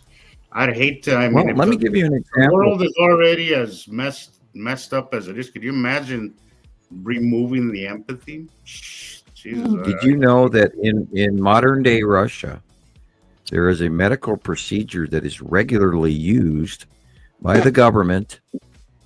Bingo. Frontal lobotomies, microfrontal lobotomies, where they go in and they just destroy the frontal. Right. Basically, they take and drill a hole in the front of your frontal lobe, and that gets rid of all inhibitions and independent thought. You exist as a citizen and as an automaton, and that's a regular procedure in Russia. So, and then now there's. I can't believe they still let's do talk that. about China. The Chinese army is a paper army, worse than Russia, because none of their shit works. That's why they want Taiwan so bad. That's why they train their kids to go to the border and go, "Hi, we want you back." Wow. Yeah, we live in a really strange world. Taiwan is more economical and independent, whereas China is just falling apart. It's collapsing. There are a few thousand people running around the planet right now, a few thousand of them that are running the entire world. And they're above the current government, U.S. government, and they're above Putin, and they're above Xi Jinping. And I got to chuckle. I have to say this out loud. Trump and Xi Jinping met, and you could see Xi Jinping pulling away and he literally was sniffing his nose, going, "This man smells," and he pulled away from him during the conversation. What? You got to see that. And then Trump sits there and talks like a raving idiot. And I'm sorry, I know people don't like me to say stuff about Trump, but wow, what a week! Wow, what a week! Oh my God! Man. Do you ever had to look at his behavior at his Halloween thing and how he was treating some of the kids? You know, bumping them on the candy bars on their head. Right? Who does that? I don't know. You know, like everybody's, like I know that everybody's angry about it, but I can't help but kind of laugh at it. Like, what the fuck is happening? It's so stupid that I kind of feel like it's staged because it's just so stupid. It's like a soap opera. It's like it's so stupid. It has to be fake. Seriously, Mary Hartman. Does anybody ever watch that? I just feel like, I'm just looking around for the candid camera. That's the word. That's the whole thing. It's like, come on, they have to someone let their mic on. Like, no way that a normal person would do that, and you're like, there's no way anyone could be this stupid. This is not. I don't know. You couldn't make it's like within. Like I said, they have passed an agenda where the House of Representatives are not going to come back probably before even Christmas. And if all of those families have to go without SNAP benefits and no food, I feel horrible for you. That includes me, by the way. That's what I meant. How are you people going to survive without your benefits? What? Very cautiously. Very, like, eat light. You just eat less. Yeah. eat grass. You can't live on rice. Yeah, I make a lot of rice already. So, yeah. Well, you only have to look at the price of eggs. A 12-pack of eggs here are $18 right now. Oh my gosh, that's terrible. That's terrible. Well, I got a box of rusks off Josie when she came back from South Africa. And she said, "Do you know that it's 100 rand for this box of rusks?" And I can't even fathom, like, 100 rand when I was there was like something you'd use to go and get your shopping cart of stuff. You'd get a goodly couple of bags. Now, apparently, you're only getting like a box of biscuits, like literally a box of biscuits. Yeah, that's because they blame it on inflation. It's not inflation; it's the government's being greedy. Well, the last time a tariff scenario was induced in the American history was, of course, 1929, and it was brief tariffs that it did fall and crash and created the Depression. And we are now, as of November 1st, that is today, we have entered the third quarter in the fiscal year. And if this quarter fails, we will officially be in depression. The jobs market is horrible. It's also not even being reported from September. So, because the current administration is hushing up the bad numbers. And so, and this affects the entire world, people. It really does. And then the beef market and the soybean market and all the other distractions and what our poor farmers are going through. And again, the tariff bullshit, and it's affecting the stock on the Christmas shelves. I promise you. Yep. You'll probably find. I tried to get some medicine on Amazon, and it suddenly disappeared. It's no longer available anywhere. Another thing I used to get that was South African that I swore by to get rid of mucus, for example. You have to go on Amazon, and it was coming via Poland. It's not coming in this time. That was the last time I could buy it.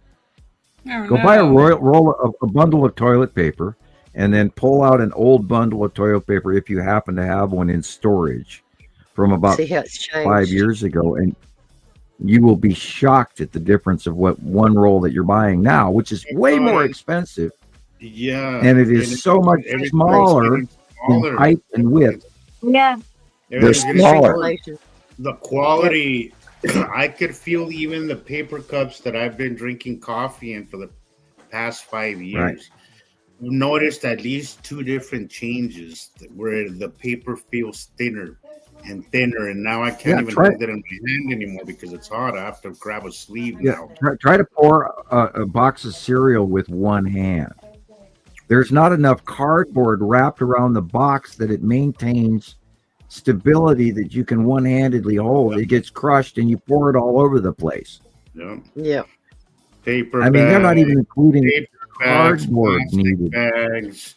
Everything is getting, I've noticed so last night I bought some chicken. I air fried some chicken. There was, when I first put the chicken in, it was plump and when I put it in, I swear it must have shrunk in size by like a third, like 2/3. It was like 3 times smaller. It's like they're pumping water. There was so much water. I was like, honestly, it's still in my fridge. I think they inject it with salt water for the weight. I was like, most of this was water. Most of it was water, and I was kind of grossed out, and I couldn't even eat it. Thank you, Caroline. Wow, you get better, Caroline. Poor Caroline. Yeah, she's here, everybody. Hi, Caroline. Gosh. Hope you're feeling we're looking at a whole lot of confusion going on to distract us from this reality. And I hate to always, be re-hitting the same nail with the same hammer, but I, for the life of me, cannot figure out why people don't figure out that extraterrestrial has been parked over our heads since 2019. Hello. Freaking Star Destroyers, people. Cube ships the size of planets. Well, yeah, Sam, but look, when people are suffering and people are going hungry and people are stressed out, the only thing they go into survival mode, and the only thing that they can think of is just how to survive. You're not thinking about any other thing. They shouldn't have to. They shouldn't have to. You're right. Absolutely. There is but enough that's the whole wealth point in this. This is what I feel the goal here is with everything going on. You stress out the population so much that they're oblivious to what's happening around them. Right? They're scrapping to get by. They're stressed at work. They could bear. They're knee deep in debt.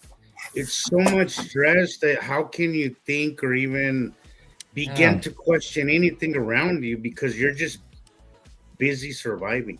And that's what the world is right now. People are just struggling to survive while the world around them goes to shit. It's not their fault. It's not that they don't care. It's Some people don't care, but right now people are just trying to survive because that's how they have us. They have us really on edge. Suppose that you're an extraterrestrial. You're really, really smart. You're out there outside Earth's solar system going, oh, look at those people and how they're living. Suppose that we're actually controlled and conditioned and manipulated so much in our personal environment, even on Earth right now, that it sucks so bad for a reason. That way, if a mothership syndrome scenario were to occur, we would so much easier volunteer to acquiesce to their condition. That too. Make the scenarios that can play off in your head are just staggering. I mean, all of us that have watched sci-fi for as long as forever. So bad that people accept anything, anything in exchange. Hello, how many people fell for the rapture? Yeah, well, that was a couple of weeks ago, wasn't it? Did they go and we missed it? Gee, did the people all go away? And how many times have we been told that they're going to have a false flag event like Project Bluebeam, where a deity is going to be projected all around the world, and it's going to have the technology to speak directly to us.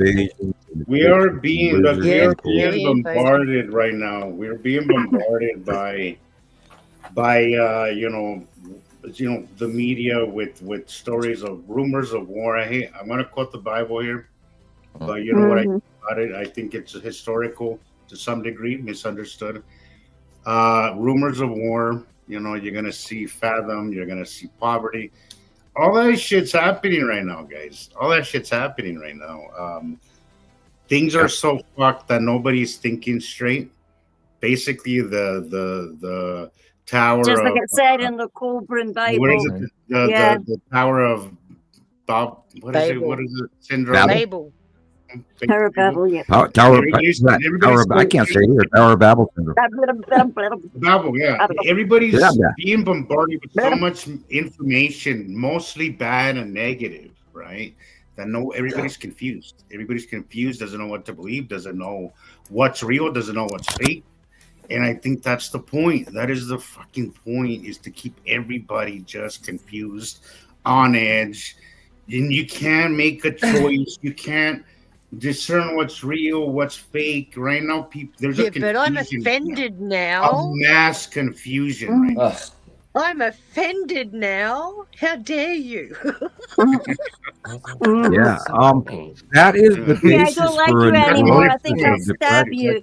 They've just stabbed somebody on a train in London. I had somebody unfriend me yesterday and block me because I told them one of the pictures. I didn't even tell. I just dropped in the comments that they were sharing a picture that was AI generated. Oh, come on.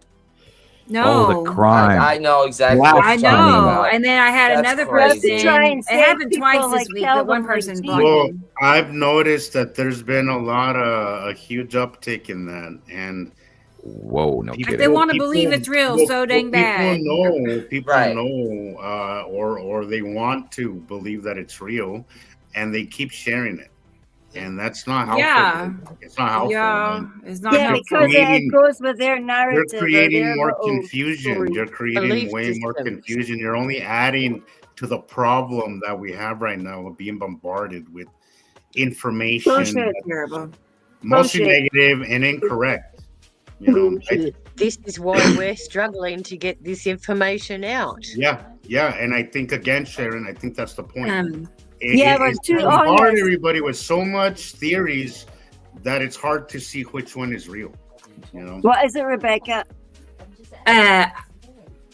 While we visit, I was going to play Katie Jo's video because I feel like she's waiting. She's for waiting for it. Yeah. Sorry, Katie Jo. But I hate it. Let me know you're here, Katie Jo. Let me know. Sorry, Katie Jo. Yay! I would point out to everybody. Take over. I point out to everybody to think back when you first started doing this, when we first, in the early years, we all began this with this bright-eyed, bushy-tailed attitude where we were all really excited about this, and the possibilities were great and huge. And now we're all in the realization of they're happening right in our faces, and it's gotten so much worse than we even expected. And yet it's going to get worse yet. Oh, it's good. Oh, hello, It's Star Destroyer, just above the red tree. Yeah, it's just now. I mean, woo, here we go. Yeah, that's a Star Destroyer. Yeah. You're looking at it from underneath. She's been catching a lot of crazy shit like this. Yeah, you're looking at it from the bottom. Yep. Katie Joe's been attracting UFOs, man. Stop calling him Katie Joe. Yeah, I think you're summing them. Beam me up. Beam me up. It's that broom, I'm sure. Yeah, and those are asteroids under Uri. We saw a lot of that this week.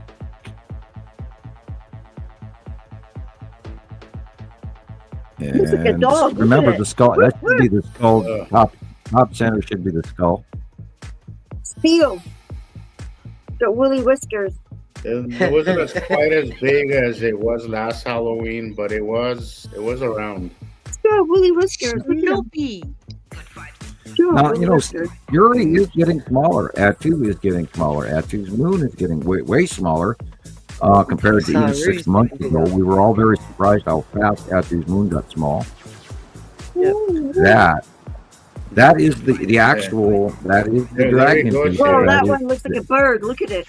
Wow. There we go. I love watching the 737 fly underneath them. I think it just puts it just kind of shrinks it down to small size in my head. And then that's when it hits me like, holy shit. There's freaking planets up there. You know where it was really cool? In Las Vegas. No, that's not I don't know if Chris can hear me, but yeah, because you have McCarran Airport just right there, and sometimes that's when I was leaving there, you had a close pass. You could just see the planes. Yeah, McCarran Airport flying just below the freaking planet. It was just the coolest. It's long box cube, I think. Left-hand corner. The white is on the bottom of the cube. The cube is dark. There's lead asteroid in front of us. That's Magellan Moon on the right. Yep. And we're looking straight up and spinning. Woo! Free carnival ride. And then Uri and Atu. Look at them clouds. Yeah, I didn't have to buy no ticket. Look at the curves there. Yep. Look at the cloud at the bottom.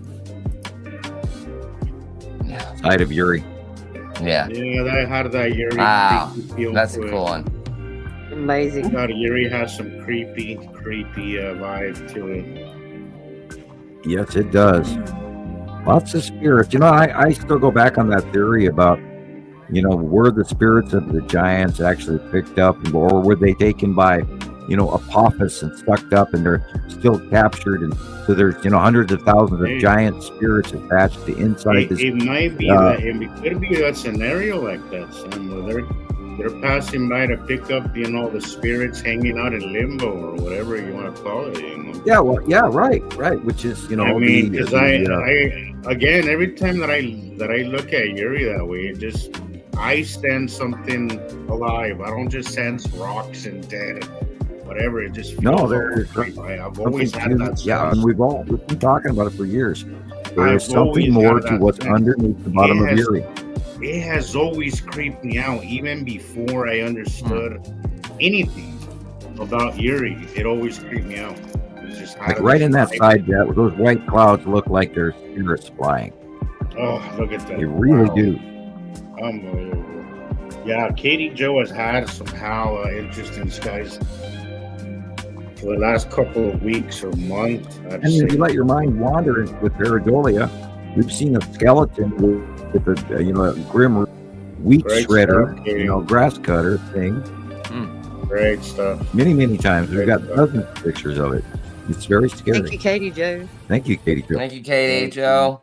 Yeah, I love your Wasn't that awesome? Your post this month were on point.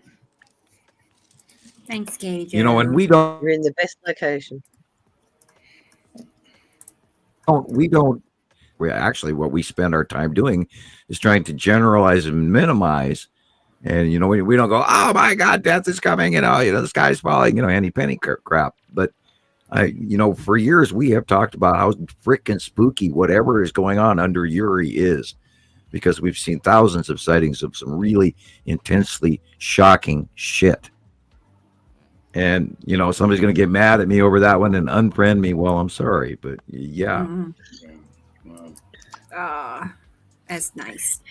That goes in the paranormal. You are definitely you're one of us, and like when you see somebody's videos and like this person is actually seeing the planets. That's some people get lucky, right? Some people get lucky, but then there's that few that this person knows what they're looking at.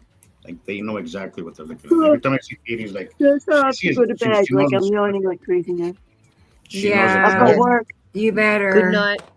Good night, Jelly Beans. I can't believe it's been 5 hours already. It was like just a minute ago. An hour and 45 minutes, and now it's 5 hours, people. We've been binging planets for 5 hours.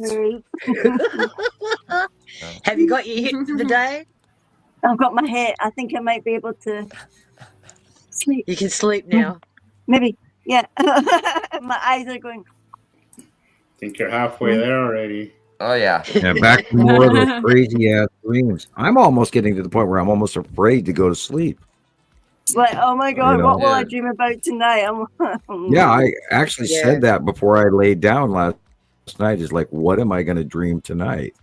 And it was weird, but it was I didn't sleep a lot last night. But I always wonder what school I'm going to open this time. Like it's been, one was a shopping mall, and the other one was like a school. But I mean, like, why would I be making a school when the sky was falling?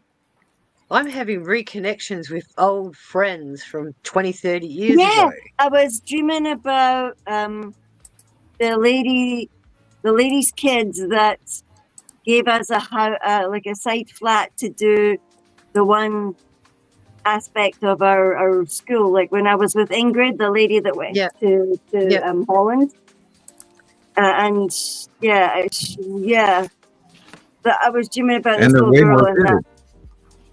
Was that? The dreams are way more vivid. You can see people's faces better in the dreams. It's way more vivid. If you look around yourself, stuff manifests instantly. Like you were thinking that you would need such and such and such and such for the school, and everything just appears. It's like, well, I'm seeing things in my mind while I'm awake too. And what is that? Me whistling out there. It was my power word. They seem to do it every time. I'm seeing people in groups having conversations. I don't hear it per se, but I'm even seeing their faces. It's like, what? While I'm awake. And so there's a lot of whatever this 3i Atlas II intergalactic intelligence is doing. And I this human resonance, and we got scanned. The moon got scanned. Jupiter got scanned. Mars got scanned. Now it's going to come around again. And I cannot wait to see what's going to happen. I really cannot wait to see. Because, no matter what, they're going to deny it.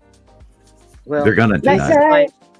Good night. Here's another science fact. Night, Gillian. Good night, Gillian. Hey, Gillian. Sorry, no night. Talk to you during the week. They said that Saturn has gained another ring, and that there is a craft creating these rings. What? And that the ring is almost complete.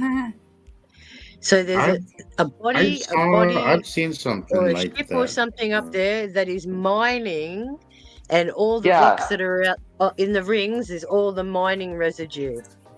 There's a book. It's called The Ringmasters of Saturn or something. The Ringmakers or the Ringmasters. Ringmakers, yeah. Ringmakers. Okay. Yeah, it's pretty interesting. And actually, there was some few pictures that I'm not sure from Cassini or I don't know, one of those. Yeah, are actually very interesting. Incredible. To those to that book Well, that you're talking about. Wasn't Cassini smashed into one of them? Saturn or something? I don't know if it's Cassini, but one of those. One of them actually did its last flyby. We would probably be amazed at the level of involvement that the human race is already involved in space. I'll remind you that we've had a series of treaties with direct extraterrestrial conditioning and communication since the 40s. And then again, I'll remind you of the 1960s.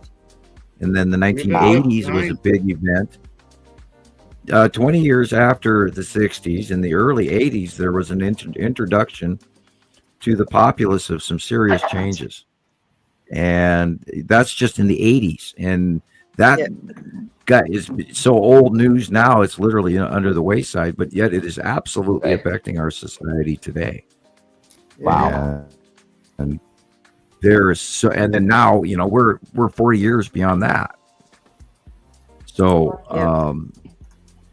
there's a lot going on, people, and I can't publicly say it because number one, you wouldn't listen. 2, I don't want to scare the shit out of you. 3, it's right. Thank you. It's very far-fetched what's actually going on, and you have to realize again, it boils back down to the fact that we don't own Earth, and there's a lot of religious people out there that are going to scream when the moment I say, "And God did not make us."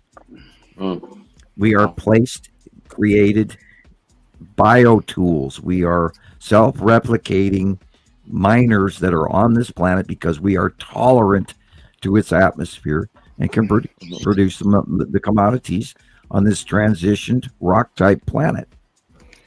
Well, this whole narrative that people believe, Sam, that we're like the first, we evolved, you know, in this last 10,000 years, and we evolved from apes. I can't even begin to explain how ridiculous I find any of it. And anybody who actually buys into that crap, that we evolved to this level in 10,000 years, is just they have footprints. Insanity. It's just insanity. Of modern man footprints that dates back 115,000 years in the sand. Wow. They have absolute, not Neanderthal. Why is this if they come out and made the claim that our DNA is 98% monkey? Well, if we evolved out of monkeys, wouldn't monkeys cease to exist? Well, isn't that the point of evolution? Isn't that how it works? No, that isn't how evolution works. If you've been engineered and manipulated, see, this is the thing. When I first heard of CRISPR, I started freaking out. Right. Because that's the ability to chop up DNA however you want, in however many base units you want. You can insert, you can mutate, you can do whatever you want. That's exactly how we were engineered. Yeah. They took a piece of their because DNA. We have frog, we have bird, we have us. snake, we have Just have mammal, we have. Just look at the brain. You have monkey brain, bird brain, and serpent brain. And though we're tolerant, our core brain is lizard brain.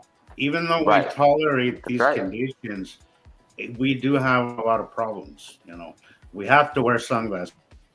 We're not even adapted to the sunlight in this freaking planet. So, not just we have back problems. We have so many. We don't. I mean, we damn do have back problems. I can attest to that.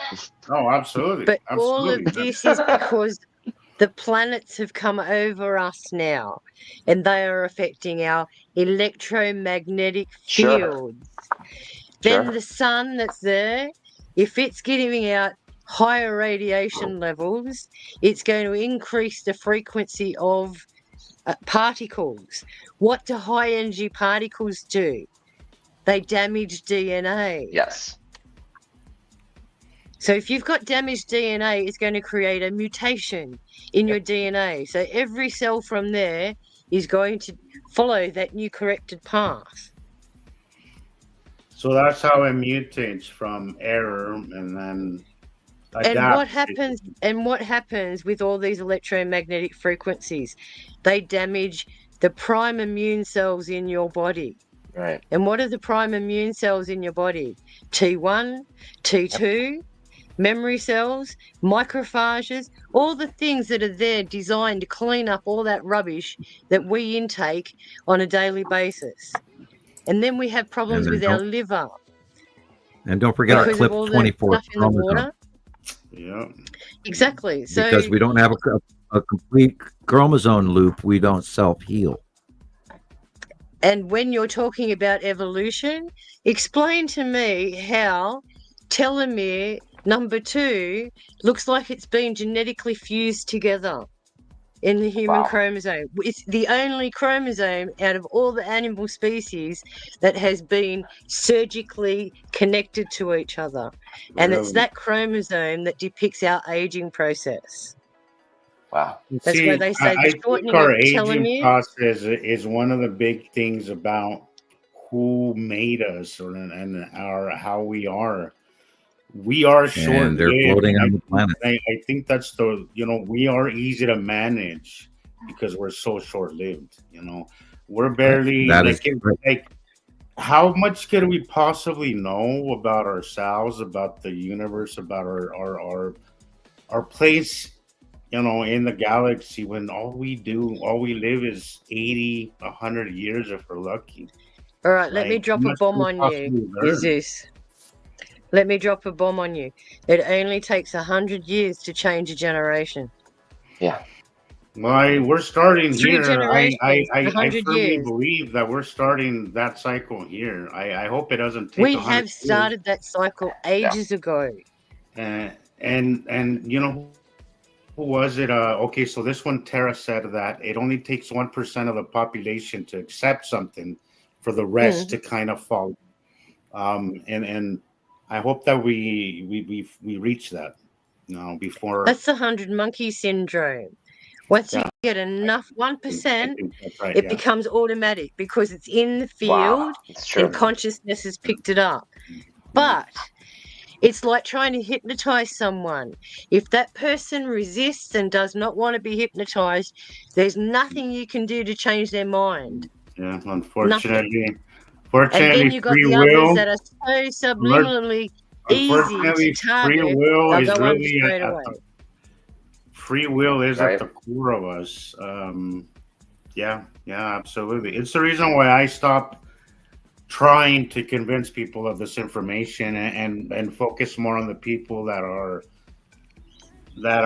come forward and actually want to learn. I stopped. Don't give up, Jesus.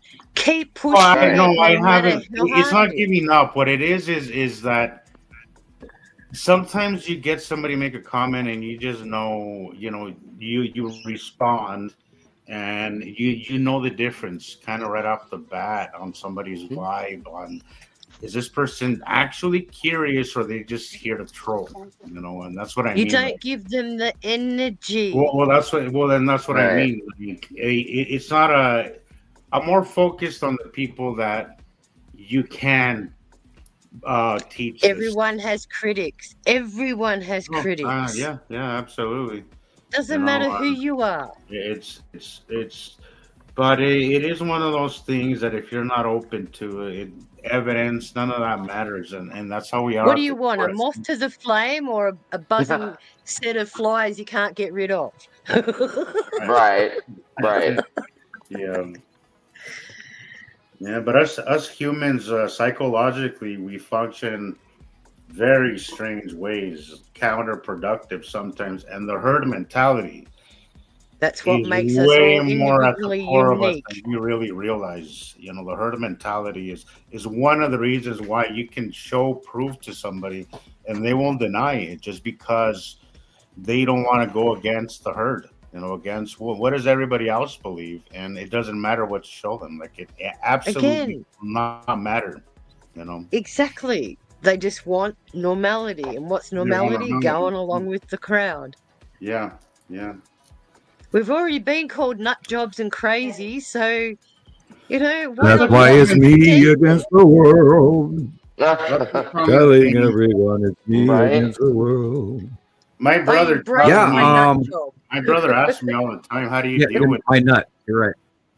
My brother asks me all the people. time, how do you deal with them? Yeah, again, we roll this into a great cinnamon roll, and we go all the way back to 1978 when the FBI and the NSA go to my parents' house and have coffee so they can offer me this job, but I got to sign the NDA and all of that, all the way to what we're doing today. And it's still the same statement all the way across the board, because this is so insanely different than everything we've been led to believe in a horrible manner for generations, going all the way back to World War II.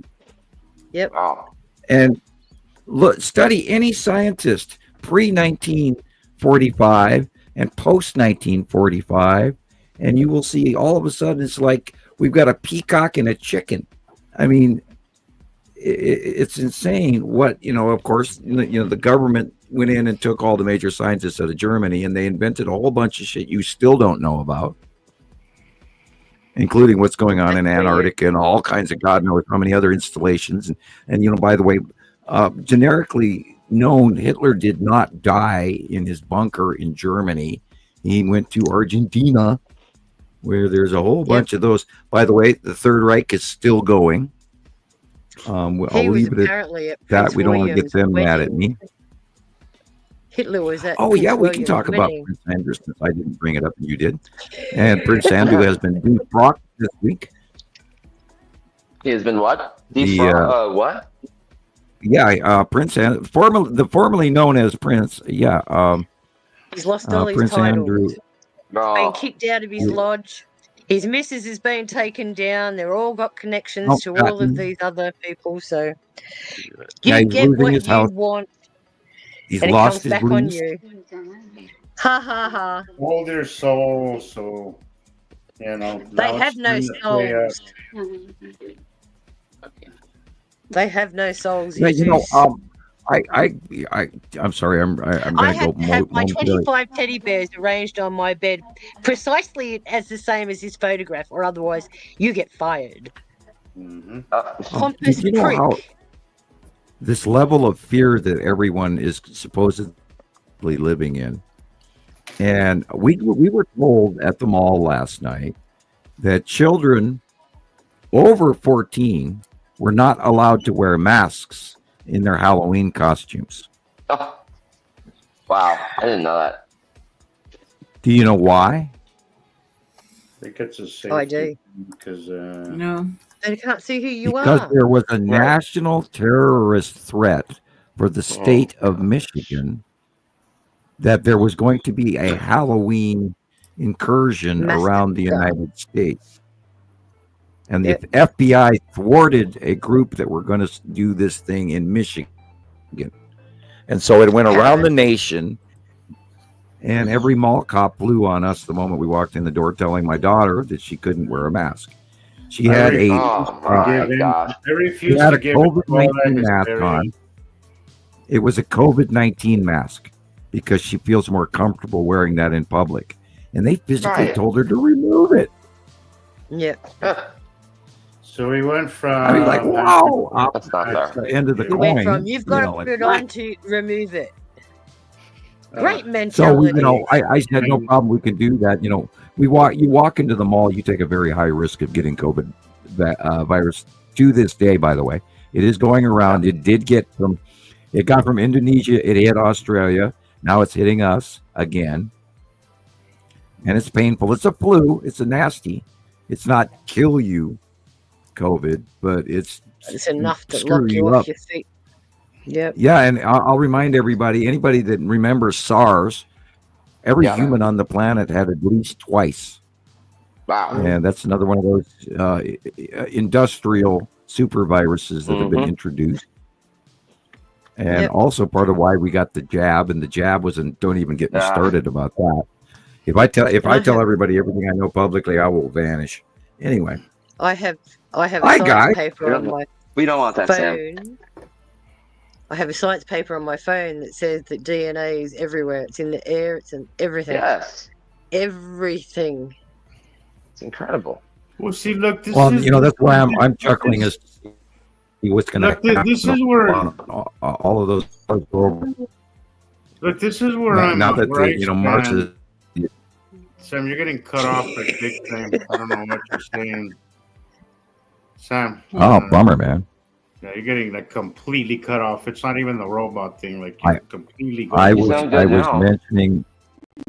was mentioning about Mars and what any of the rockets or landers or DNA from off anything we really up want. I think if they really wanted to do all these things, there's a lot easier ways to do it, or water, or without causing such hysteria. Like there's a lot of ways that they could introduce a lot of these things without having the population. Well, how are you going to hold? I'm not saying that. I'm not defending the vaccine. That's not what I'm doing at all. I'm just saying that people are worried about the trails. People are worried about the jams, but there's so many easier ways that they could do these things without causing panic. I just feel there's. I'm not for vaccines. I'm not for any medications that don't absolutely have to be taken. But I do feel there's just other ways. Mentality. This isn't a topic that we want to talk about publicly. Well, I guess if you do it all in one big huge hunk, we should avoid. Yeah, I say so too. Yep. For our own podcast safety in the future of this program, I would suggest that we change the subject again. This is because I know I looked at the technical data for the European jab, and it's not something we want to talk about. It's not good.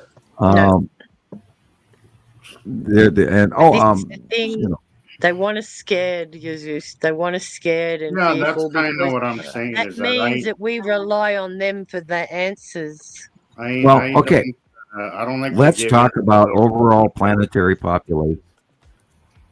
There's only 1 or 2 or 3 little countries that are actually gaining in population. But every country on this planet right now is in population decline. They can't afford the tax base. They can't pay for the X generation or the previous, like the baby boomer generation of their individual groups. The Chinese are in desperate stature. The Russians are kind of counting on their overall complacency of the masses. On and on and on. Europe is in interesting turmoil lately. I'm loving where France is all of a sudden pulling itself forward in the group nicely. I am pleased with Macron. I keep saying that with my crazy French accent. Anyway, the world is a really interestingly spooky place right now. And on top of all of this, weather and all that. Is it though, or is it just what's being fed to us? It is. It's way worse than we're being fed. There's just part of the world that is happening, but there's a whole other part of it that's really being exaggerated. No, I think it's being highly under exaggerated. I think we're missing a vast portion of what's going on. That's why they're bombarding you with all the other shit. Because they don't want you to know what's going on, you Zeus.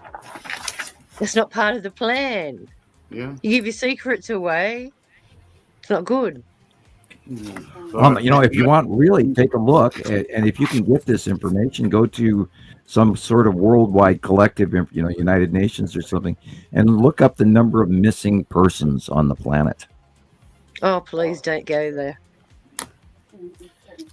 How do you think they cleaned up all the streets of Philadelphia and that from all the homeless? Where do you think they all went? The poor are being vanished right now. And the news is completely avoiding it. The poor people, there are people, mental health cases, drug addicts, you name it, are being vanished. There's a huge swarm of that going on right now, by the way. It's been for a couple of months now. Well, and then, they talk about Chicago, they talk about LA, but it's going on everywhere. And now they're rounding up people sleeping in their cars. They got rid of all the tent cities here, and now they're rounding up people in cars. You get fines for sleeping in your car now. Yep. So they're tightening the thumb screws on. Then it'll be in the caravans and the RVs, and poor people. Yep, they're moving people out of caravan parks. It should be a war on poverty, not a war on the poor. That's what it should be. Well, it's been being set up for. The Heritage Foundation has been involved in this for decades. And here it's the land rights, giving it back to the indigenous people. Now they've cordoned off Uluru. You can't go anywhere near the rich Uluru. moved up into Montana, and now you have to be literally rich to even move here. And the poor are moving out. Excuse me? Thinking the same thing, Sharon. I said that's the way it's going. I don't think isn't it? anybody can afford to move now. No one can afford to move Yeah, now. well, there's one. Unless you want to go to Florida. Unless you've got a But bank who has account the of means endless. Go to Florida. I'll tell you, When we talk about the bank failures, there's an swamp overpriced, rents, and that's what happened. The big crash, economic crash of 1930, after the stock market crash, where we went in, stock market crashed, and then the housing market in Florida crashed. And then that was the supplemental crashing of property values going in a chain reaction from east to west, all the way to California. And from local goods traveling east to west, and you name it, trains, service, electricity, you name it. And this was, of course, mostly prior to electricity in a lot of areas. Some areas didn't get electricity until 1940. Exactly. So we are right at that, again, financial and economic instability where the market is crashing in Florida. Yeah, and that is going to work its way. And that's and what I all of looked the at. farmers, I looked at it from this way, Jesus. I bought my house back in 1995 for $138,000. Nice. Now the same house is worth $1.6 million. Yeah, easily. How did we go from I 138,000 don't to know. 1.6 million? But if it's, I can't see it remaining like that, or I don't know. I'll never own a home. Well, that's what's happening here too. My brother bought just in 2019, Sharon, and now it's triple in value. His home triple in value. But it's going to lose value really soon. And that's not even considering. I see that happening. Well, that's not even considering. the downfall has already started. Yeah. That's the thing. Higher mortgages mean higher people have to pay back these mortgages. You lose value in your home, you're not going to get the same value on your mortgage, are you? No. You're still you're stuck paying at more that money than mortgage the rate house the is bank worth. loaned you. And then you're right sunk now. in your own home. This newer generation is screwed. Like they're not going to be able to own their home. They were screwed They 20 won't years be ago. able to pay off if they do have a mortgage, they won't pay it off in their lifetime. And unless you in have a 1973 $200,000. Well, yeah, if you have a few $100,000, just lying around, yeah, sure. No, but- I meant if you're in a job that makes you $200,000 a year. Well, yeah, exactly. Because apart from the Well, mortgage, here's the as you thing. said, you got all your utilities. Sharon, is that right now rich people are doing great. It's us, the normal people, that are hurting. Right. But the rich people right now, they're doing fantastic. Yeah, because we're propping them up. Yeah. Well, they're squeezing everything out of the little guy right now. Right. That's kind of what's happening. We've got to fashionably stop that by not allowing it to happen, by consumer choices and revamping our own intelligence. I said if you wanna your voice heard, do it with your wallet. Don't Imagine if everyone didn't go to work for a day. Imagine that. Everyone take a holiday. Come together. Just stop it. Stop the entire economy for a day or two. Let's see if they don't fucking cut their shit out. Why do you think they keep mentioning the 3 days of darkness? Because all they have to do is shut down the internet, shut down the power, live in dark for 3 days. You watch people panic, and then they'll say, we have to bring in the military. We have chaos. Yeah. What is the saying? Problem, reaction, solution. They create the problem, then they come up with the reaction, and then they give us the solution. That's how it works. It's been happening for some time, man. Again, it's all martial been in the law playbook has been since declared in many cities 1788. in the United States. We are already in a state of martial law.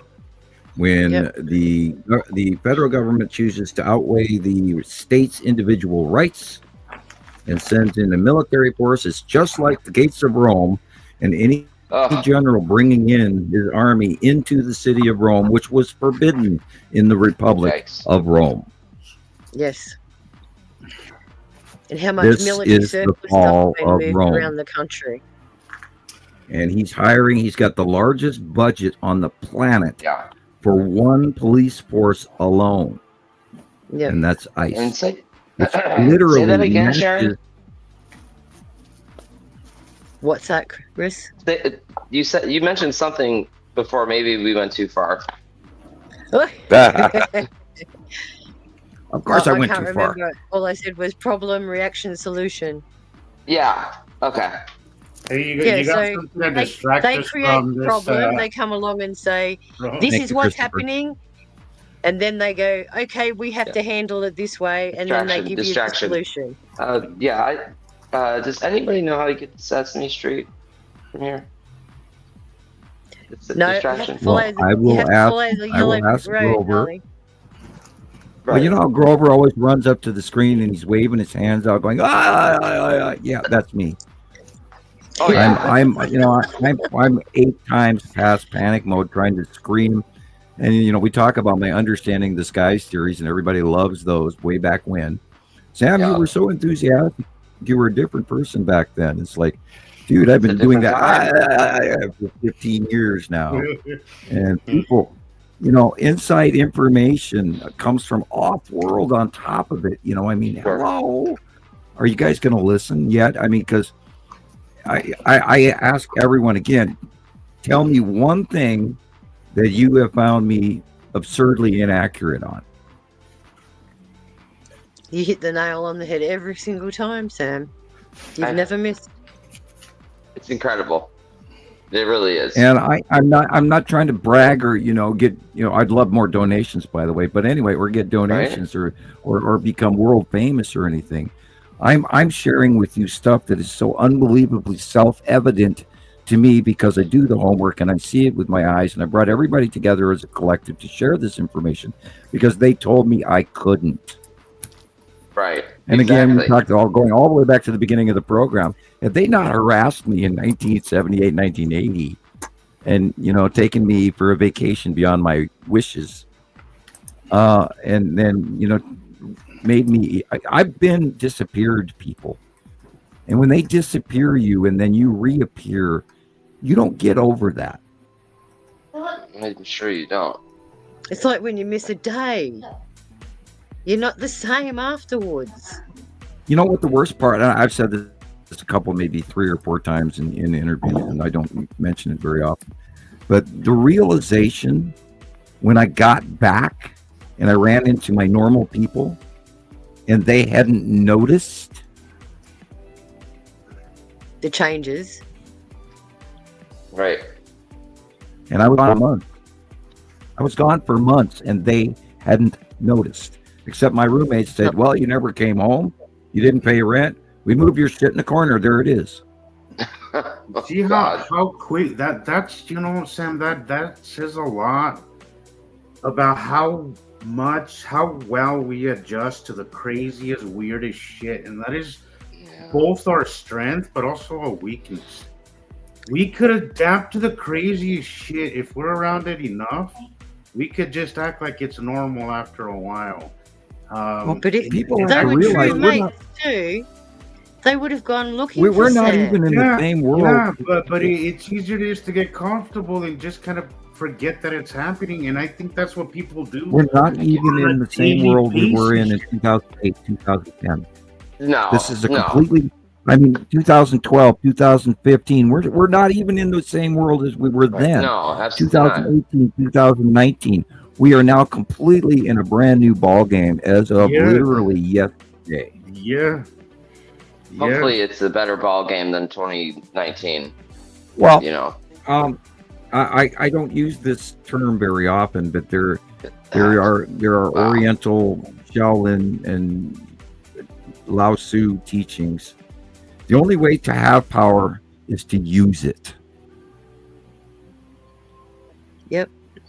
It's where the key. So the question is everybody that's here, everybody that's listening, has been granted a special inclusion into decades of research for free. So the power I'm giving you through the information, because knowledge is power. My question is, how are you going to use it? Mm-hmm. We are not kidding. We are not guessing. What I was telling somebody is paying it forward is, the only thing I could come up with. I've always wondered why. You always wonder why do I see this so clearly? Why everybody is just so oblivious to it, and it kind of messes with you. Because you have advanced. But you have advanced in your knowledge and your understanding. Yeah. But you always wonder, like, what is the purpose of me learning this? Like, well, what can I do with it? And the only thing that I to do with it was just to, share it with other people. I believe that with great knowledge does come great responsibility, and it is my civil duty, I believe, as a human being to. And you do that every time you go live. To teach others, You do it every time you go live. Yeah. It might not draw in the people that we anticipate or the viewership, but you're doing your bit. Every time you upload a picture or a video, you're doing. And we all have our own little jobs. Mm-hmm. Rebecca is showing comparisons. These comparisons, we have thousands of them, people. If you have any doubts as to our reputation whatsoever, okay. I don't even know how to respond to that, but we've been doing this for so long with such unbelievable accuracy rate because we have members from around the world that are contributing this exact copying information. Christopher, he's new. He captured the second or literally the best Texas Cube capture ever live on a live that we've gotten in well over a decade. 19. I'd say we all caught that photo together. It was in show 104 at 4 hours and 20 minutes. We all caught that capture together, pretty much. Going back to what Sam said, Chris, like I think we all have our strengths. That day, had it not been for you recording it, but Gillian watching it, Sam watching it, and was watching it together, it probably would have gone unnoticed. But because of the collective effort, because everybody has a strength in this, everybody has a strength in that, and we all put. And we're doing our show, and then we all watch it live. And Gillian and I both literally jumped out of our chairs. We almost jumped out of our chairs. That's what makes this so special, guys. That's what makes it's because of the collective. Because everybody puts in their 10 cents, and we all make $1.50 out of it. Oh yeah, it's awesome. Absolutely. Like that cooperation between human beings is at the core of society, And I love our own 100 monkey syndrome. Yeah, I love the collaboration. We have to. That cube thing could have gone unnoticed had it not been for the collective effort. And that's awesome. In the 70s, we just tells you how strong you when we come together we can be. In the 1970s, we used to carry jukeboxes on our shoulders, and then play the music, and listen to it really close to our heads. So this is the time now when all of those people, with the transition that's going on because of the timing of man, I mean, that's the best way I can describe it, where we are, what's changing right now. We have to reach up and grab that volume knob on our jukebox on our shoulder and crank it up and walk through Times Square, whether the singing cowboy likes it or not. Okay. What song is playing? I would have to say that it would be a German band, Earth to Universe. It's one I absolutely know. The Scorpions, or Yep. Like Rocky like a hurricane. Walk because my legs are numb. Rocket like a hurricane. Yeah, rocky like a hurricane, or thunderstruck, or thunderstruck. Yeah, freaking the extraterrestrials are freaking here, you guys. I mean, shit. They're parked right over your head. What the fuck don't you see? Waiting for. We've been, everybody's been waiting for them. We're waiting for a sign above, and we have so many of them, guys. Come on. I'm gonna go take a walk because my legs are starting to fall asleep, guys. Oh no! We have thousands of pictures of the cubes and the Star Destroyer. We know when they got here. We watched it. We witnessed it. We documented it for years. While we had some groups with 50 people or 55,000 people, and we've been up and down the Facebook scale of. I had one point, one of my sites had 85,000 members. Wow. Where they all went, I don't know. Yeah, and now I'm down on Montana Skywatcher 1, and they're telling me I can barely post, and I get in trouble if I do. Okay, but this is why our website is going to be brilliant, because it'll be an area for everyone to log into, and they can explore and see everything that you guys have accumulated over the last 15 years, how loudly you've been shouting it from the rooftops, and everything that as a collective we've all put together over that time. So a lot of work to happen yet. Hey, Rebecca. Exactly. Yeah, but it'll be great to have, and then we can keep it updated and current. Mm-hmm. As long as I don't wake you up with verification codes. I think we have too much information. If we put everything out, we would crash a server. We have documented between all of us, including Carol Ann's files, and in my I looked it up earlier. In my AA file, I have 11,863 photos alone. Just in the AA file. Just in the AA file.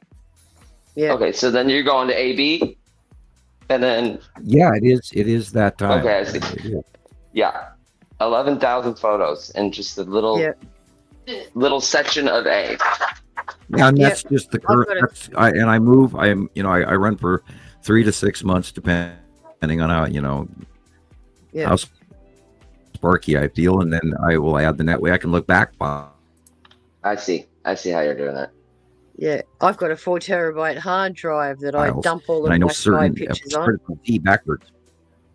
I started from Z backwards. That way I could scroll down to the bottom and find current, and then have the old pictures on top, and keep them concurrent. And then I ended up going from A to Z, and then AA to. I'm working on the second run of files in the alphabet. Yep. I have so many pictures you wouldn't believe. I'm gonna download them onto a thumb drive. I hope. Knock on wood. I have most already saved, but I need to save the current ones, the AA file, for example. But the documentation is the huge thing, and what Gillian's doing is cool. What Sharon is doing is cool. What Rebecca is doing is great. I love your videos, Christopher. I like Jesus's attitude. He goes out and he's an independent filmmaker. We love his work. We like Alexander. We love Robert Marshall. We like Petty. We like Afan. We love our people all over, and Joel, and on and on and on. And more people than Katie Joe. 40,000. And Esri Colette and everybody here with us. And it's all really important. And you're all you guys have to. All of you are valuable. You guys have to spread the word. I'm doing my thing. And you guys just have to grab. Yeah, you have to use your power. You have to take that power and use it. Yep. Use what you teach, what you've learned. Exactly. And if you have a question in your teaching, and you run into a thing where I'm trying to teach this guy something, but he asked me a question I can't answer, well, then you contact us, and we will answer it for you. So you can start with your things. Thank you, Tara. Yeah. 333. Definitely a unique community. Which leads me on to say I need to go too. I have family stuff to do. So thank you again for making me an official host. Of course. I do have a short video of yours. Do you care if I play it real quick? Or if you need to go, that's fine. But yeah, no, I meant to play it. It's only 4 minutes. So only 4 minutes. Yeah, only 4 minutes. I know. Oh man, let me get this to Tara real quick. Hey, isn't that cute? Thank you, Tara. Thank you, For Tara. you, right? It wouldn't be the same without you either. Never. Okay. Yeah, let me play this real quick. I kept waiting for the right, anyway. The right moment. Some of your recent pictures from one of your reels. Waiting for the right. Is that plasma ball? Sharon, I just want to say before I go outside real quick, I think we couldn't have picked somebody better to join the cast, join the group. Yeah, especially all the way down in Australia. I love that. So just wanted to say that. Well, she kind of fills in that all the way down south in Aussie land thing that nobody else can do, and she's a wealth of knowledge. And always interesting. And she's you're very well knowledgeable in this topic, which is super important. Well, when science is your love language, you follow it to a letter. You want to know every aspect of what comes under that umbrella. Absolutely. Hey, Sassy. Hey, Sassy. That's nice. Thank you so I agree. much. Right. Thank you.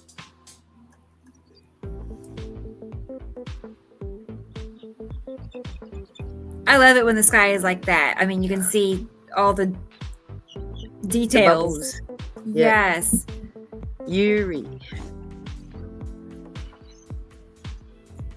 Yeah.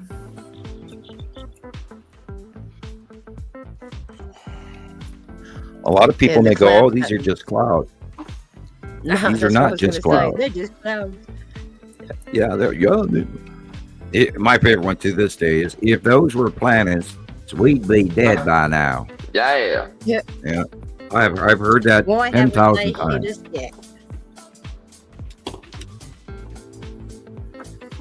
Well, the funny thing is, we have 2 stars, 2 sets of planets, a whole bunch of really big people living on those other planets that, approximately 350, 400,000 years ago made us.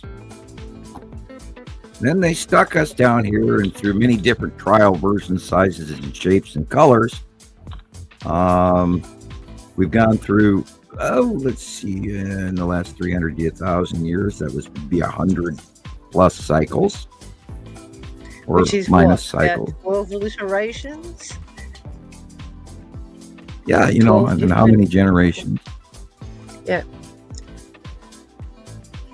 And then a few thousand years ago, there was a higher race that stepped in. Wow. And then there was a war over Earth, and a larger federation took over and yet allowed things to exist pretty much as they are within the solar system, because they are mandatory for the mining and for the almighty dollar, or the space dollar. And then even later came a larger decree from a higher faction, which is the civilization makers, who actually started most everything that we believe and know of in our multi-galactic, intergalactic, multi-dimensional universe that we live in. And there's so much more going on than humans have even thought of. And this is the year where anything we can think of, we can imagine and we can solve. We are now stepping into a brain positive thing where, we're talking about the AI upgrade on Google, or the AI upgrade with Gronk or Meta or whatever. But you too can be and are part of a intellect rock. Yeah. You too are an AI. And I suggest that you guys all turn on your AI inside your head that you've been, which is like here today. A Gronk here is a bogan. And that's like only going to do. Chop, chop. I got to tell Esri Colette thank you as well. Oh, thank you. And isn't that the nice? time there says 7:15. that says 7:15. Our sunset was scheduled to go down at 7 o'clock, 7:05. Okay. So it's staying up 25 minutes later. Wow. Yep. Huh. Yeah, 25 minutes to half an hour later with all of the reflection. That's the illumination off the bottom of one of the planets, and you're seeing the base cloud is the fingering underneath. I'm glad you made me short. Yeah. Right. I was Yeah. noticing how tall I was. You never know with me. Everybody. Yeah. No. Hey, we're standing on an we're at a actual party. photographer's up ramp, with the soap, me on my soapbox. Oh, okay. Yeah. Yeah. At the Sometimes party.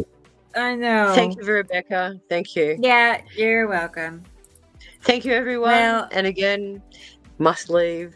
Sure. Anyway, have a great week, everyone. Keep See eyes you to the next week, sky. Sharon. Keep capturing Okay. those pictures.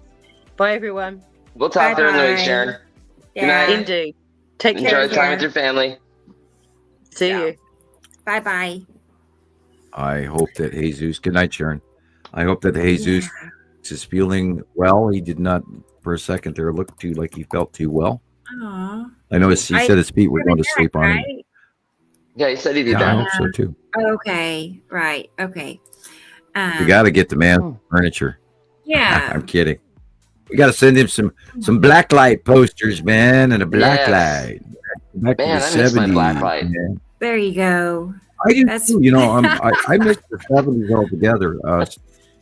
That was part of the movement that we're running off of today.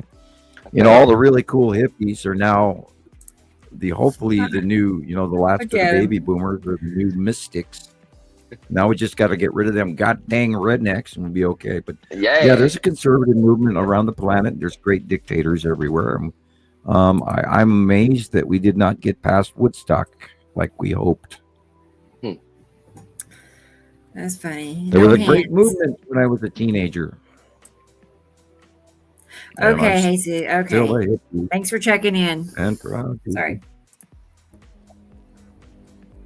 be Yeah. outside taking a stretch. Yeah, I knew he was out. That's why I said I hope he's feeling well. Good. Yeah, love Okay, the 'cause I still Ray-Bans, have man. 2 video. He sent me a couple of clips, and then I have. Well, let's see. Oh, Robbie sent me a short video. Great. Yeah, let's look at that real quick. And like 2 or 3 pictures. Let's see. I think Robbie's here. Christopher, if you were to do an individual planet movie, where would you start? Would you start with Nibiru, or would you start with the year, or would you do it, sequentially, or? I'd have to think about that for a minute. What was the Right, question? how would you, Well, if we're going to do individual planets, Yeah. would we do that, in the sequence of years, or would we just do it randomly? Like this is this planet, this is this planet, then this is this planet, then, or would we lay it out chronologically? I'd lay it out and give a larger chronologically. tale, and then we'd have to do a lot more verbal tale in between, and give the story of the guidance of the arrival of the planet. Right. Well, that's what I was thinking of. That's what I was thinking about earlier tonight. Because I wanted to do another video this week. I was thinking more of a timeline video. Start from the beginning and work our way all the way up till now. That way you don't have to it's gonna be a long video. Yeah. But I think it needs to be done, right? Yeah. Like. All right.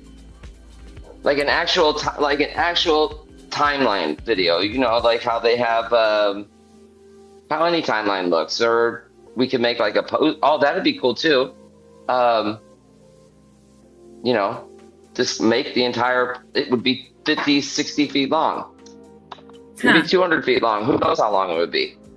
You get the ruler on the bottom, and then 2009, and then you got the events happening in those years, and it'll take us about a month to make that. Yeah, right. It could, but it'd be nice to have at the end, Right. Christopher, the Sundance Film Festival is happening. Have you found out? Where is it? No, I haven't actually. It's all over the country. Okay. I mean, we have a Sundance Sundance Film Festival representative showing going on here, and we have to find out who you send it into, and then you somehow put it on a format that they're ready to receive it in. I feel like I have to re-edit that.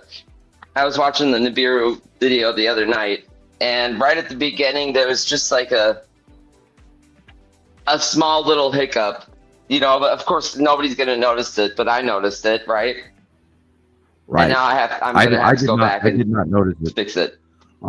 I think your Nibiru video was one of the best culminations to date that we had a while back. Thank you, Sam. And I think the collective of what you and Rebecca have been doing together since has added. I think that was a very foundational, strong, very excellently well-made video, including your Facts and Fear video. I love that one. Cool. I love the ones where Rebecca did several smaller videos on YouTube. The What I Know About Samuel Hofman or What I Know About Nibiru series. And there was parts 1, 2, and 3. And I do miss that you used to have. You used to have the screen behind you, Rebecca. Yeah. And you were pointing out the automatic curve with your finger. Yeah. And you go to a base level of teaching science that people need to see as a graphic. Right there. Right. And you used to build and construct how you collected and drew over the top of comparative. I love those videos. So what you guys have done has been an amazing step forward into how we've been sharing this stuff for the last, well over a decade. You guys have moved this strongly forward into a new media that I totally respect and savor and I keep going back and watching all of it. Cool. I'm probably, 10 of you, they don't let me like on YouTube because they won't let me sign in, but I'm flagged. I'm a leper. They won't let me in. Well, adding to that, Chris, to what Sam just said, you found your style. I enjoy watching people evolve, which is a little rare, but sure it is. Everybody has their little style, and I think you found. I think he's a filmmaker. That's why I was mentioning Sundance. I think it adds nicely to whatever it has its own thing, in the group. In my opinion, I'm going to be silly here. Christopher is the Jacques Cousteau of Las Vegas Nibiru filmmaking out there, and he's like, he's got his snorkel, and he's the first guy in the water to develop good swim fins and air tanks, and off he goes, and he's fresh and he's young, and his group of people, because he's younger than we are, and his work has been there. And most importantly, because this is my number one thing, you actually see them. You're not getting lucky. Again, I'm gonna repeat myself. I said this earlier, and this is just you. No bullshit. Actually, not everybody. Some people get lucky, but some people, when you see their videos, this person is actually seeing them and actually understands it and knows what he's looking at. I think that's number one rule. Number one thing is above all is that you actually see. I know that you see them. It's obvious that you see them. So yeah, awesome. Yes. Yeah. And I couldn't have done it without all of you guys, and especially Rebecca. When I first started doing this, I didn't know what I was doing. I didn't know what I was looking at, but I knew I needed to find the answers. That's how we all started, Chris. We all started we didn't have a clue. This just kind of I didn't have a history. I always liked watching the skies. I always did, but I didn't really have any experience in recording anything. My first videos were so shaky; they were just horrible. And then but look how fast you learn. but Right. because you love the topic, and also I think is very important too. If you have no interest in this topic, chances are you're not going to take the time to actually learn it. I think you have to really love it, because it is a big topic. That hallelujah moment, that point where you realize and you see the planets, and you almost pee your pants, and then you cry for like 3 days, going, "I really freaking saw them," And also, and here's another one. Like, I think a lot of people really focus and on the fear part. And don't get me wrong, like I think it's very important to address that because bad things are happening, but you can't just be taken away with just the bad part of all this. Yes, is it bad? Yes. Is it scary? Yes, but it's also fucking amazing. It is incredible. How is this even possible? It is just an insane show, man. That right. I feel so lucky to be able to be a part of. I can't absolutely tell you how lucky I feel to be able to see it. And when you see these planets dying and not knowing that this was freaking happening, oh jeez. You get a brief glimpse of a close pass, and you see land masses, or you see craters, or you see a star destroyer, or you see the damn cube, or you see all of this shit, or even like I'll never forget as long as I live, the Norway spiral orb, or the skull coming out of the shadow and creeping out from behind that too, and it's so big in the sky. It's like watching the Macy's Day Parade, and I'm standing in front of Macy's. By God.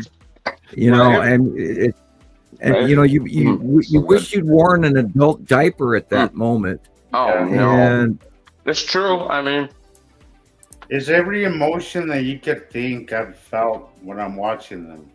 Every emotion, absolutely, every single emotion. But at the end of everything, it's mostly just an awe and just the enormity of it all. We really think we're the shit down here. Like everybody in the world thinks we're so big. We're a freaking speck, man. And it just, I think if people were to see the world this way, it would really change our outlook on life, and we'd get over ourselves first of all, and focus on that's why matter, man. I keep trying to tell everybody we do not own the earth, and we are participants in a much larger thing. And I bring out the movie Dune all the time because we're like, this group of people that are being affected by the galaxy around us. And that is really what is going on.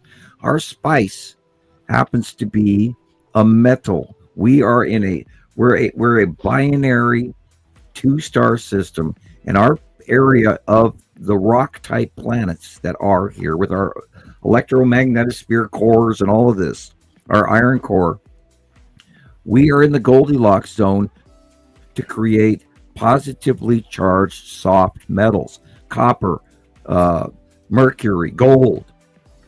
Gold carries a positive charge. Other metals do not. Other metals are negatively charged.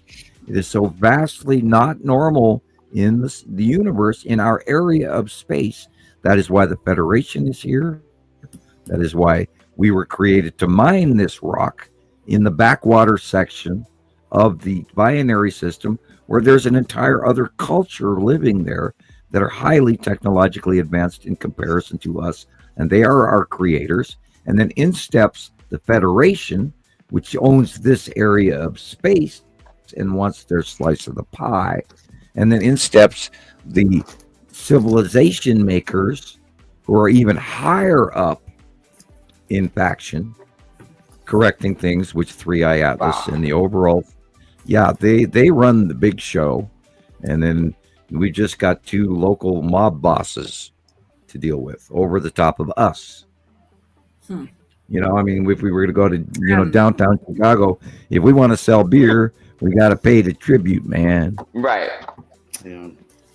Well, we gotta get our heads out of our egos out of the way, man. Oh yeah, God, yeah, right. Boom, gone.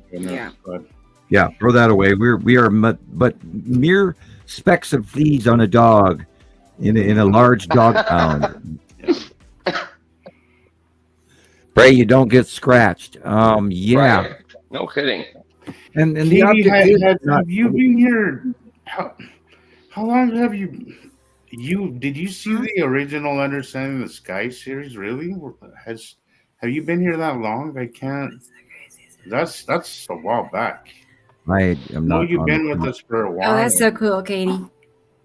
Hmm. Isn't that it? Well, I know that feel. I mean, it's kind of funny because used to, like, you know, we just heard Sam on his Understanding the Sky. We used to have to wait so long. Remember, Rebecca? I know, months and months and months and months, years. I don't know, but years. we would. I'd stay here. Yeah, you know, set my alarm. Yeah. I'd know when it was starting. Anyway, but That's great. That was so cool. And then I know I told this before, but I remember when he first said like the name of my group and stuff. Like he acknowledged who I was, and I was like, my jaw was on the floor. I bet. I'm like, oh my gosh.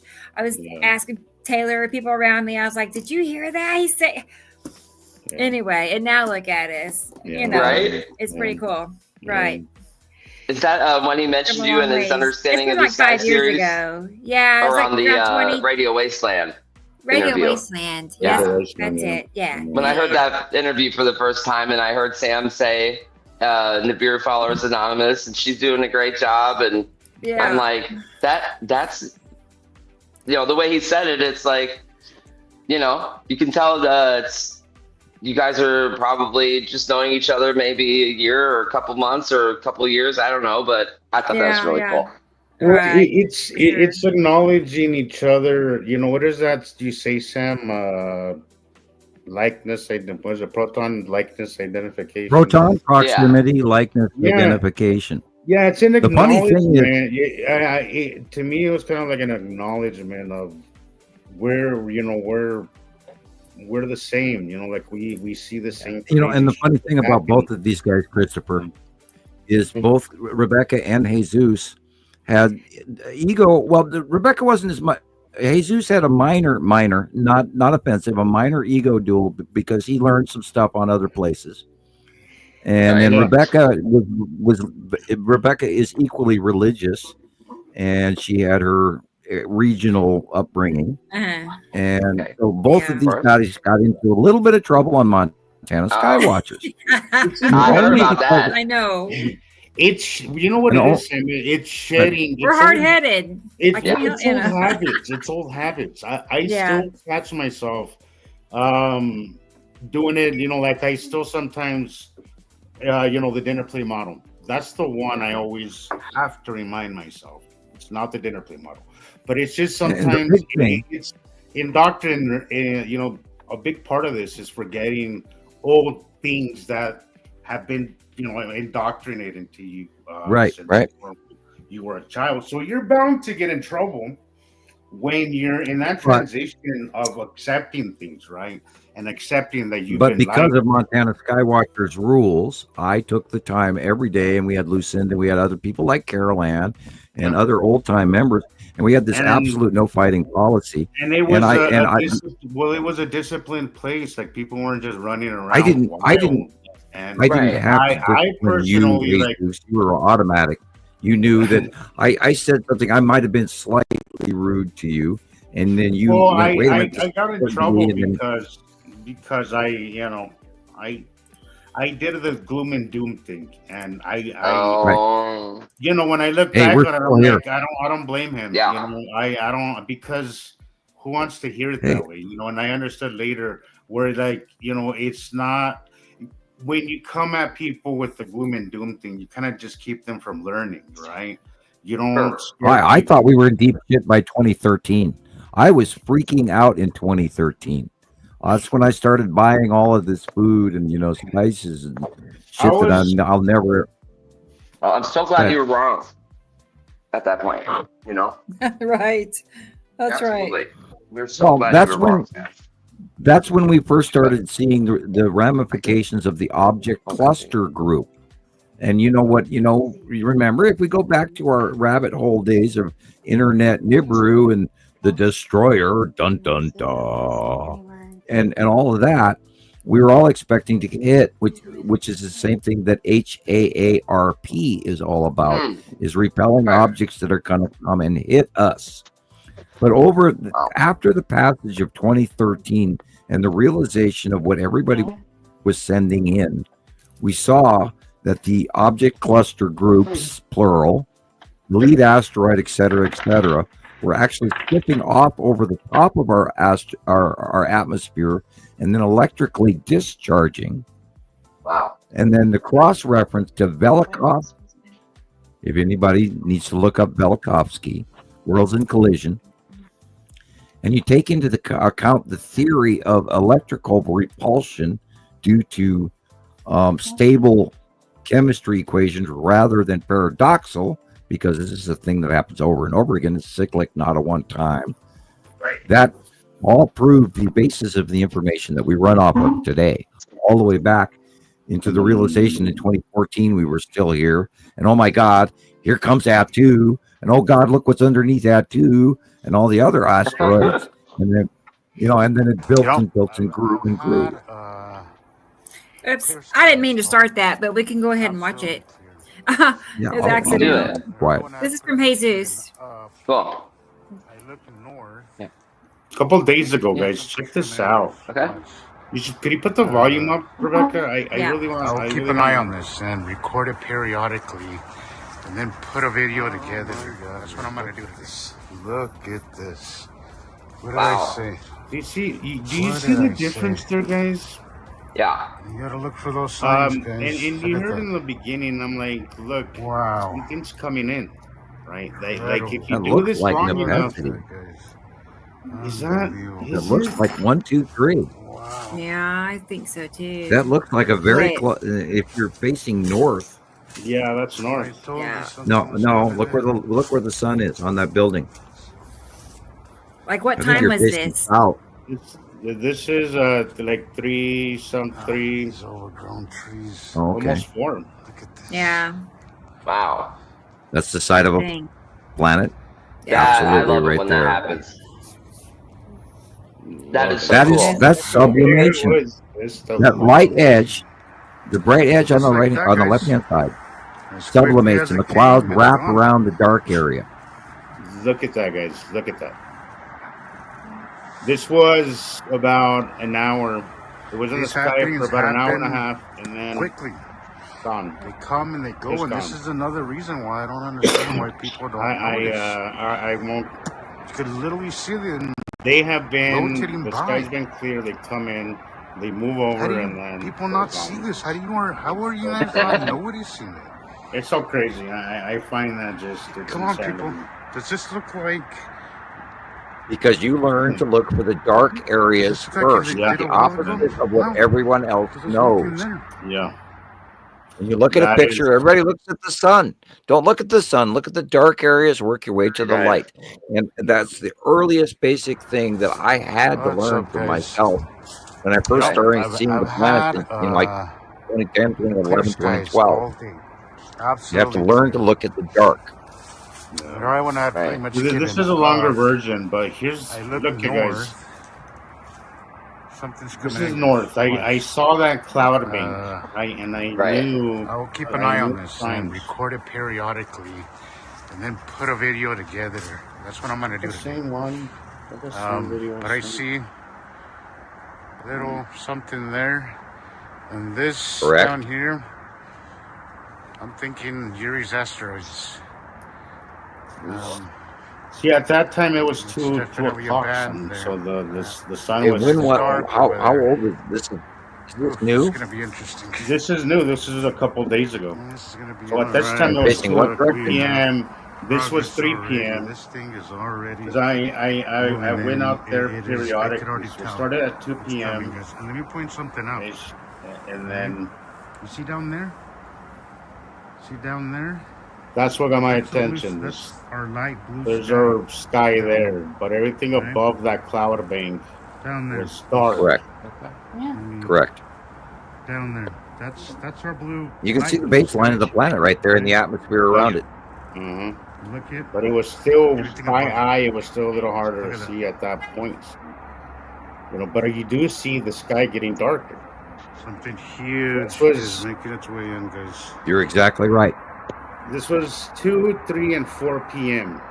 These are 3 different videos that I stitched together. They're all about The problem 1 is hour. they're so big, you're not seeing the round. You're only seeing the bottom line and the trees. But that is, if you were to reach your hands out and make it spread wider, that's the planet you're looking at. Oh my God, guys! Look at this. Look at This that. is about an hour base later. cloud. About an hour later, guys. What did I say? Wow. You gotta look for those signs, guys. How Look at can that. you argue with that? Look, does that look like the same? Does that look like empty sky to you? Look at that, guys. No. Unbelievable. Jeez, that is insane. That is. Wow. You have been trained well, young Jedi. Speaking of which, publicly, where are you, Jesus? Where are you, Rebecca, in your Jedi training? I haven't started. I'm not gonna lie. Oh, Get your ass to work, bro. I know. Out. I know. I feel bad too. I feel bad, really. Use your power. Use your force, Luke. At least you've started. The whole time Mittens was sick. I couldn't No, you think guys. about. No, you guys have to make time I for couldn't the think force. about anything like that. No, I could not. Young Padawan, your Jedi training outweighs all of this. I'm in a better frame You must of mind. use the force, But Luke. I feel like I should start over almost. I don't know, but I'm on the 5th one. oh no. You gotta start over, you think? I thought about it just because there's been a delay, and it might help me. It might help me just to stay on track. I still have the original list on my desk in front of me right now in my hand that I sent you a copy of, young lady. Look at this, Your Sam. Padawan learning. See that looked to me like I don't know. I was confused. I thought that kind of looked like asteroids. Is that a Pessity or what? Yeah, is that? those are. Well, those look like craft going nose down, and that is bottom of Uri. It's got to be. I said it earlier. Yeah, that's what I thought. Correction. Rebecca, just that's no, that's bottom of Atu right there.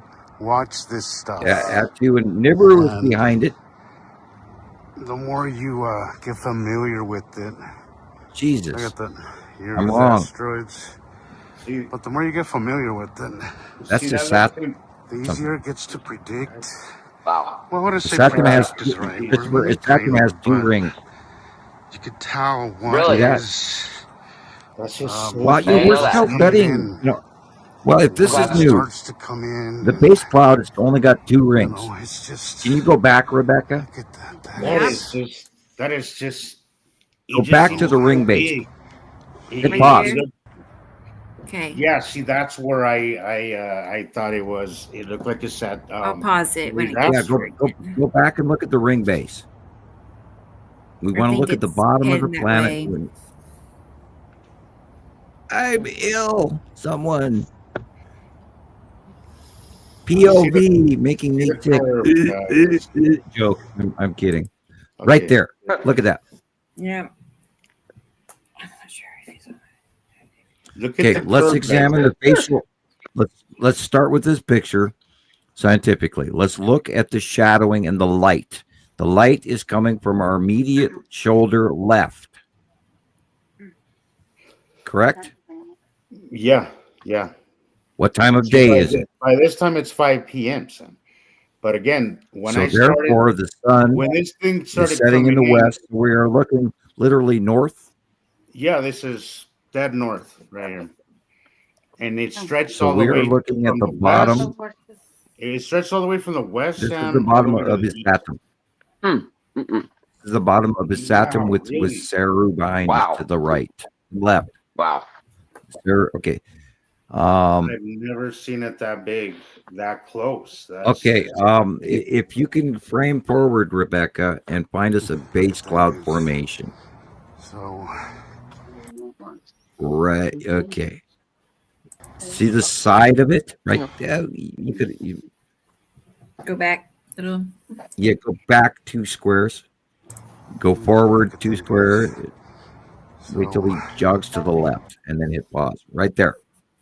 Okay. That is the side of his Saturn. Wow. I mean, I can see that because I've had. There's one morning where it was Isatum yellow moon last year, and instead of Cero, it was Nibiru behind Isatum, and Isatum was doing just this with these clouds, these diagonal clouds going in all directions. It was incredible. I thought it was Yuri's asteroids, honestly, because see, it started around 2, and then as it progressed, right, but look where the sun is. Would it seem like it just came over, right? Okay, if we look at this photo alone, right here, we stop freeze everything. It started in the north, and it just rose up over, right? Yuri, at this point in time, is directly over the top of you on your left shoulder, not what we're looking at. This is the side of like is Saturn, and the yellow moon is everywhere from where you see the 3 telephone wires. Yeah. The yellow moon is on the right-hand side of the telephone wires. Jeez, that is insane. I've never seen it this way. Saturn has gotten very big, which is why right there in that same area, the long box cube has also gotten very big in about 3 weeks. That is, yeah, that's what it feels like. Like it just in the last few weeks, it just now remember, so freaking insanely.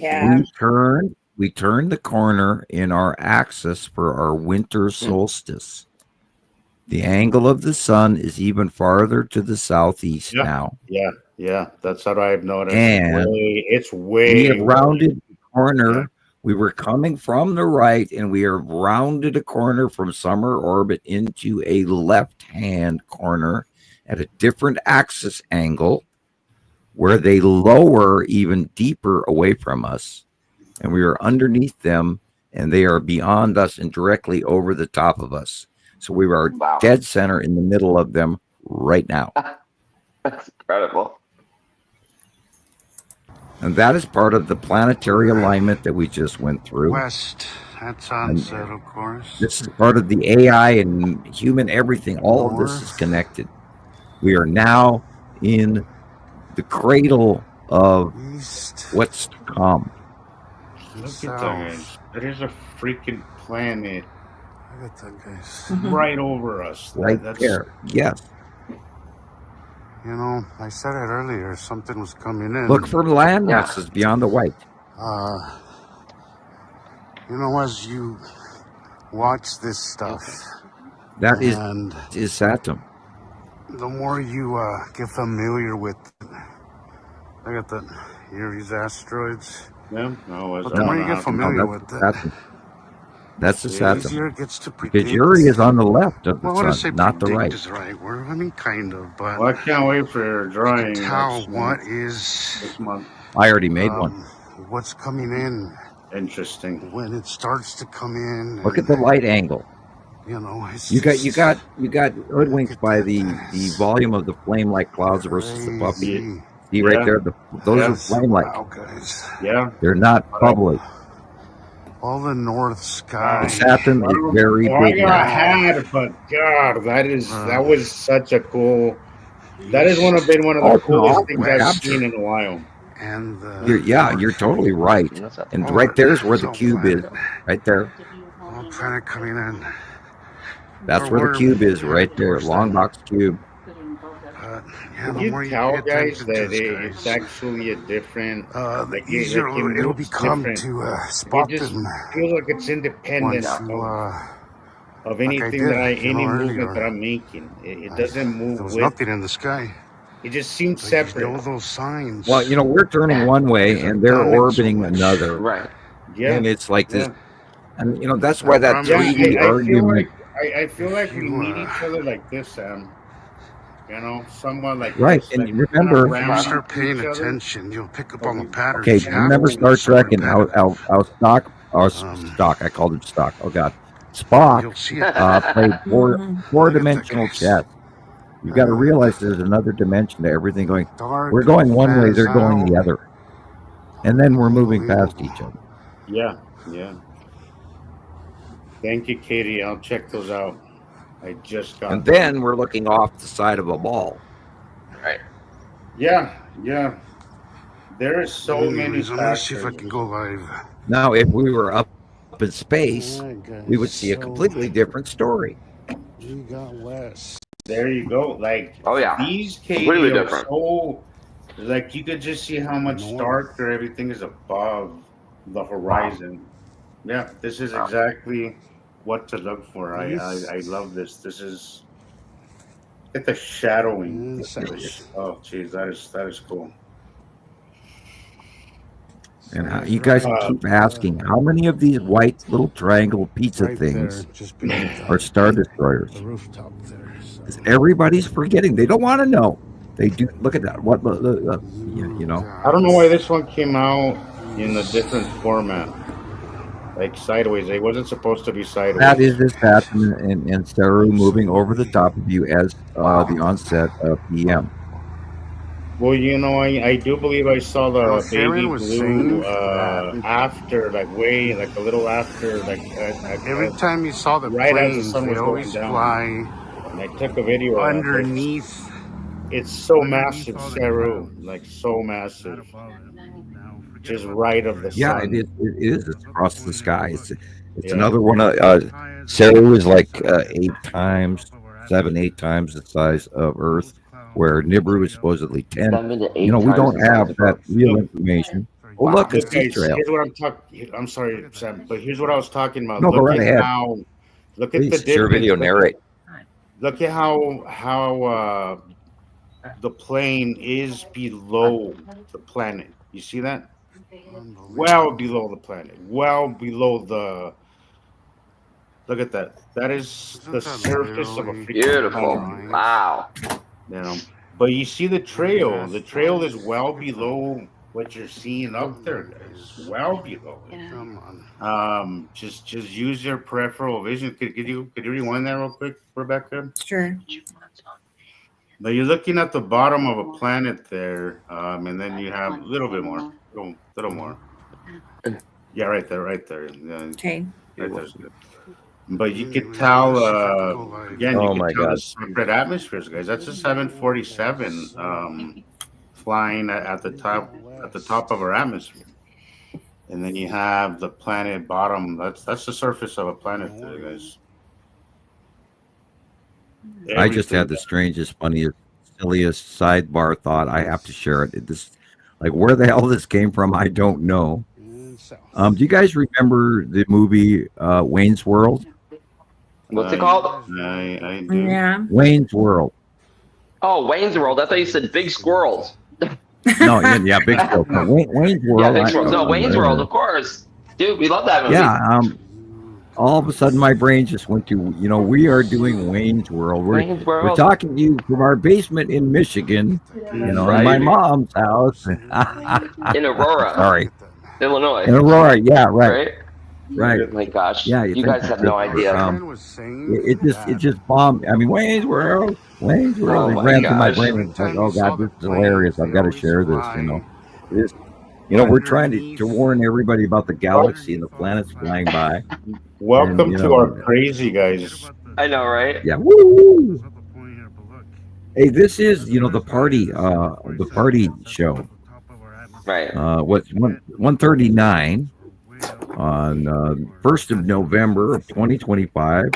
We only have 2 more months, people, to get it right.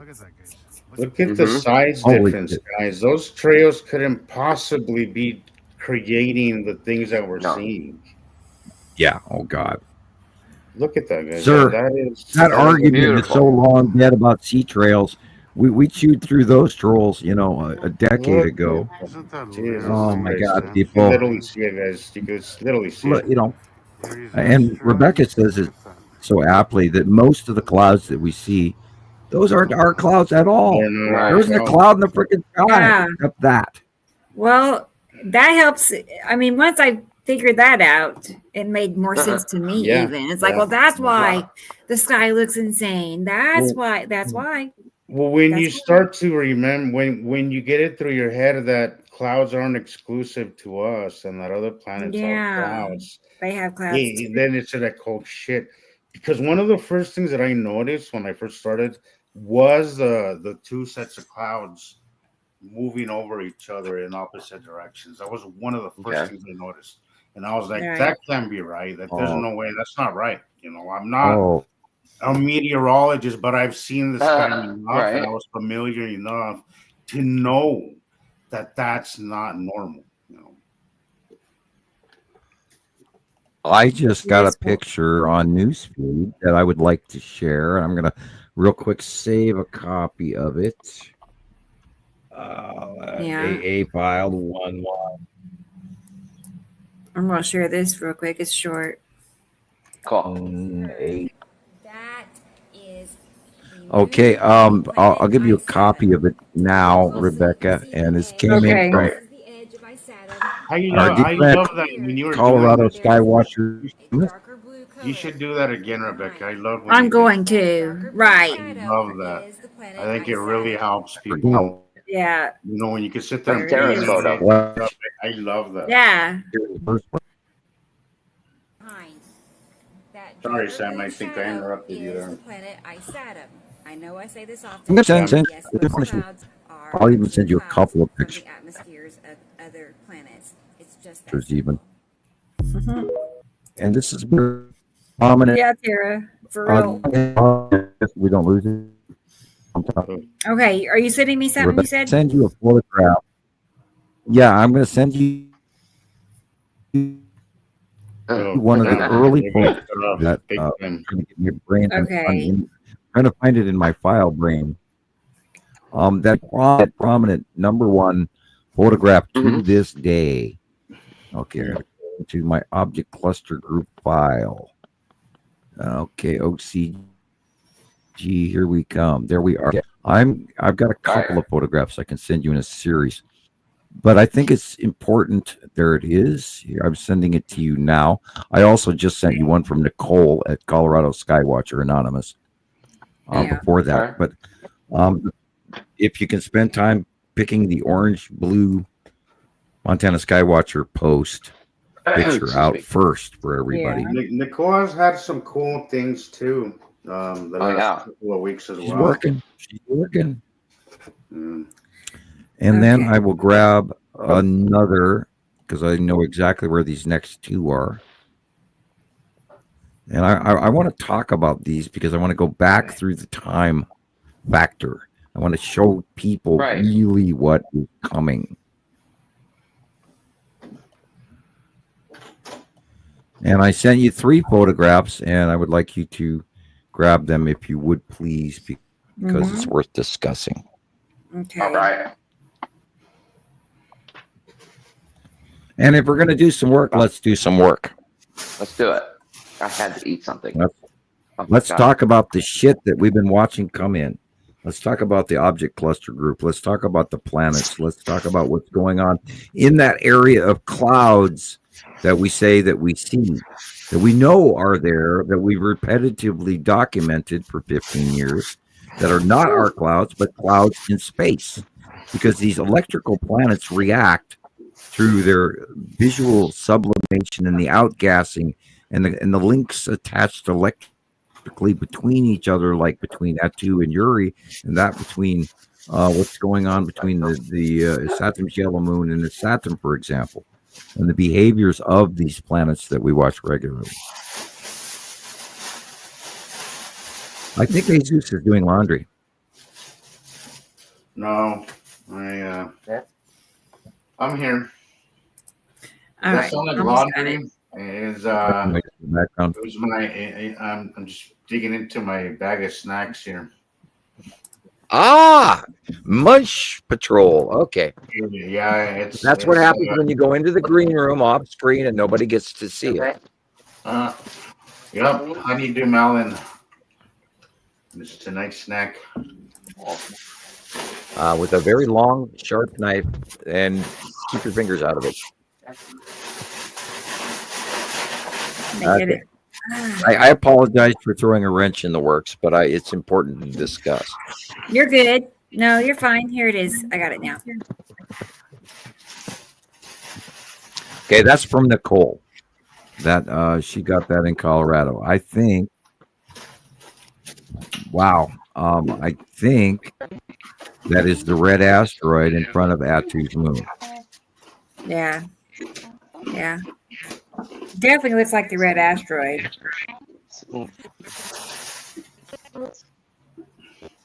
We're getting a computer background sound in the volume. Thank you. Cool. Okay, move on to the next 3. Now this one, okay, hold on this for a while. This is very important. I want everybody to look at this photograph. This is a good one. It's a quite old classic. Okay, on the left-hand side, there is a centralized illumination. See that big yellow thing there, that dot? That is not the sun. That is the lead asteroid. Wow. Boy, it's in little that cluster. there. Yeah, this was all the way back in 2016.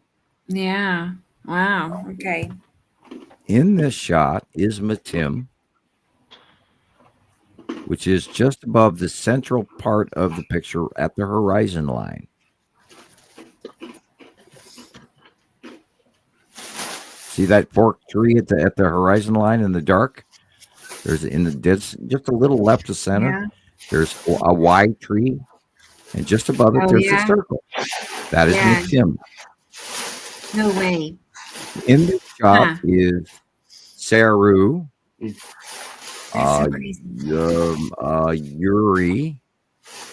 the lead asteroid, the red asteroid, the blue asteroid, the green asteroid.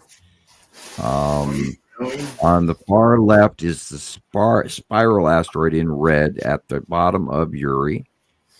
And on the right-hand side is the Saturn and Nibiru.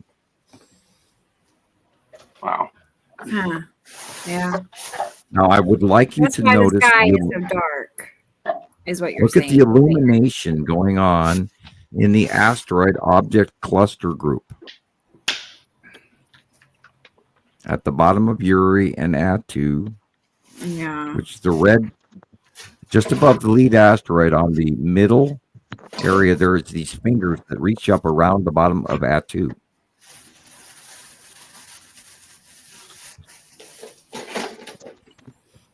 And this is when we started seeing Attu come in 2016, where we identified that she had a moon and all this other stuff. And underneath was illuminated by the object cluster group, which is that whole clouded area from sun all the way over to tree on the left-hand side. That is the connective asteroid field under the two gas giants, way back when it was tiny. Has that always, the object cluster group or the salamander group, has it always been to the left side of the suns? No.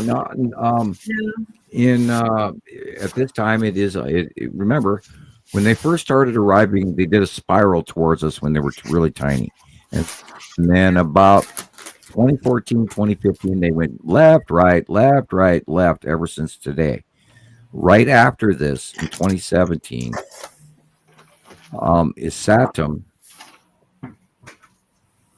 went over to the left of the sun, came semi-close as the other ones raised up, and it did this dance thing where Nepacity started showing. It was tiny green dot, and the Saturn was a tiny smaller red dot, blah blah blah. And then they changed places, and all of a sudden the Saturn got larger. And then we knew Nibiru had moved because Nibiru started to fade back, and Saru started to fade back, and Yuri started to come towards us. It was weird.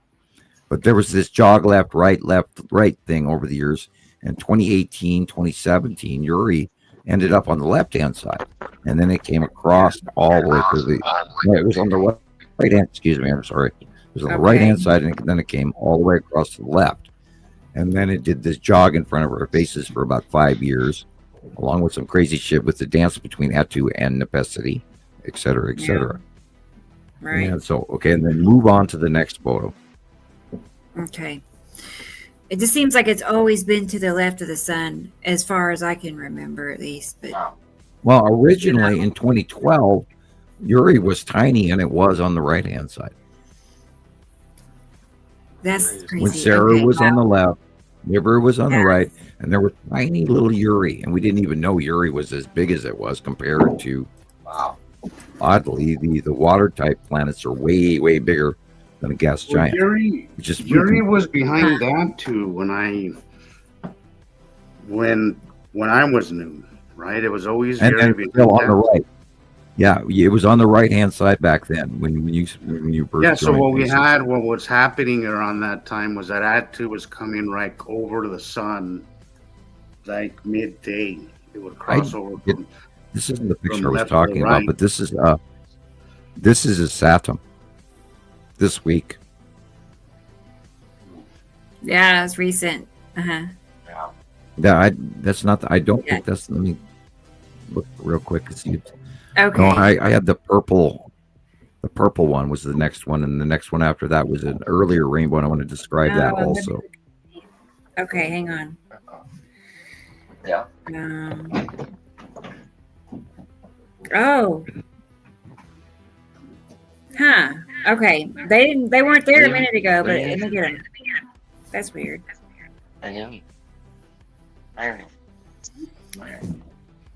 This one's from Donald. Not Donald. Right. I'm going blank on his name. Poteet. Donald, yeah.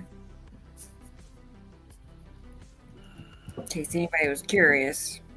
And what's this, Sam? While I'm getting this, let's see. Is that legit? Let me come back to StreamYard. Probably not. I was looking at that. It's not usable. We're filming through glass. We're not doing that. I get it. Yeah, and this it's one, it's not even usable. Okay, now this is pane glass. No, we can't use this either. Right. Wow, interesting. WTF, but not use. Wow. You know what? I posted this one on my group. I had to know if it was. I thought it was AI the second I saw it, so I tested it. Is that Godzilla or a Japan Island? You know, I don't know. I did watch a Godzilla movie yesterday, so I was like, "Oh is yeah, this Godzilla?" You mean my wife's number one? Oh yeah. You can type in YouTube. Godzilla 2014. That's the one I watched. Okay, it's a good one. Good movie. Good movie. Jackie likes. I watched that about 4 a.m. this morning. Okay. Okay, back to StreamYard. Okay. All right. I almost got it. Yeah, now. that wasn't that weird though, Rebecca? That one from the airplane. I know. What's going on They with look that? too small to be. I don't know what it is. I I'll didn't think it was blow a it planet, up. but what the hell is going on with that? Could it be two moons side by No. side? Whoa. Or asteroids side by side? Okay. All right. Now, all of a sudden, boom! I finally figured out what I was looking at. Whoa. Yeah. This is ThreadLink.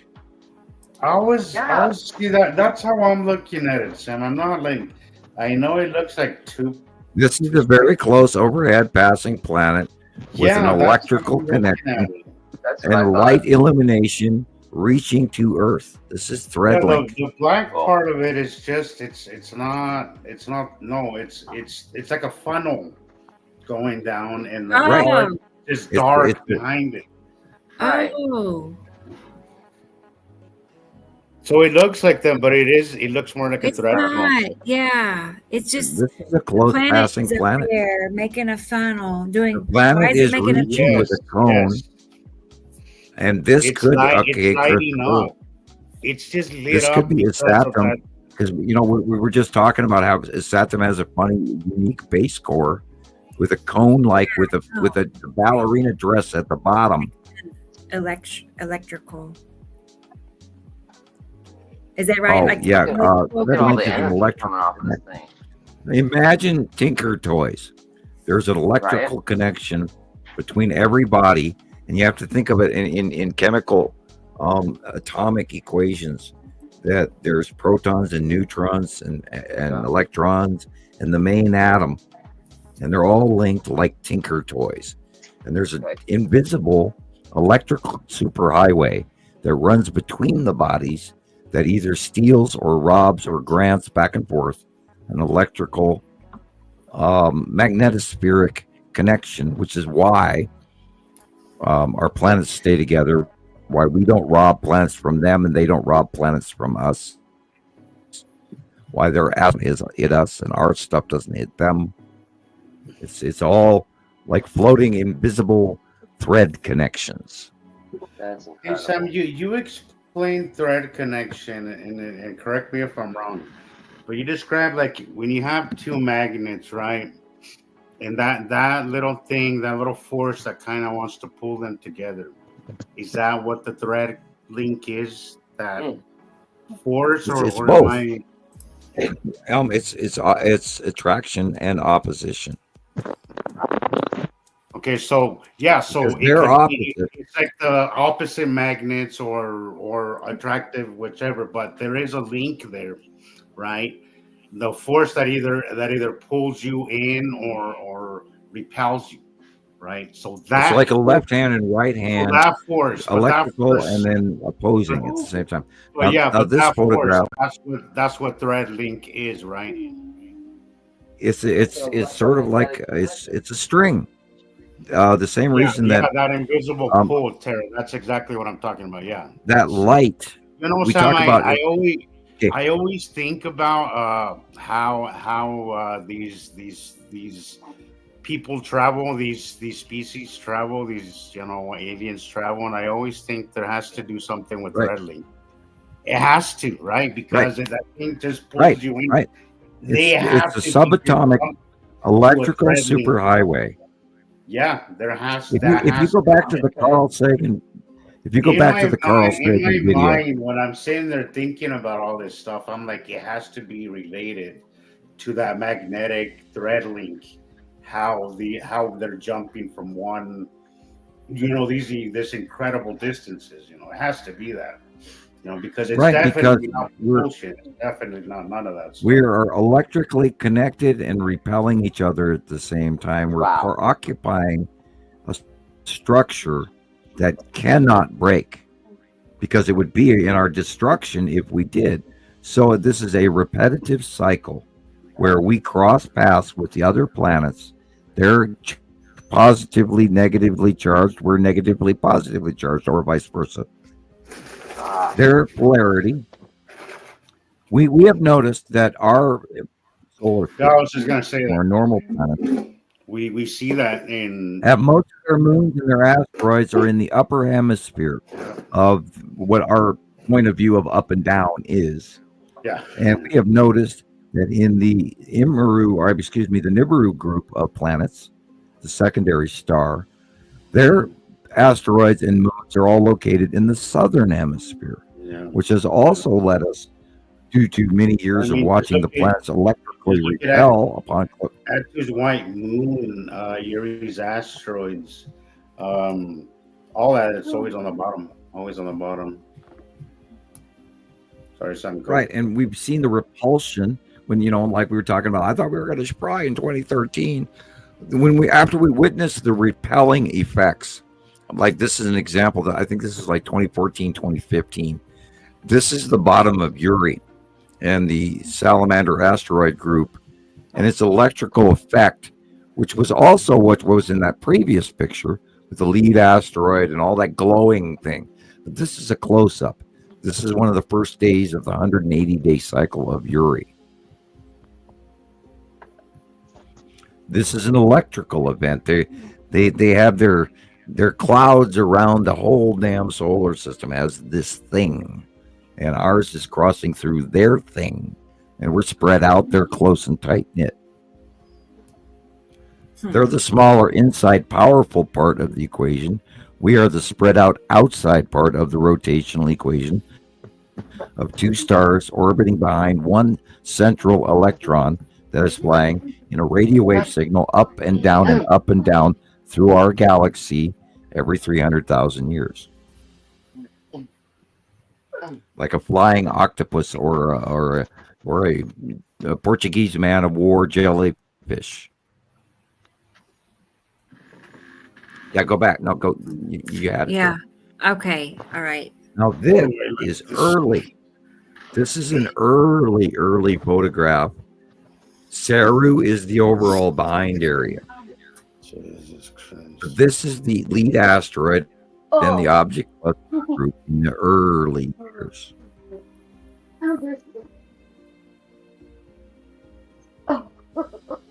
This is what the asteroids look like. Interesting background noises. Yeah, I was saying who has a TV on? I thought I heard Gillian at first. I was like, is that Gillian? I'm thinking it's Christopher's microphone. Chris. Yeah. There's nobody else here. Young couple anyway. Hi Christopher. Are you pinching the wife next to the refrigerator again? No. Okay. We thought we heard her giggling. This is an early object cluster group. Go ahead. She's got a cramp in her back, so I kind of like twisted her neck and yeah, the old cramp in the back. Yeah, okay, all right. Anyway. Jeez. Okay. Anyway. Well, look at that. I'm teasing. This is early. This is like I think this is like 2012, 2013 photograph.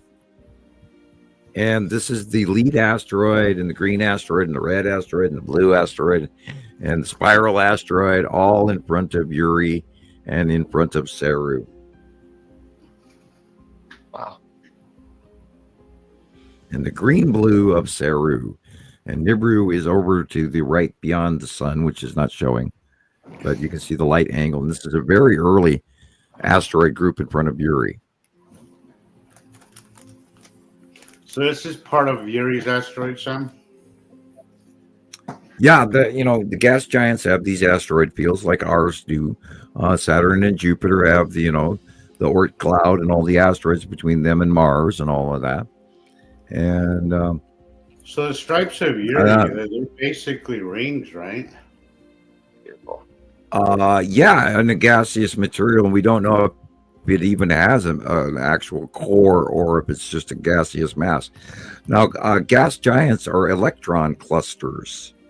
They're on-deck stars, part of the chemistry equation of how everything is held together in an atomic structure. Because we are chemistry occupying one of the building blocks.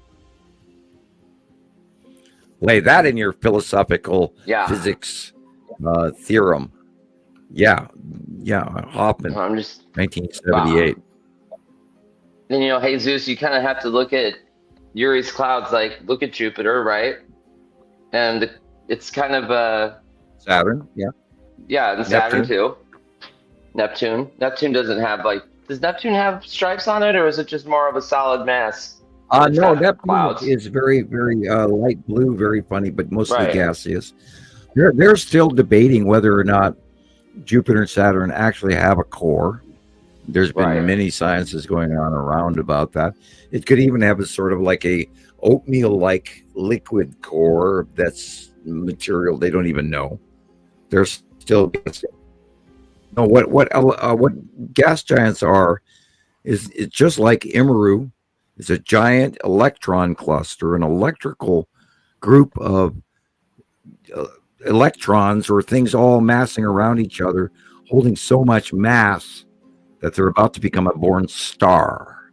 Wow. And when they get paradoxal, then they become a star. It just needs to be ignited, that eventually just gets ignited under all gas giants are on-deck stars in an equation. That makes way more sense than any of the crap that they taught us in school to me. Yeah, no kidding.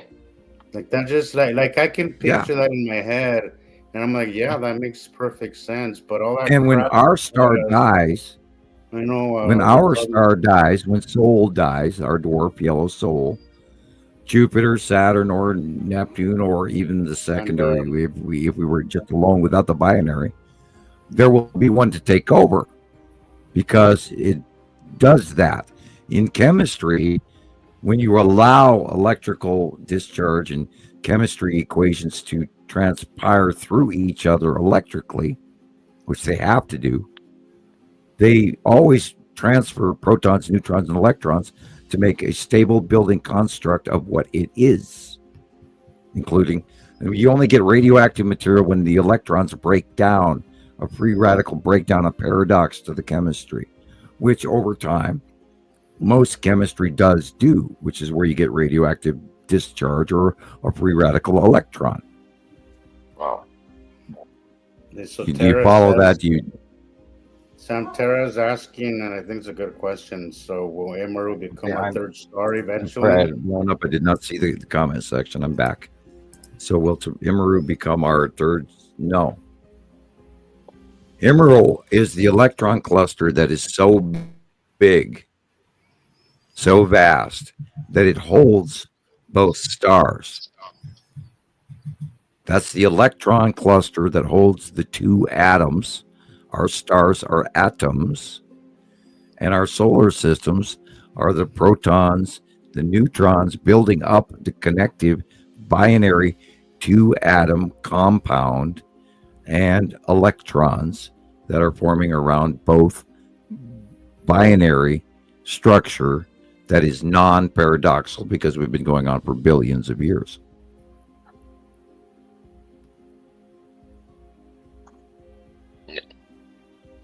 We're a chemistry compound in the building blocks of a higher dimension. We are the wall. So let me get this. So what category would Amaru sit in? Is it a gas giant? Is it a gas behemoth? What is it? Gas giant electron. It's an unborn star. So it can. It could be. So it could be the size of Betelgeuse. Right, it could be Betelgeuse. Yeah, I know, but I mean, it can become a star at one point, right? It could. Right, but then think about what would happen to the two stars. Well, yeah, it'd probably just swallow them, in its path. Well, there are big stars, there are little stars. Yeah. There are old stars where new stars are born in the side of them, and vice versa. There are stars with half stars sticking out of stars. Yes, it's our star glue. That is wild. It's really helpful to associate like that. Like it's our star glue. Yeah, it's what keeps everything together. That's exactly right. Yeah, I like that analogy. That is wild, though. I do that a lot. It helps me learn. Kind of shrink things, or just kind of association kind of helps. Learning. We are two stars that follow an electron cluster that holds the atom together.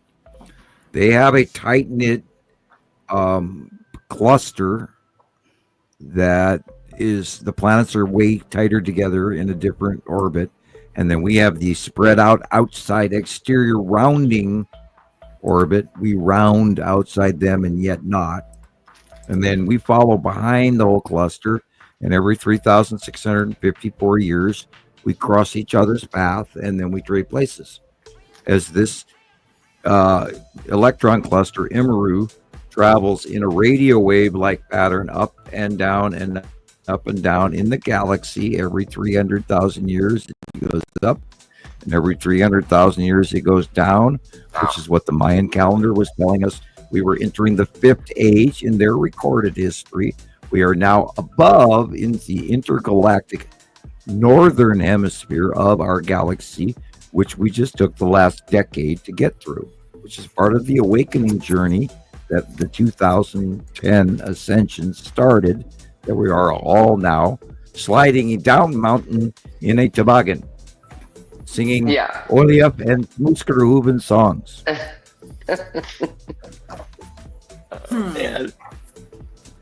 I just remembered. That's what I was mentioning earlier, Tara, about what I was telling Donald Petit. Whatever your learning process is, just stick with it. Whatever way that you learn, just stick with it. Right. I did. Whatever helps you learn. Association. Right. I like to shrink things and kind of picture them smaller. We are seeing some people go way overboard though, and they're over-learning, and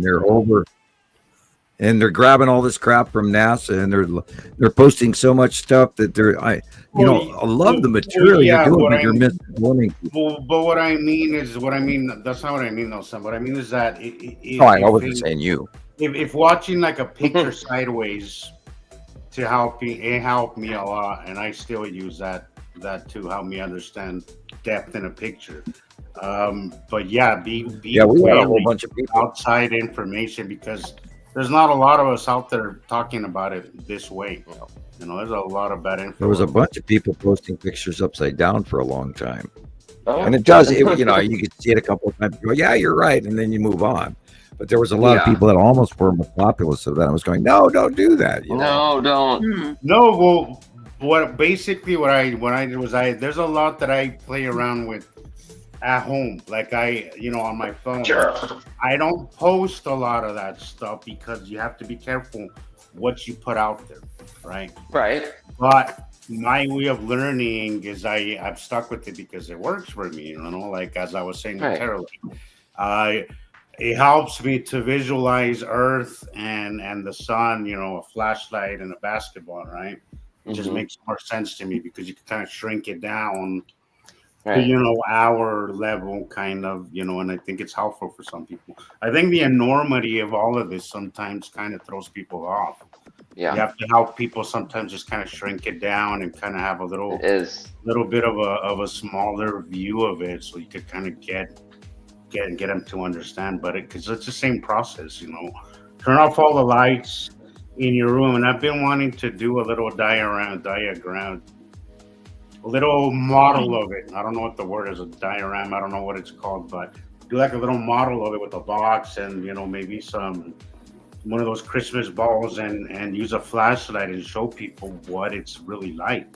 Oh, a diorama. It's really easy to forget. Like in the day, it's really easy to forget that outside of our blue skies, it's freaking dark, like pitch black out. And people don't. It's easy to kind of overlook that. So of course, people would imagine like, oh, there's light here, so you automatically just kind of figure there's light everywhere. It doesn't. No, outside of our atmosphere, it's pitch black. What surprises me after all these years, the over illumination that's been going on in the absolutely. In like 2019, 2018, in the northwest sky, it was so bright until midnight you couldn't believe it. And again, back in 2011, the sun started coming up in the northeast sky. I can't believe that went by without people noticing. We saw it, we reported it. Nobody did anything about it. Diorama. All right, I see diorama. Yeah. Oh, here it is. Hey guys, I'm gonna start Christopher's video, and then I'm gonna go feed my kitty cats. She's hungry. Okay. She sounds like she needs attention. Yeah. This means the Christopher gets to narrate, and then I can have a Ricola. Yeah. But wouldn't that be cool, Tara? Like do like a little model of it. Because I feel like I'm a visual learner. I like that tie-dye shirt. Like I'm a very visual learner, so I think it would help people really get the idea of what it's like. Because I don't think Hollywood or even school has done a good job at teaching us what it's really like. And then I have a video for Tara after this. Cool. Okay. Yeah. And then we'll be caught up. That video I sent you, Jesus, today about the I gotta actually look up the name of it again. Earth to Brain. We've been talking for 7 hours. Yeah, Robbie. I can feel it in my throat right now. That's why I'm reaching for another Ricola. The untold story of the how the atomic model was developed. I encourage you to watch that because that is exactly the separation of where Einstein and all these other scientists don't get. And we've talked about this 1,000 times in our friendship. As above, so below. I want you to watch that entire video and get an understanding of what is really going on in our solar system. It's the same thing that's going on in the structure of an atom. And in this case, two co-bonded atoms with two solar systems of shell-structured planets, protons, neutrons, and incoming electrons, which is what 3I Atlas is and more. Right. Wow. Oh, look at that. That's the green asteroid. We've fought forever arguing between what we were looking at was the green asteroid or was it Nepesity. How could we tell? But they're both green. But, the green asteroid had these unbelievable little dots around it that we could never identify. And I kept going, what the hell is it? It drove me nuts for like 5 years. Well, And then we got a Right. close Well, of it, like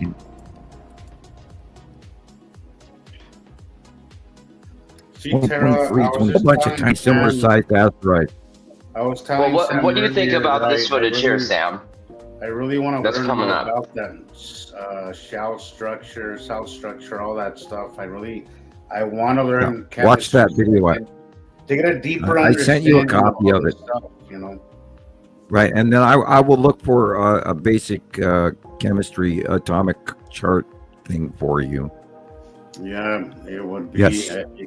I think it's But the the next trick- the step, thing- right? I've learned all The this thing other is, stuff. I think it's the Einstein, next thing to learn, you know. Einstein and everybody from 1880 on threw gravity at us, but they didn't. They set this two sets of rules. They set the rule for Earth and the rule out there. Yeah, and that's what And that's not how it works. That's why everybody's so confused and lost right now, Sam. Is they keep using that model, and they don't deviate from anything Einstein said. You know, We are not outside the rules. We are part of the rules.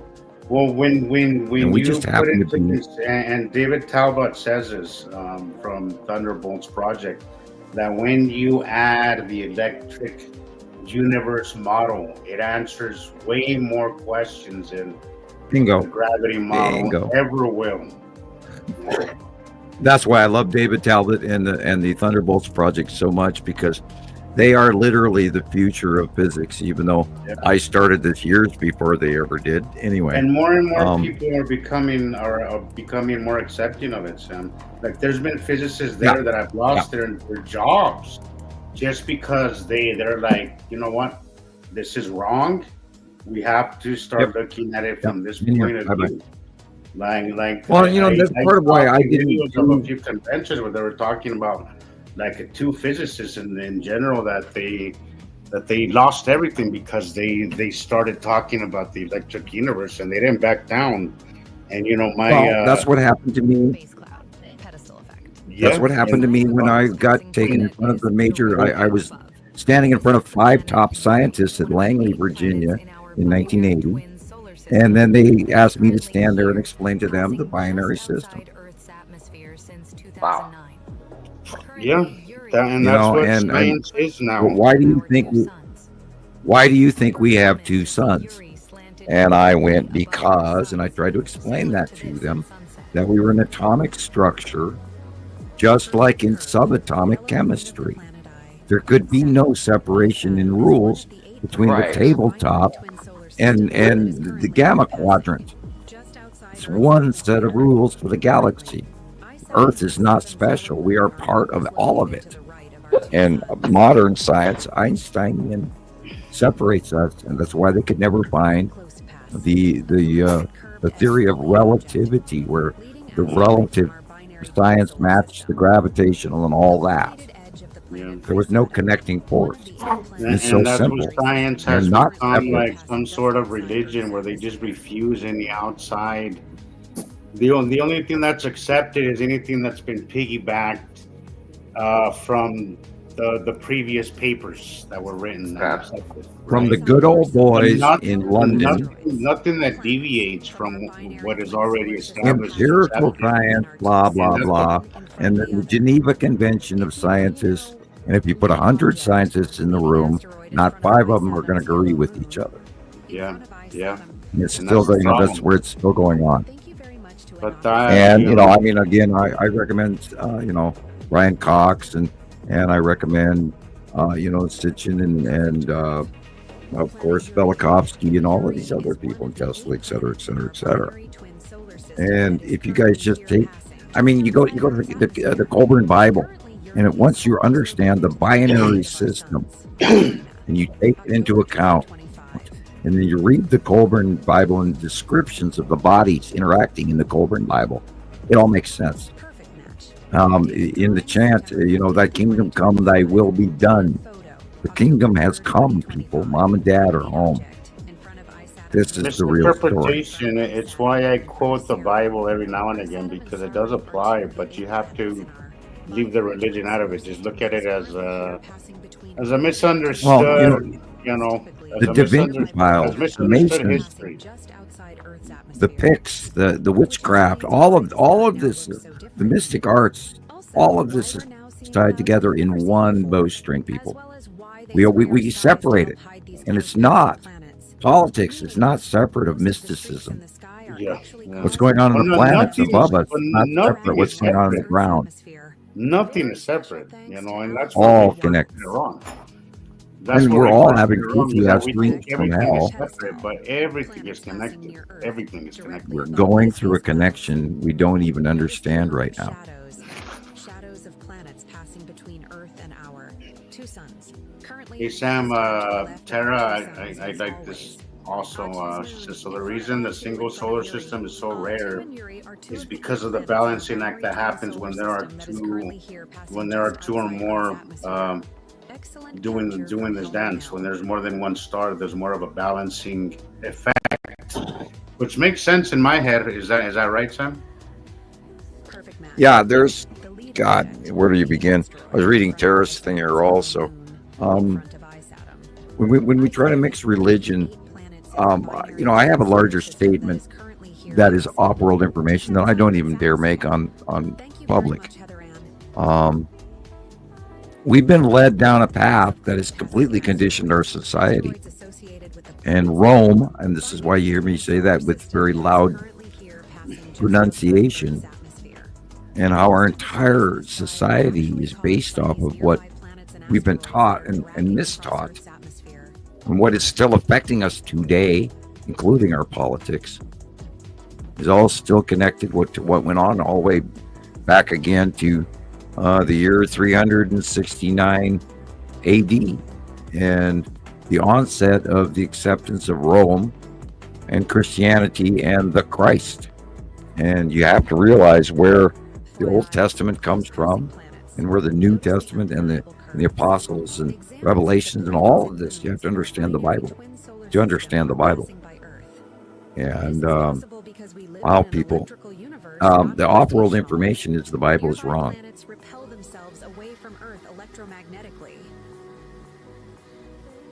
And this is the new science. Like a lot of things. Yeah, you have to realize that what is transpiring in front of our faces right now are the planets and the other races. ET's been here for years, people. As I open my third Coke, 7 hours, 6 minutes. Wow. Yeah, off-world information, you guys. These planets are here. Excuse me? No, I was saying I'm breaking my own record here. I haven't been on 7 hours in a while. Yeah, everybody left us, man. What's going on? Yeah, everybody. It's Samuel Yellow Moon. I think everybody's on kitty cat duty right now. Yeah, oh, that's right. Rebecca's still doing cat duty. And Christopher, he bailed out again. All those free spirits who think they get to, I don't get to bail off camera, unless I go cut pizza. Oh, I love that one. Look at that. That's the Saturn's yellow moon. Yeah. Tara, that's right. A lot of the shit that we've done, it doesn't make any sense. The fact that the same people that crucified Jesus are the ones in charge of Christianity is just beyond ridiculous. Oh, yeah. Well, then, we are ridiculous. We are so ridiculous. Like, we really are. And, the Jewish populace at that same time, they had their own Messiah, and he died at Masada. But don't forget, a century before that, the Jews were like killing everybody in North Africa. I mean, they weren't, it just depends on which history, how far back you go to which, I mean, if you go to the Hittites and you go back to the Mycenaeans and anyway, on and on and on and on. Look at that. That's Attu, early Attu. We've been led down a path of history that has been proven by England and them being the authority on doctorates and science and physics and everything. And they've been the judge and they've manipulated us all the way across the board. I think what you have, what I've been seeing lately, Sam, is it's kind of, and again, the way Terra was saying it, it's kind of ridiculous. Seeing what's happening now is how nobody has an original thought anymore. Everybody just turns a TV on and then waits to be told what to think. Everything that people know or think that they know. Some people. Most people. Yeah, most people, correct. Most correct, people most have people. zero original thoughts. Like everything that they in their lives is comes from an external media something, and I'm like, well, you and I we've had this conversation before. You? Does that not? Yeah, it really bothers me because I can't believe. I know you're a searcher of the skies and the lunar orbits, and you studied the moon and you studied all of this all your life, and I did too. And that just amazes the crap out of me that people aren't seeing that thing right there, which is on screen, and the cubes and the planets. And I cannot understand why or how they are not seeing this. I mean, if you call yourself an outdoorsman or anything like that, how do you not notice the cutoff of the light of the sun? Ranchers, Sam, ranchers and agriculture, farmers, all that. I'm like, do they not see it? Do they not see that there's changes? I'm sure they have to know. Of course, they got to look at the age group. They had harvest moons. They had certain days, according to the moon cycles, according to the sun, all that. Everything went according to those things. How are they not noticing it? All right. You have to go back to the people that. Thank you very much, Josh A. Colorado. What is going on? Like that blows my mind. Like there's a lot of You're people adult. that don't seem to be. Sam, you're cutting off. Well, also, you have to be inclined to actually want to look up at the sky and understand what you're looking at. Again, and I was saying this earlier. If you're not interested, chances are you're not going to learn it, and that's another problem too. Is that this kind of stuff? And my connective thing is, unfortunately, there's some people I've heard, and actually, my brother has told me this before. He says that the reason why he's not interested in anything space is because the topic is too big. That there's never concrete answers, no matter what. There will always be more questions than there is answers. And that it's such an ongoing topic that there will never be a concrete. It's a story without an ending, essentially, is what he told me. but we have 15 years of documentation. He's not completely wrong, but I think that's, to me, that's what makes it interesting, right? Is that it's learning forever. It's always evolving. It's always changing. So a huge part of the problem is the age group of people whom, my generation. I'm the tail end of the baby boomers. And I know what the old skies used to look like. You know what the old skies used to look like. And anybody younger than us has been, they were a teenager when all this started, and they didn't look up because they were in the house, going to school, blah, blah, blah, whatever, yada, yada, which they did on Seinfeld. Anyway, and now all of these events have become so regular over the last decade that everybody thinks these guys are normal. Yeah. Again, our ability to adapt to crazy shit is both our strength and our weakness at the same time. Right. We're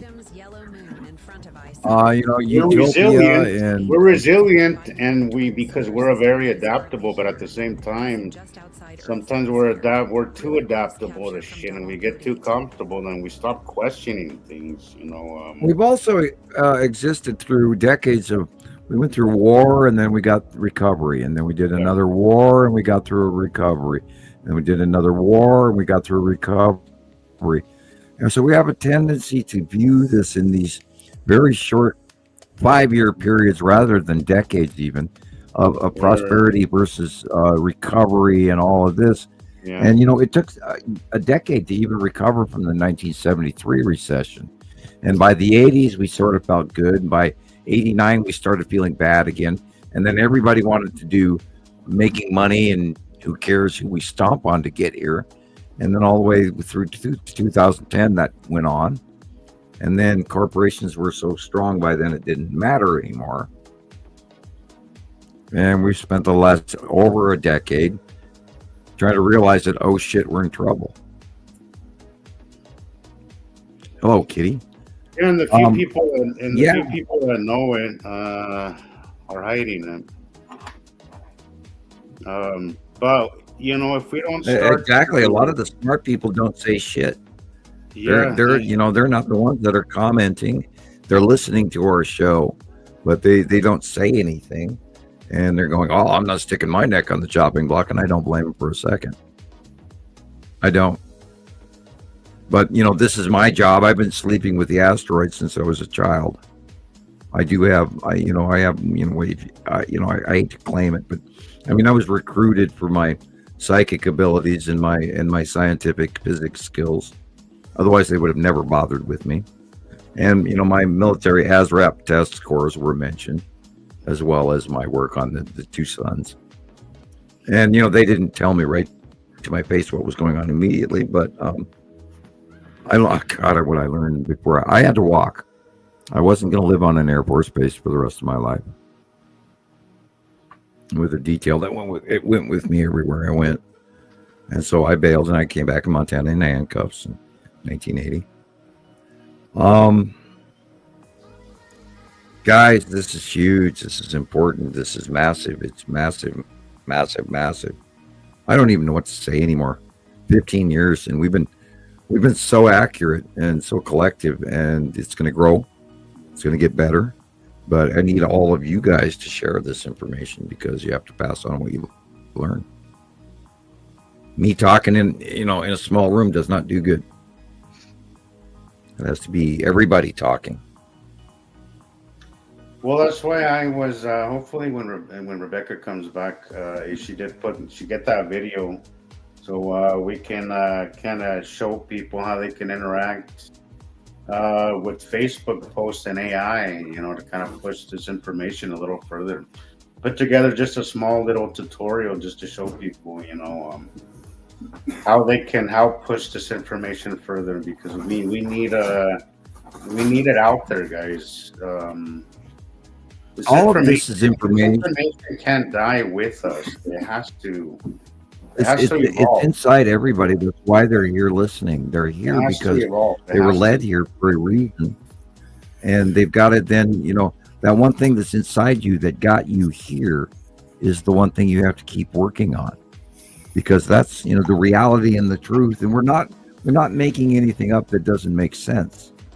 We're sharing stuff that is time proven ahead of time, and there she is. All the cats are fed. All right, so happy. See, you're questioning things, so happy. Sarah, from an early age. Me too. Like something always felt wrong to me, and also I always had an obsession with seeing other planets. As far as I could remember, that was always my obsession. It wasn't sports. It wasn't any of that crap that people were obsessed with when they were kids. I just wanted to see a planet, and I remember always being upset that I would never get to, you know. And then, so it's your fault. You got the wish that came true. Okay. Yeah. I was obsessed. They were going to be this it was close. literally an obsession of mine, but also I was really disappointed. Like, I would literally tell myself, "But you're never going to get to see that, right?" Who thinks about that as a kid, you know? And here I am, looking now. It's insanity. Like, I can't even explain to you when I think about it. I'm like, that's powerful stuff, man. You know, there's nothing short of magic when you look back on it. You know, when I was a kid and uncomfortable, when I had a rough night, I dreamt about asteroids, and they were grinding together, and it was a recurring, never-ending asteroid dream, and that's what led me to want to, you know, watch the stars and learn the constellations when I was, you know, Cassiopeia and the, you know, Ursa Major and Orion and all of that. Find out where they are every season, learn about all, you know, the phases of the moon, and then, you know, trust in NASA. Oh my God. And the Apollo 11 moon launches that I got to watch on TV as a child, which most of you guys were never even born for. I watched those. So yeah, we're all here for the right reasons.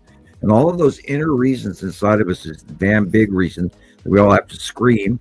Like Orville and Wilbur Wright, had to fly their damn plane from our garage. We have to get it off and get it out there and fly this freaking, fly me to the moon. Metaphoric as hell, I assure you, and a little weird, but yeah. We everybody has to get this out and fly it because you have to share it with somebody. God, it's weird to do. There are people that even I was amazed that a lot of people know about 3i Atlas. It has gone newsworthy public semi, and I was surprised at the number of people at the truck stop that knew about 3i Atlas. And again, we're waiting for the Christmas present of the year. Right before Christmas, we're going to find out if that sucker is coming around the sun or not, if they even release that information. I'm sure there will be some. Yeah, that's another one, Sam. Like, even if I can get in, even if I muster up some interest in a 3i Atlas, how do we know, even if it is, are we going to know? Well, like, we're so dependent on them showing us. Like, that kind of... Okay, yeah, okay, I apologize because I'm using my already aware connective remote viewing to remember that of September 15th, I was the guy that had his head on the table that thought he was about to die. And yet at the end of all of that, I was downloaded with this unimaginable epiphany, a plethora of information as to the reality that 3i Atlas was going to do exactly what it just did. And crop dust and change and terraform Mars. I got this overwhelming revelation as to saying that this is how they're going to come swing back around and maybe,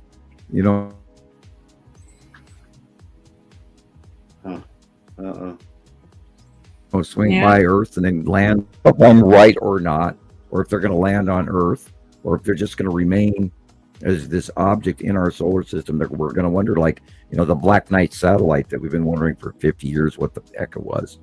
Or if they're actually going to publicly have a actual quote unquote first contact, even though first contact has gone back many decades ago, if not hundreds of, if not thousands of years ago. Point of view. First contact is point of view. I don't know what's coming, but I know that this object 3i Atlas is so unbelievably outside the normal, along with two other objects, which is why it's called 3i Atlas. It was discovered by the Atlas telescope in South America. And it came up from underneath us, which is where the Nibiru planets came from. I heard it was the third, they said the third interstellar object is why they called it 3i, but and outside our solar system. Like the third time this has happened? No, this is the third object recently within recorded history of an interstellar object that came outside of our Kuiper belt, outside of our solar system, outside of the larger planets that go way out to Pluto and all of that, are outside where Voyager 1 and 2 are. They've left our sphere, our area of solar system in two different directions. And they are outside into the blackness beyond the electrical static of our solar system and everything. They came from outside us. And this is what an electron also does. Get a third eye at last. That does sound pretty similar, Tara. That's interesting. Well, Atlas stands for Advanced Telescope Last Alarm System. Atlas. It's a last warning system. It's an automated early asteroid tracking system that will notify worldwide governments of something coming our way. And it discovered it, I believe, in February, and it wasn't announced until literally June or July, where a amateur released the information. And then it became viral, and everybody jumped on. And then we went into government shutdown. China is not releasing very much information. The European Space Association is not releasing very much information. Meanwhile, massive amounts of hardware is being pointed at this to study it, because it's completely beyond anything we've ever seen before, traveling at well over the speeds of anything we've ever seen, including Oumuamua, yeah, however you say it, or the Borisov comet, which was also huge and weird, but that was more comet-like, and it did its normal comet thing, although it was extra solar system. Yeah, and this is also of course going on with us being in the upper plane of our galactic realm in our galaxy now that we've moved up here in the last decade. So yeah, we're in a higher, more electrical arrangement. We're going to see electrons, and I think this is a laid out situation where our civilization is going to evolve from this event. I hope so, Sam.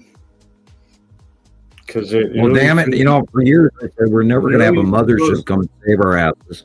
But damn it, we need a mothership to come save our asses. You do, because it really feels like we're going backwards. Like it doesn't, like we are.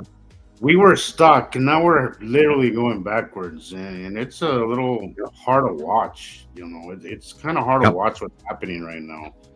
Well, all you got to go is back to 1938 and the realizations of Western Europe that was going, oh shit, look what's rising in Germany. And they all ran through this big fascist movement, including Spain and Italy and Japan, all at the same time in 1936, 7, 38, 39, 40. And all of a sudden the world turned, and we're right back there doing it again, which is also that same era that we went into a depression worldwide. And here, governments are attacking each other, and we've got wars all over the place, and it's not a good thing. We're right back where we started because we did not listen. And, I post a regular video from Charlie Chaplin, The World's Greatest Speech. I encourage all of you to look that up on YouTube. Charlie Chaplin, The World's Greatest Speech. YouTube and Facebook jail a few times, Sam. Yeah, Facebook won't let me post it anymore. But it's a very true, very, very true speech. It was a mockery of Hitler, Germany, right before the war took off. And it was, I think, his greatest role ever. And Charlie Chaplin was an unbelievable man for his work and his ability to carry a message without saying a word. Hey, Rebecca, I think Chris is back. Oh, he's here? Oh, hey. Sorry, Chris. Oh, my gosh. Oh, what? Oh, here he is. I didn't even see you come in. Or here he is. I don't know what happened. I think my battery died or something. Yeah. All right. Do you have any video for us? Yeah, I do, actually. I have something from Tara, so I'm going to go ahead and start that. And then there's a short clip still from Jesus. He wants to... Yeah, I get to shut up for a while. Yeah. Well, for a minute. All right. Okay. This is from Tara in Texas. Yeehaw. I know, right? Sorry, but I'm from Montana, and we're a little partial up here. Look at that light cut off. And I got a few videos from Thunder. I just now found them. Thunderstruck. That's a treat. Bottom of Uri and her asteroid field. Mostly normal clouds. Maybe the spiral asteroid lower left. Light cut off from Saru above. See the blue? Yeah. We're still on the Tim watch to see what she is going to do. Cool. Maybe that'll be our 3 days of darkness. I'm joking.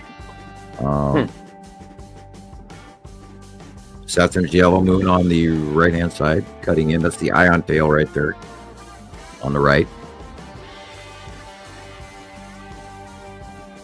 There's the skull and Atu's moon Uri.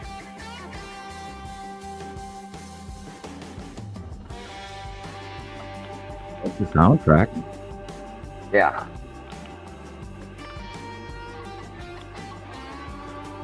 Side of Uri. Again, side of Uri.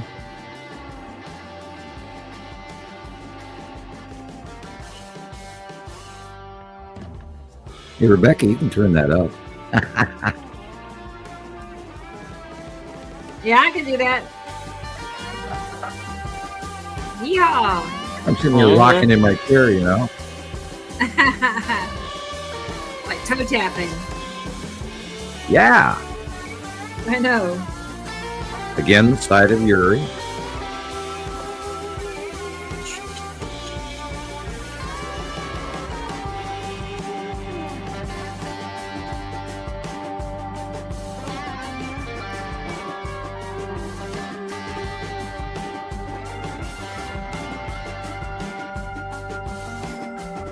On the right is the Saturn's yellow moon, lead asteroid, and is Saturn, which is the dark blue.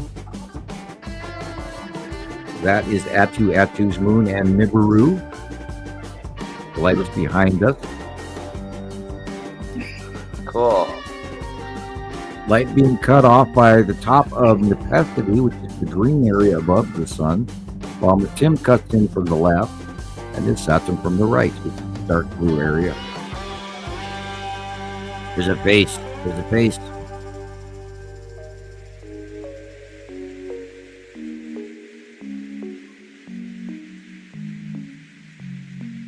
Note the blue. Uri base cloud.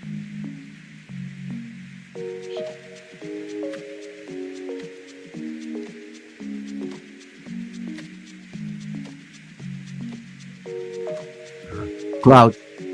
I'm kidding. Cloud? Cloud. Clouds. Look at that sun pinch going on there. Yeah. Look at the size of the sun showing. Is that the small one while the big one's being blocked? Yup. Me think it's making an appearance. Yeah. Oh, the other one's blocked. The little one will show. We know it's somewhere there. We've been watching it for, 8 months now? Atu's moon.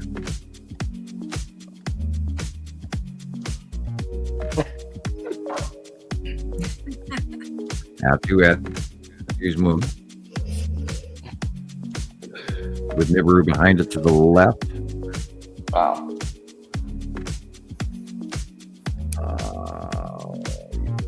No call. I got a light issue going here.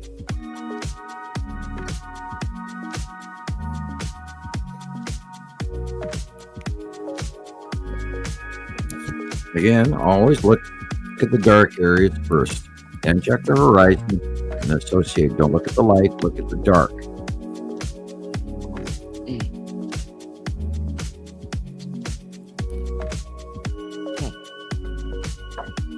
Again, is this a Saturn space cloud? C1, 2. The light is coming from the left. A Saturn yellow moon. And probably the long box. Again, dark blue area is a Saturn.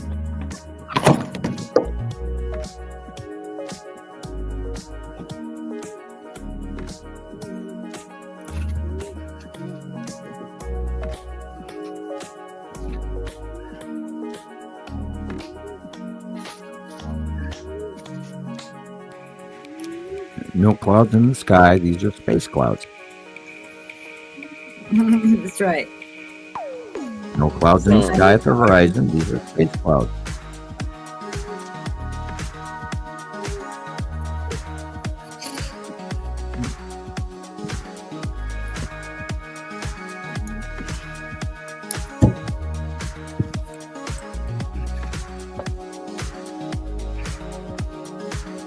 Look at the different color, guys.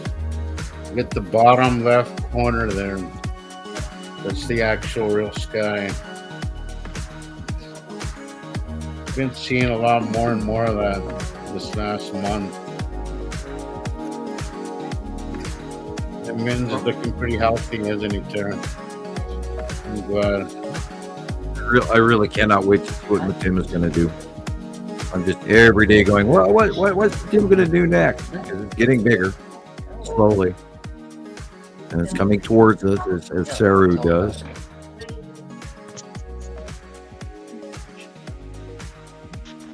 And it's all, it'll all play out faster than we're ready for. And then we'll, months later, we'll think it was normal. And then like, oh yeah, I remember when, old hat, no problem.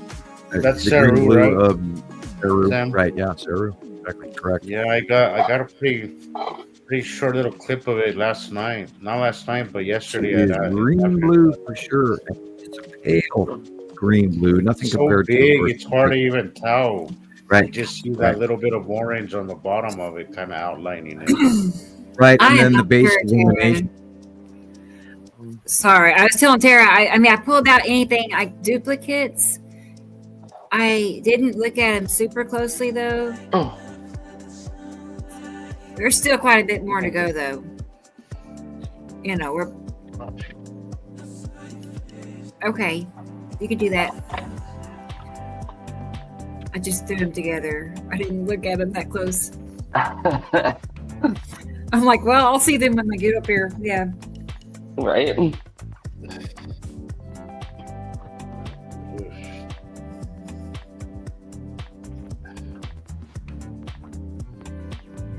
Okay. And yeah, Jesus, I do have that other video. The other one that you sent me. Yeah, that AI. So we can get yes. Yeah. Yeah. Yeah, it's good to get people so we can show I honestly I only recently kind of started paying attention to that Facebook has been doing that recently. But it seems very helpful. Like I sort of now I make a point whenever I go into anybody's post that I'm liking or something, just to go in there and kind of check it out and kind of interact and add to it here and there. So right.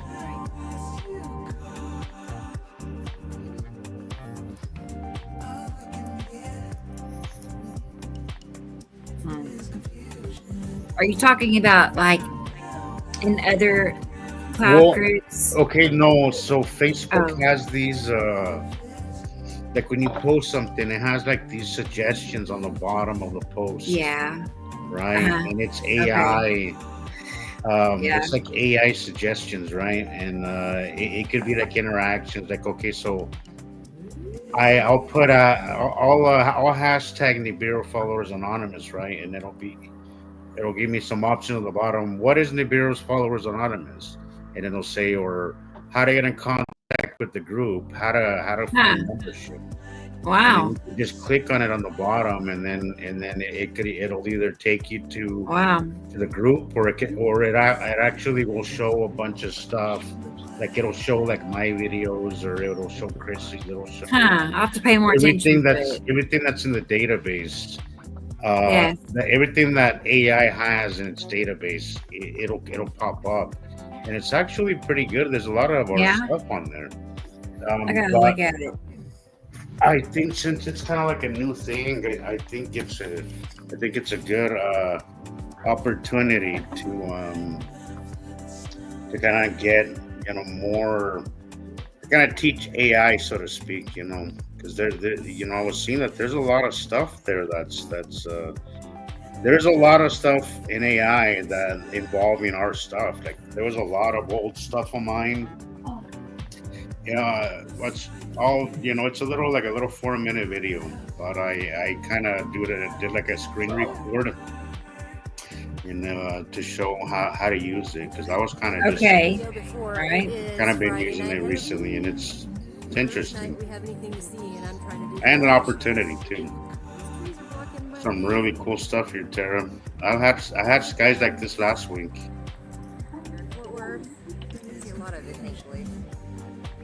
having another real-time illumination experience. This was not visible 5 minutes ago.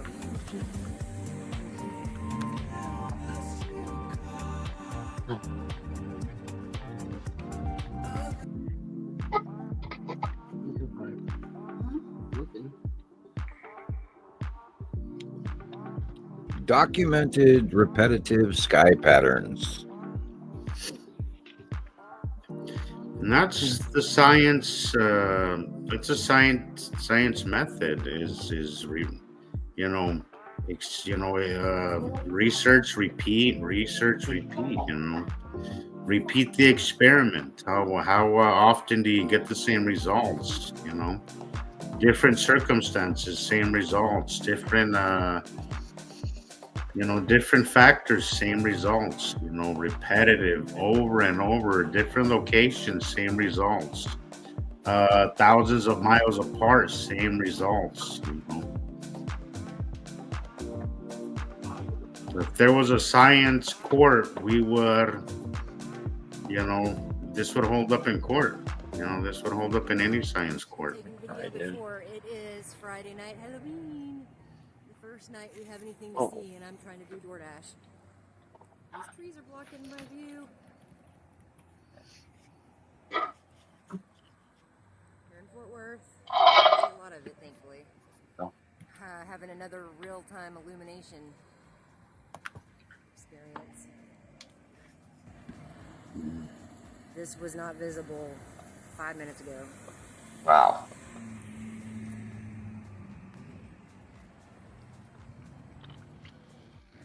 Hello, it is Saturday morning.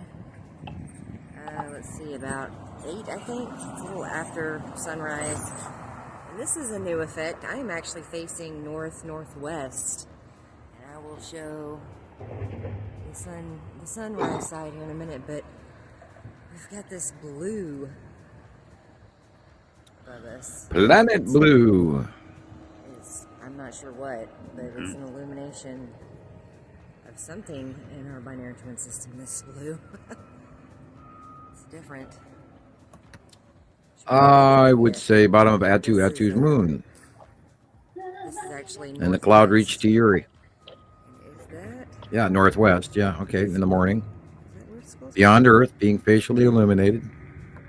Cloud-like bubbly bottoms. Here's over just straight west. I got this tree here I have to walk around.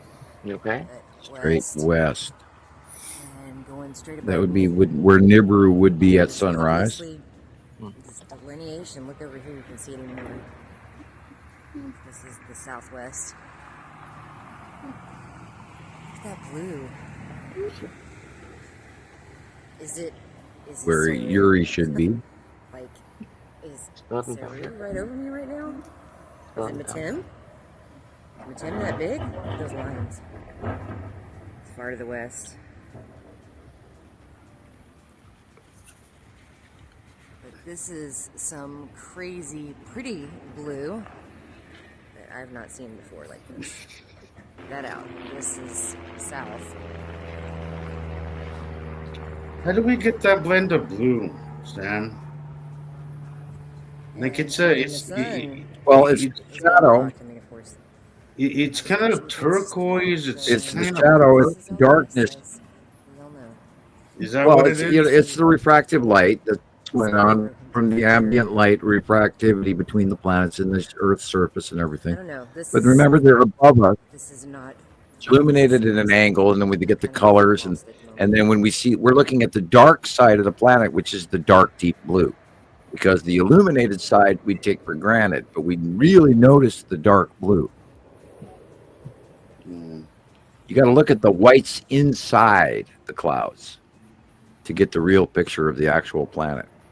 That thing is way above us and being illuminated, and we're seeing the clouds that are vaporizing off of these, their own atmospheres. It's the angles of light.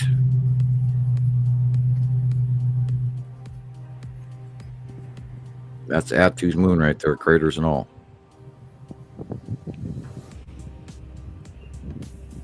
And you guys see how the light just funnels underneath it?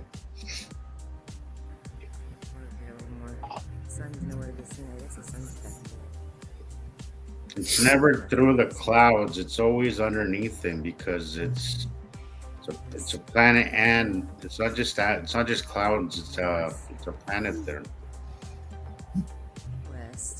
And we're looking at it at the angle of light where we see facial refraction of the light at what started out as being a sliver and then went into a quarter and then it's going into a half. And now as the planets go beyond us, we're seeing a full moon or a full facial illumination as they go past Earth. It too is like the phases of the moon when they go beyond us and go up above us and leave us above us to the right. That's the lead object right there. Yeah, that's the side of its pattern. That's the side of Uri.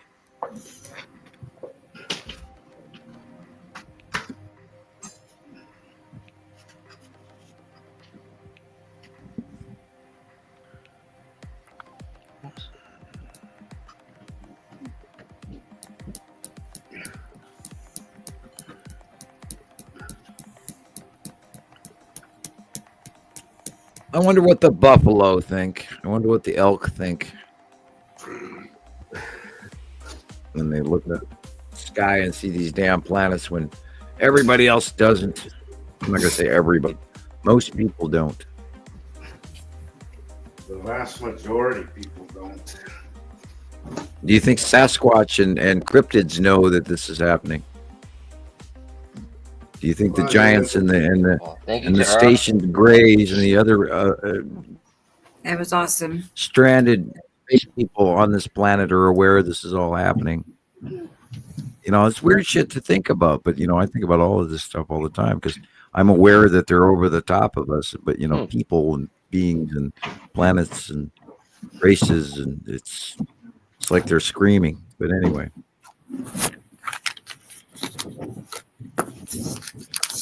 Well, everybody's having a field day, man. We're knocking stuff around. After you said that, now I'm thinking about all these beings out there. You know, well, that's the point. We are not alone. You know, when people talk about alien abduction, they always go, whatever, you know, and it's just really serious thing, especially if it happens to you many, many times. And the realization and the guilt and all this other stuff that goes along with it. What could I have done differently, or how could I have reacted better? And was Mittens dramatically affected by her abductions recently? And then given radiation, was ill, and is now better from her abduction. Right. Did she suffer mental neurosis from the PTSD moment of being abducted by those dire aliens? Hey, is it even her that came back? Yeah. Oh my gosh. Yeah. Good question. Yeah. Yeah. It's her. Yeah. Hey, right now, somewhere in time and space, They there want are to clone her. 4.5 million Mitten clones running a galaxy all their own. Yeah. Can you imagine having like 100 mittens? She'd be the perfect kitty cat. The holy symbol of the paw print. Blessed be.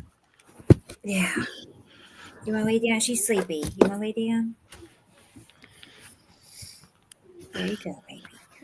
It's got bling, man. That cat's got bling. Get over here. Okay. Well, let's see. Well, I'm sending Thunda's video over now, but let's go ahead and watch the one that Jesus is talking about, the AI one. Let's do that. It's ready. Yay. 7 hours, 47 minutes, 52 seconds. All right. So I wanted to show you guys something. Chris, okay, so fair enough, Tara. Thanks. Sorry. We think this is kind of an effort to kind of get this information out for other guys. So think of this. I'm asking this. Here's a way that you can, you know, pitch into, you know, put your little 10 cents in to get this this information out there. So look, this is my profile on Facebook, right? So here we go. This is my news feed. stuff that I've posted. All right, so I'm scrolling down. Let me find the one I'm looking for here. Some music I posted. Yay. Hang on a second, guys. There we go. Okay, so this video I posted October 16th, right? A couple of weeks ago. Now look at down here, guys, in the Look bottom. at the bottom where that ring is. You see the little ring? This This is is all AI suggestions. Who are the Nibiru Followers Anonymous? What is the history of the podcast, right? Why is a podcast called repetitive? Nibiru Followers Anonymous community. What is a citizen science podcast about? So, you could interact with this stuff, guys.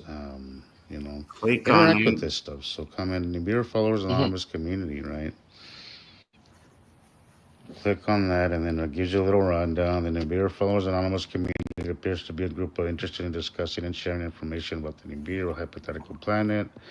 Yada, yada, yada. Yes, maybe the details are askew, right? That's fine. But look, this is all our stuff. This is Christopher's, It's crazy. My stuff here. Oh. Christopher, there's Rebecca's stuff. There's my stuff,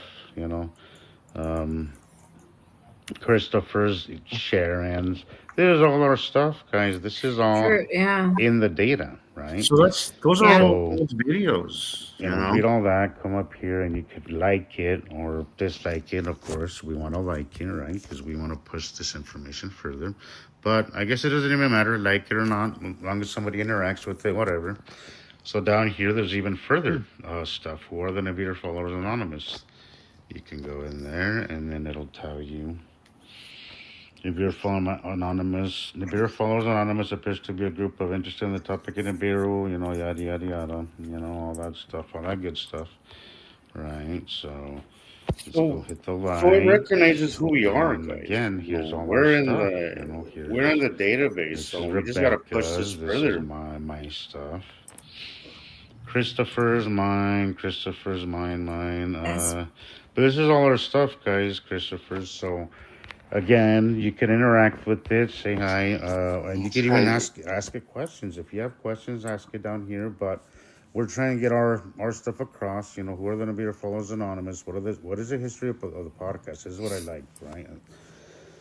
The history of the podcast is not explicitly stated in the Facebook post. However, based on the available information, what can be inferred is that there's a connection to the Nibiru Followers Anonymous YouTube channel. See? So that's what it knows, right? And you could add to it so the AI database adds more information, right? So you can teach it. And you could push this information out there. So there's what it has, guys. That's the information that it has available. So the whole point is to add to the database. But it'll help us tremendously, guys. So it has a space there for you to add to it or talk You to can add to it. You can like, you can dislike what's on there. And if there is some details that are a little off, so I didn't see you that. can make suggestions and be like, "Hey, this is wrong." And you could add suggestions to it. Really? For being here and so AI is you guys. Facebook added this maybe I don't know, a few months ago. But I only started really messing with it recently. But again, there's a lot there. That's really helpful because we're like in the beginning of AI, guys. It's an opportunity to kind of take advantage of it and kind of take it further. So interact when you're on Facebook. Just go into these things and just interact with it. Add to the information, and it'll help. I know This mission that we're all here trying to do. It'll help us tremendously. So. It doesn't take more than a few minutes just to go in there and and kind of push it a little further, So good night, Katie. And if you see the planets, say that you see the planets, that you yourself have witnessed them, and that they're real. Yeah. And be AI. So we have an opportunity here, guys, because AI is in the beginning stages. So if we keep feeding it information, it'll put it out there whenever somebody puts in Citizen Science Podcast or Nibiru Followers Anonymous. You have all the information that comes up. All the ones I talked to, like, they act like it's just a theory, it's not really been, it's not, anyway, it's not been recognized or credible science. But on Chat GPT, it's a little different and a little bit more, it believes in me, I guess I could say, really. Well, it has more information. We asked for the Rebecca, it has more data. It has more data on it. Up until recently, the search engine only had so much information, but now that we've added to it, all we have to do is make sure that we push it to that database, Yeah. Because up until I share pictures with it. It's so complicated. Right. I share pictures and comparisons with it and videos with it. Yeah. Just to prove my point. Yeah. With, Yeah. I think it's impressed.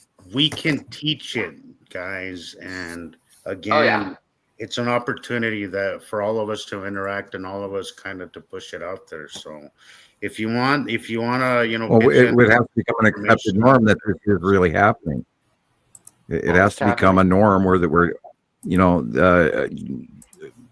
Bing has more information than Google for a long time. Now Google's upgrading, so we can also feed Google. Feed everything you can, and even just even source reference. Hashtag Nibiru Followers Anonymous, Rebecca, myself, Jesus, Christopher, anything, and all. The further that you put all of that out there and teach and feed AI, the bigger this is going to become. Yeah, that's exactly what I'm. That is exactly what I really want to iterate here. Is that the more we interact, the more we normalize this information, guys. The more we make it available, readily available to anybody who asks. Instead of bringing up old information, it'll bring up our new information, and maybe this information can actually take hold, because all it takes. All of it. Sarah was saying it last week that all it takes is 1% of the population to get on board, and then it's like a herd mentality where everybody else just kind of follows, Right. Well, where before we were all teaching one individual at a time, and we would spend hours and hours and hours with some people. Weeks. Each person, one person at a time, time after time after time. And this way, it's actually doing it for us, which is awesome. Yeah. I kind of felt that way when 3i Atlas got here, and I realized that Intergalactic Intelligence was here. It's sort of, this was, of course, the 15th of September. Head on the table, massive headache. Unusual downloading of information. And it was amazing because afterwards I didn't even realize I'd had a headache. It was just sort of like it changed. It was like, oh God, I know all this shit now. Realization that this is going on. I sort of felt a level of calm because it was suddenly like we didn't have to change it all by ourselves. It was sort of like, wow, we got to this stage where now something really big is happening. This is a big awakening. Slap in the face for the physics world and for mankind and for anybody who's paying attention. Sort of. Well, you have to recognize. You have to recognize the science, Sam. I think is what you're kind of getting at. You have to recognize when something is kind of knocking you away. Saying, hey, pay attention over here. So, we have an interstellar visitor that. Has changed course 47 times, is now playing peekaboo hiding and slowed down, and is it going to stay or is it going to go, perihelion extra orbital out of our solar system, just like it came once, like Oumuamua did. But see, Oumuamua, when it got behind the sun, is sped up from stellar material, like all major comets do. But 3i Atlas slowed down. And that's huge. And is it going to turn? Is it going to, is it going to bank around the sun? Is it going to and come into Earth's orbit and cross in front of Earth and all that? And are we going to see it up close and, or in the distant sky? Like we kind of did right before it went perihelion. I think I saw it 1 or 2 nights in the sky. which I couldn't explain, but it was sure something I'd never seen in my lifetime before. So I'm kind of thinking I did. I mean, it had a crown of light, and it was very weird. And it was unbelievable, and you could watch it move. So it has to be a small nearby object, not a galactic, something far away star thing. Anyway, right before Christmas, people, I'm so I'm like, I can't wait. It's like I'm 8 again, waiting for Christmas Day, and I can't wait for this thing to come around. Unwrap that package. What's it gonna do? Yeah. When's that supposed to happen? When? Yes. The 19th of December. The 19th. Okay. The 19th. Well, okay. Yeah, it's supposed to be visible. And where is it going to be? Is it going to be broken up? Is it going to be gone? Are they going to talk about it? They're not going to talk about it. What? Are we going to have to find it ourselves? What? All of that. Okay. All I want for Christmas is 3-eye Atlas. 3-eye Atlas. 3-eye Atlas. All I want for 25. The man has lost his mind on 3-eye Atlas. Yes, you have. That's okay though, Sam. Oh, it's insane. I mean, this is the only. If this is really, really happening, then this answers that thing about, we're going to have to share from the extraterrestrials and all this, Edgar Casey and Nostradamus and Baba Vanga, all talking about in the year 2025, we get to meet and have validation that extraterrestrials are real and all of that. And I mean, right before Christmas, wow. Right. With your Thanksgiving Day raspberry dressing and stuffing and all of it, I mean, here comes the present, people. Wow. Unbelievable timing, unbelievable events leading up to this.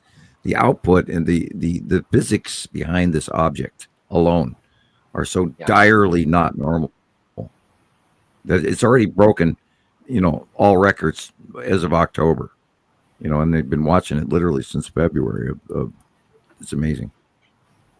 And all the other stuff out there that's brand new and crazy, and the planets and the asteroids, it's insane. Crazy. It's a lot I'm to gonna play keep Thunder's video while you're talking. Please do. Whose is this? Okay, Thunder. Hey, we just went past 8 hours, guys. Cool. Yeah. I'm kind of running on empty here, guys. Me too. I'm running. My voice is about dead. Yeah, we're almost done. Good. For sure. Me too. Me too. How many times can I talk about 3-eye Atlas? I don't know.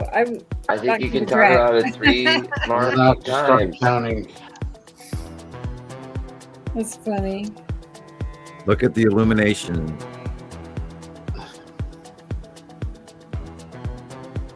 What the normal sun's supposed to look like.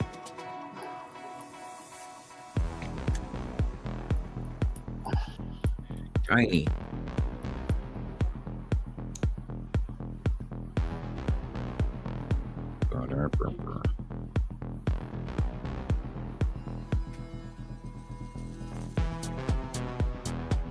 Asteroids and starships. The Texas Cube. Oh, really? Yeah.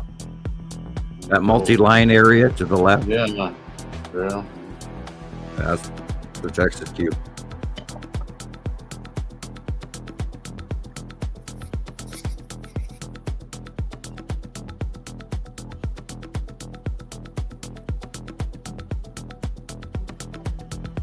That's cool.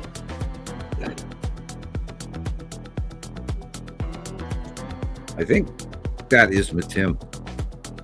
The striped part? Yeah, I'm not sure. But it okay, with that side. Look at what is supposed to be that side, just to the left of the sun. And again, we've never seen Matim up close either. cool. Looks like a whale, doesn't it? Wow, look at that. Yeah, you can Like see the bottom of a great whale. so much. Jesus, wow. See how that blue just came closer, guys? That's crazy. That is. Yeah, that's really cool. That's, yeah. Wow. And look how micro the striated clouds are.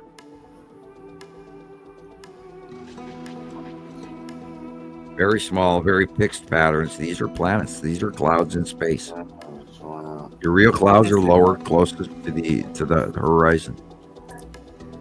Look how it just like kind of comes at you. It's like it's not like distant. It just feels like there's depth there. Like there's something bulging towards you. Wow. Base cloud of Saru. And all of that is Saru. Wow. Green, blue.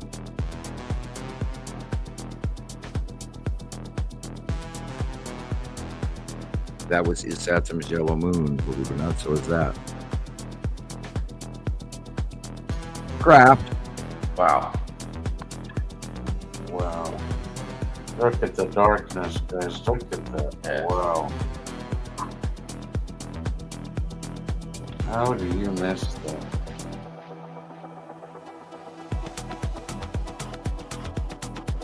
Because nobody in their right mind walks out the door thinking, oh, look, a planet is directly overhead. Sometimes when I think about it, I'm like, I think, you know how ridiculous that sounds? Yeah, sometimes. There's times where I'm like, there's a planet in the sky, and then I'm like, you know how ridiculous you sound, right? It's just That's the yellow moon in the upper right corner. Like, it's ridiculous. All of this is ridiculous. It's just. It is. It's batshit crazy. It's, yeah. And yet it happens every freaking day for the last 15 years. That's the Saturn yellow moon and the Saturn right there.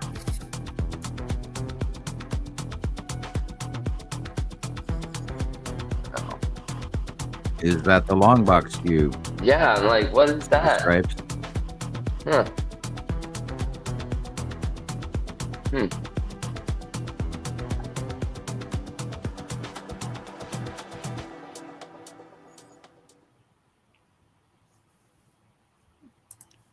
Very interesting. It's square. That was awesome. Yeah. She had got several interesting, sights, things you don't see every day. Cool. All right. Yeah, I think what he just showed on the video was very interesting. It's definitely a great site for people on the phone to be able to visit and have easy access. That's good. Popping up on your desktop too, Sam. It's just a little ring. 8 days from now, 8-9 days from now, I'll get a copy of it. Right?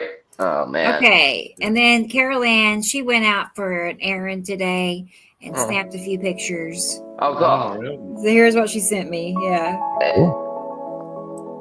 Even the cats are like, what is going on? Yeah. Oh shit! Wow. Wow. That looks just like the Matim photo from that lady. Jesus Christ.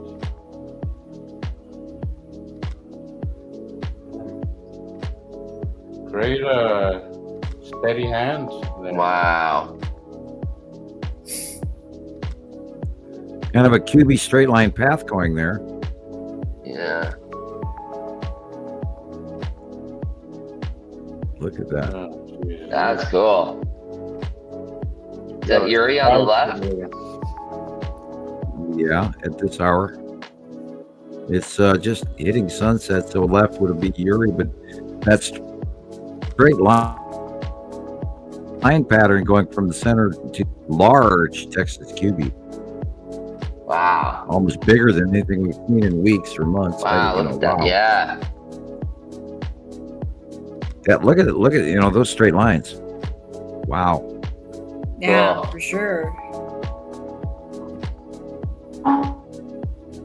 I'll just, keep screaming every week. My God, the cubes are here, people. The aliens are here, people. And I'll let you deal with it from there. I'm not going to back down because we see them every damn day. Right. They've been out of hiding since April of 2019. People. Wow. They've been screaming this since 2019. People, over and over. The aliens are here in force. And I'm not talking local ones. I'm talking Federation starships and cubes and God only knows what. Wow. There's your trees. I mean, how much commodities do we actually supply? How could we supply enough to actually interest multiple factions? This is weird.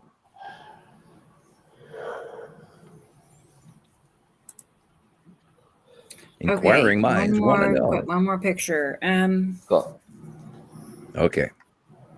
Well, Tara sent me. Oh, sorry. Go ahead. No, you're fine. Tara sent me one picture. She just wants to know if this is Matim. Cool. So let me get it pulled up.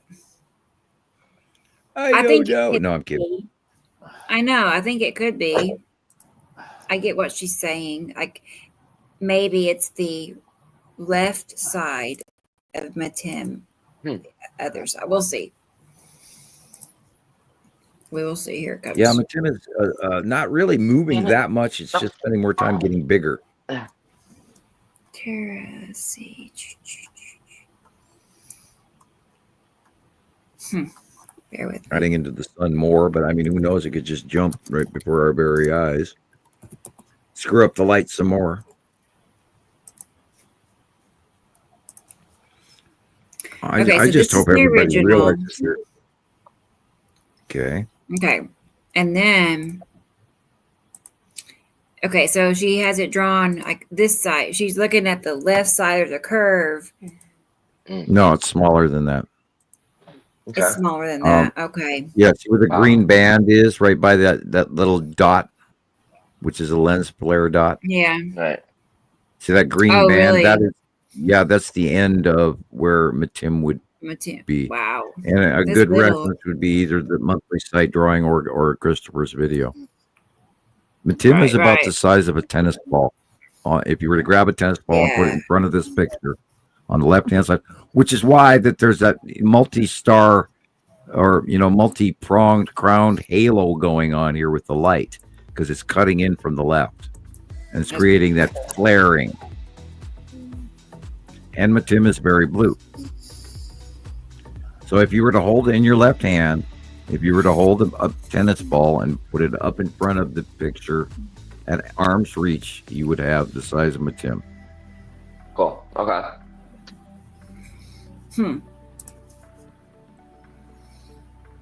Okay. Yeah, that makes sense. And then you go to the monthly site drawing. Whip. And it always matches. That's what's really cool about all this. And I'm not trying to toot my horn. I know. I bet you think it's fun too, though. I mean, you got to be kind of like amused. Well, I dread it before I draw it every month, and then after I'm done with it, I'm comfortable. And then the next couple of days, I go, "Yep, I was right." Yeah, I know. Yeah, it's kind of interesting. And I have to stay at it. I have to, watch what everybody, is posting, and then I get this idea in my head, and then I think to myself, okay, how's it been moving according to what we've seen? And then I lay out.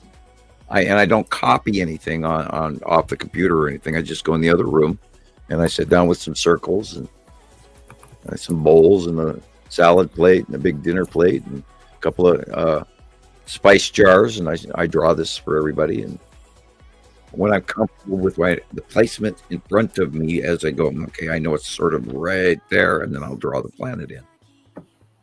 And month after month, year after year, that's how I do it. Yeah. And they've kind of become a cartoon art in their own. When did you start them? Like 2013? Somewhere about 2013, 2015. I think I was doing paper cutouts for a while when I was doing the Understanding the Sky series. And then I found it easier rather than butchering a whole bunch of of paper, it was easier to actually draw the shapes. And then I was also able to add better cloud designs going around, show the base clouds and all of that better. And so it just became a monthly drawing. I know. And now there's like close to 200 or so. When I counted them one time, and it was like 170 or 180. Wow. And then, occasional side drawings in between. And, right. And, and I look at them, I kind of go, okay, it's a drawing, but other people go, oh, I love it. And it's like, okay. You're welcome, Thunder. Yeah. Thank you, too, I have my sharing. own style laid out. Not trying to be artistic. I'm just trying to show what I see. Right. Me and my crayons. Yeah. I don't use crayons. That's the little joke. Everybody always, my 5-year-old could draw better with crayons than you do. And I've heard that 1,000 times. It's an old joke, you guys. Yeah. I know, my God. My kryptonite. I want the blue one, though. Right. Okay. There's been many people that's wanted to have, or, mention like a video 3D model, like mini. Yeah. But I guess nobody knows how to, because nobody's jumped easy. on that. I tried using several different software programs, like AI programs, to make just a model of the 2 stars with the planets rotating around them. It's not easy. Yeah. It's going to take a while. No, and you'd have to literally have a CAD program to do it. Right. Right. Creative advanced design. And then you have to, account for the fact that Nibiru and his Saturn are one arm of the rotation. And then Saru, Uri, Atu, Nepesity, Matim are on, and Matim is completely separate orbit of the other two. It's just, weird. There's literally no way to get a computer designed to do that without immense programming. And so that's why it's been, and not only that, I was doing that sort of stuff. I was drawing it on computer, using computer circles on Paint and Photoshop and all that. It would probably be easier to make an animation just by drawing it. Right, it took me hours to draw one picture. And then so I said, the hell with it, and I pulled out my black magic markers and colored pencils. I can do it in about 15 minutes to a half hour and be accurate and at low cost and no frustration and in the White House, no ketchup on the wall. A little political slam there. Oh, okay. I don't know. Bad joke. It was bad joke. Yeah. Yeah, at the White House, people cringe from the flying ketchup bottles.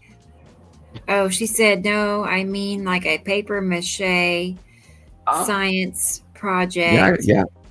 Oh, hey, did you know that? that? Actually, Walmart has started selling styrofoam balls of different sizes, and I'm going to look into it. I didn't know that. I could never find him. I looked and looked for styrofoam balls. Really? And so, are you talking about like hanging the balls or like gluing them to something? On a diorama. Yeah, and put them on sticks. I don't know. Make the right sizes. Yeah, on string, and it'll fishing line on a hanging on a coat hanger or two, and diorama that. You could also use flashlights and black room for that. Yeah. But I could never. I even went to Michael's repeatedly and Hobby Lobby, and I could never find the right kind of styrofoam balls to do it. And I didn't want to, grab a bunch of stuff and then, buy this $5 ball at Walmart and this little ball from, Hobby Lobby or whatever, and then mismatch and then paint. And I didn't want to do this. So it was, it was far easier just to do it by hand on paper. Yeah, for sure. Way better. And it lasts longer, Yeah, but she is right. It's like a 4th grade science project. You are right. But I've laid that out, and I gave a drawing a couple months ago of the current location of the planets, and you have a copy of that.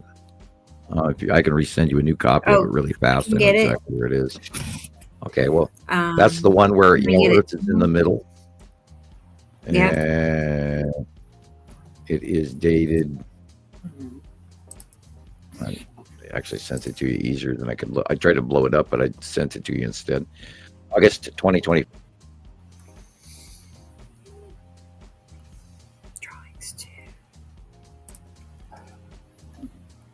Huh. Okay. Let me get drawings pulled up. It takes just a moment because there's a bunch of them in there. Okay. Wait. If this was a race, I would probably not win it. No. I know. I'm like, I'll get it. Don't worry. Yeah. 10 years later, I'm still here. No way. Oh no. Oh gosh. Why? Here. There they are. Okay. Oh, Sam got booted. He's back. He's back. Where'd you go? I think I hit the wrong X. Is this one it? Yeah, I clicked myself offline. Yeah. That's a good one. Is that? I am officially out of my mind when I reach over and grab the upper screen, and I just completely clicked off the internet. Like, oh, okay, sorry. Yeah. Whoops. Wrong X. Whoops. Wrong X. Wrong button. Yeah, wrong Is button. this the right one? Oh, okay. That is the correct August drawing I was talking about. Uh-huh. And we are underneath them. We're in the middle of them. You have to kind of look at this in a 3D platform now. Yeah. And what's really weird about there is a connection between Nibiru and his Saturn, but you can't physically see that in the reality because, it's in the middle to the back of us sort of thing. And Saru and Yuri and Atu are connected, and Nepesity is connected to Atu, and Matim goes around Yuri and Saru completely separate. But it goes, all the way back to the early crop circle drawings and name tags and stuff, and it's produced a relative model over the years that has been highly accurate. So far, until it changes, and then I have to refigure out what the hell's going on every month, Right. So it changes. Because every time I figure it out, it changes. Yeah. Really bad. Yeah. I was going to say it's hard to keep up with their, It has been very hard to keep the up. rotation and predicting what's going to happen. Yep. You can kind of tell though, when the sky looks a certain way, I kind of can tell what the sunset's going to be like, and I can foresee a tiny bit, but.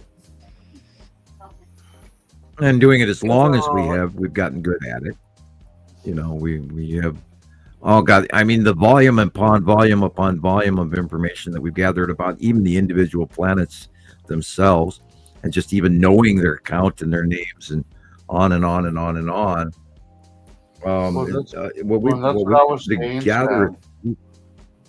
Excuse me? That's what I was saying in one of my videos recently, Sam, is that the more you watch this stuff, the more you get familiar with it. You will pick up on the patterns. You have to. They're so repetitive. You will pick up on the patterns enough to where you could pretty much anticipate, just by seeing minor things in the sky. You'll be like, okay, that is a sign that something's happening, right? It's coming. Oh boy, there it is. 90% of the time that I'm like, I spot something. Sometimes it just goes up and over and it's not quite in sight. But 90% of the time I get it right. Nice. Yep. Yeah, it's a thingy for sure, and that's what's amazing about it now. And of course, how unbelievably repetitive it is. Yeah, one would assume if this was in our solar system, we'd see it every year or every other year or whatever, and it would pass by. We'd see it for a week or two or a month or whatever, and then be gone. But it's so separate of us, and it's so contiguous and every day. And that's what is amazing about, we do get to watch it every day. And that's what proves to you, it's not in our orbit model at all. It's completely outside of our orbit model. Otherwise, you'd only see it for a short time and it would be gone. Which is what, NASA tried to feed us about the Skull asteroid. Yeah, and opposing atmospheres, like you have one atmosphere going one way and then the other way, like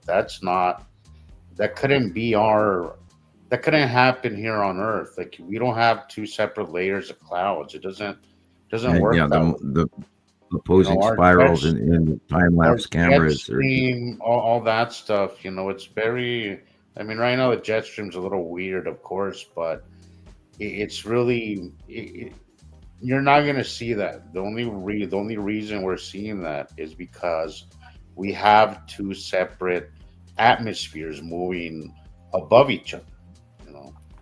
Right, going two opposite directions. Yep. And that is one of the first things that I noticed when I was new. Also, how low the clouds, our clouds, seem to be getting. It just everything seems right. And you think there's no way that thing could. That goes back to the 2020, close Attu's moon pass in 2018, 19, 20. And it was so amazingly large, and it just your mind couldn't fathom that massive object right there that we could blatantly see could be that freaking close to us and not crash into us. And it was a mind boggler. It's like a magic floating pillow above the couch. Like how? And I'll never forget that as long as I live. I think that's the part of it where people refuse to get on board. That whole, we've been hardwired into our mind that if things were that close, they'd destroy us, So I think that's as far as people get. And then, people just kind of tend to lose it, like, I don't want to go. Look, we become black screen. Either it becomes... We're a black screen with two white dots. Yeah. Well, either it gets...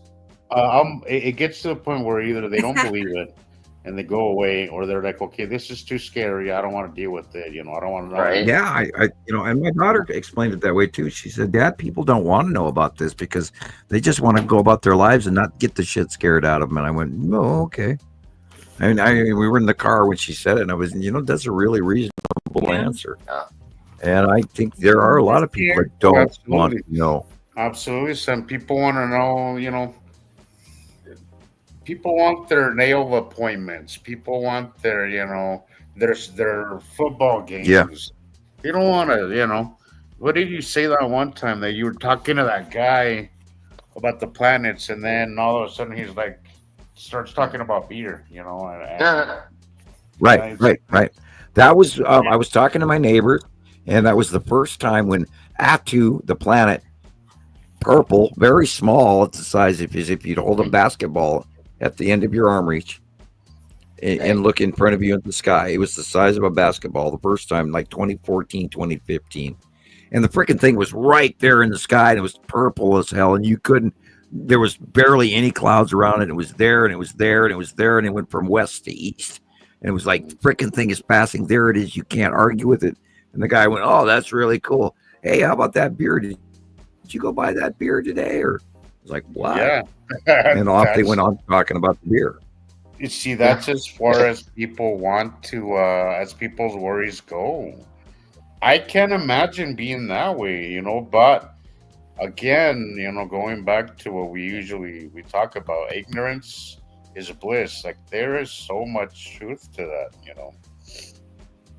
Yeah, I saw that purple thing. It went by, and that was the end of it.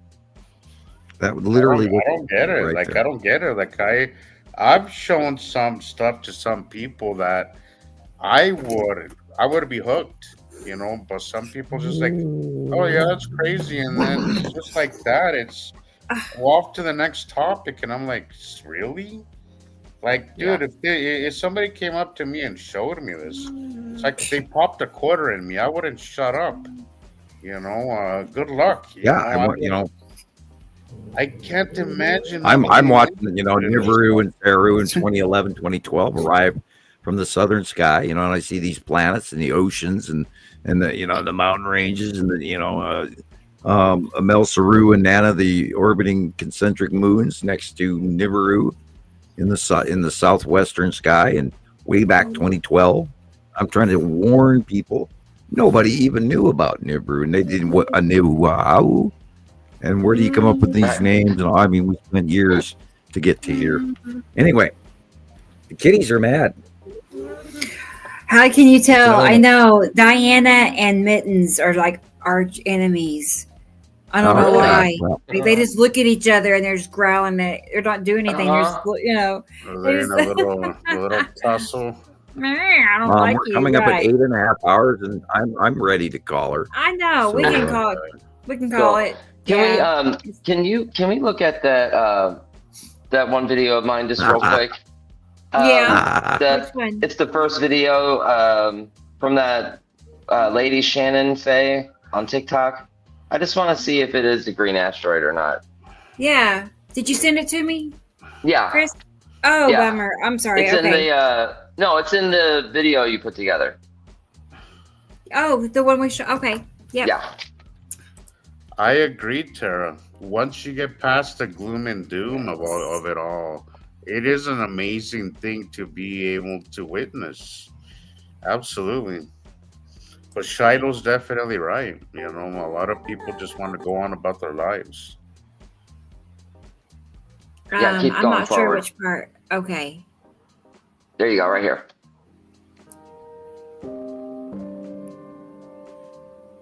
Did it not play earlier? Did this? We were I think we got caught up in talking about Okay. I was gone feeding kitty cats. Okay. Yeah. Just making sure. This one just had me stop. It's gotta be the green asteroid. We'll see. Okay.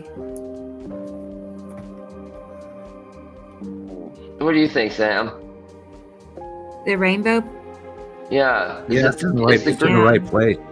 Right. Yeah. It's in the right place. Oh, green yeah. asteroid Look is how in green front that of is. it.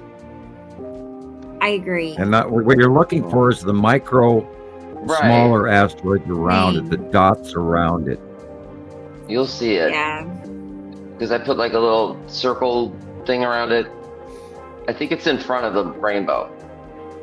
On the left. Yeah, to the right. To the right. See the dark nodes that look like a... Oh. Okay.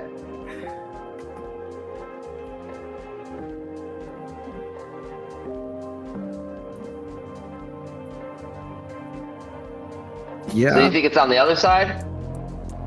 I'm not sure. That's I'm not about sure the either. right place for the green asteroid to be. Cool. It's at the bottom of the base cloud and right. It is. Where it would Exactly be. right. It's definitely in the right spot. Cool. Huh. That's Let it. me go- Yeah. I mean, you can see little tiny dots, right? I think you can Right. see little white dots in front of that flare. Yeah. Yeah. Are you But talking they're about to the right side of the rainbow area or the left side? To the left. So you're looking at the rainbow on the left side of Yeah. the rainbow. I see Yes. 4 I or do 5 see little dots. dots. I'll make my screen bigger. Hang on. It's a backlit crescent flare, but on what object? And the size, it's a little smaller than this circle, but the size of it and the location is right for what see those black nodes right there around the rainbow area. Yeah. Okay. The green asteroid should be quite large right about now. Mm-hmm. So yeah, it's in the right place. Usually it's just a And little there's green nothing dot. that low on the horizon. Yeah. Right, it's but like a if we are getting a backlit crescent flare on an object that low on the horizon, which is just in the bottom of the envelope of these clouds, that is the proper location for it. Cool. Yeah. I just not seen it look like that, but I can imagine it being. Well, we that. know the lead asteroid is farther over to the left and closer Right. to the sun. We know that. So if this is a recent photograph, then yeah, that's in It the is. right This place. is on the 28th, I think. And the only other thing in that area, of course, is the Longbox cube, which I would assume is farther more to the left as well. And we wouldn't be seeing a crescent flare off a box. Yeah. Look at that Longbox cube too. Yeah, right. Look at that. You see that? From a rounded object. Yeah, somewhere in that same shot is the that white area could be the Longbox cube. Yeah, you see that rectangle? It's perfect. Yep. White rectangle. Yeah, I should have used the other drawing. No worries. Huh. Yeah, okay. you're correct. You was just fine. Cool. And this was from the person that joined the show today for a little bit. Yeah. I was surprised she actually, came in the podcast. That was pretty cool. Yeah, she hung out for a little while. Okay, cool. Yeah. Well, I mean, that makes me feel better because, if you can get to one person, during the week, then, that's how it happens. That's how it happens, right? Right. Now we have to ask one person at a time. We have to ask the Green Asteroid to make a cameo appearance for everybody in the next week or two, so we can get a good look at her. Yeah, definitely. She needs to show up green, super green, and more Tim. Sometimes it does. Yeah. Sometimes it really does. Like the sky will just glow green, like at sunset. It can. Cool. Well, guys, it's been fun. 8 hours. 8 hours, 35 minutes. Yeah. I'm happy. I mean, it's almost midnight. I'm already late. I'm ready. You got the right idea, dude. Oh gosh. Hey, I haven't hung out till the end of the show in a while, so right. From beginning to end. But it had been a long week, and I was like, you know what? I'm not gonna do anything Saturday. I've been putting off laundry. I've been putting off a lot of things I had to do. So I was like, during the show, I'll do all these things, and then hang out, and then just chill. So. Oh, hey, it's Thomas. Oh, I mean, Jesus. Yeah. I was close to start snoring, guys. So.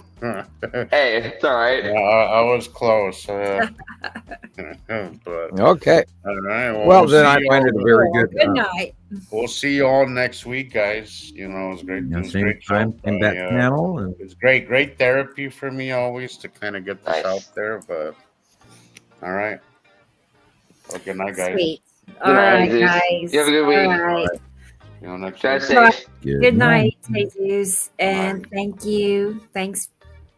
It was nice having him for the whole show. Yeah, definitely.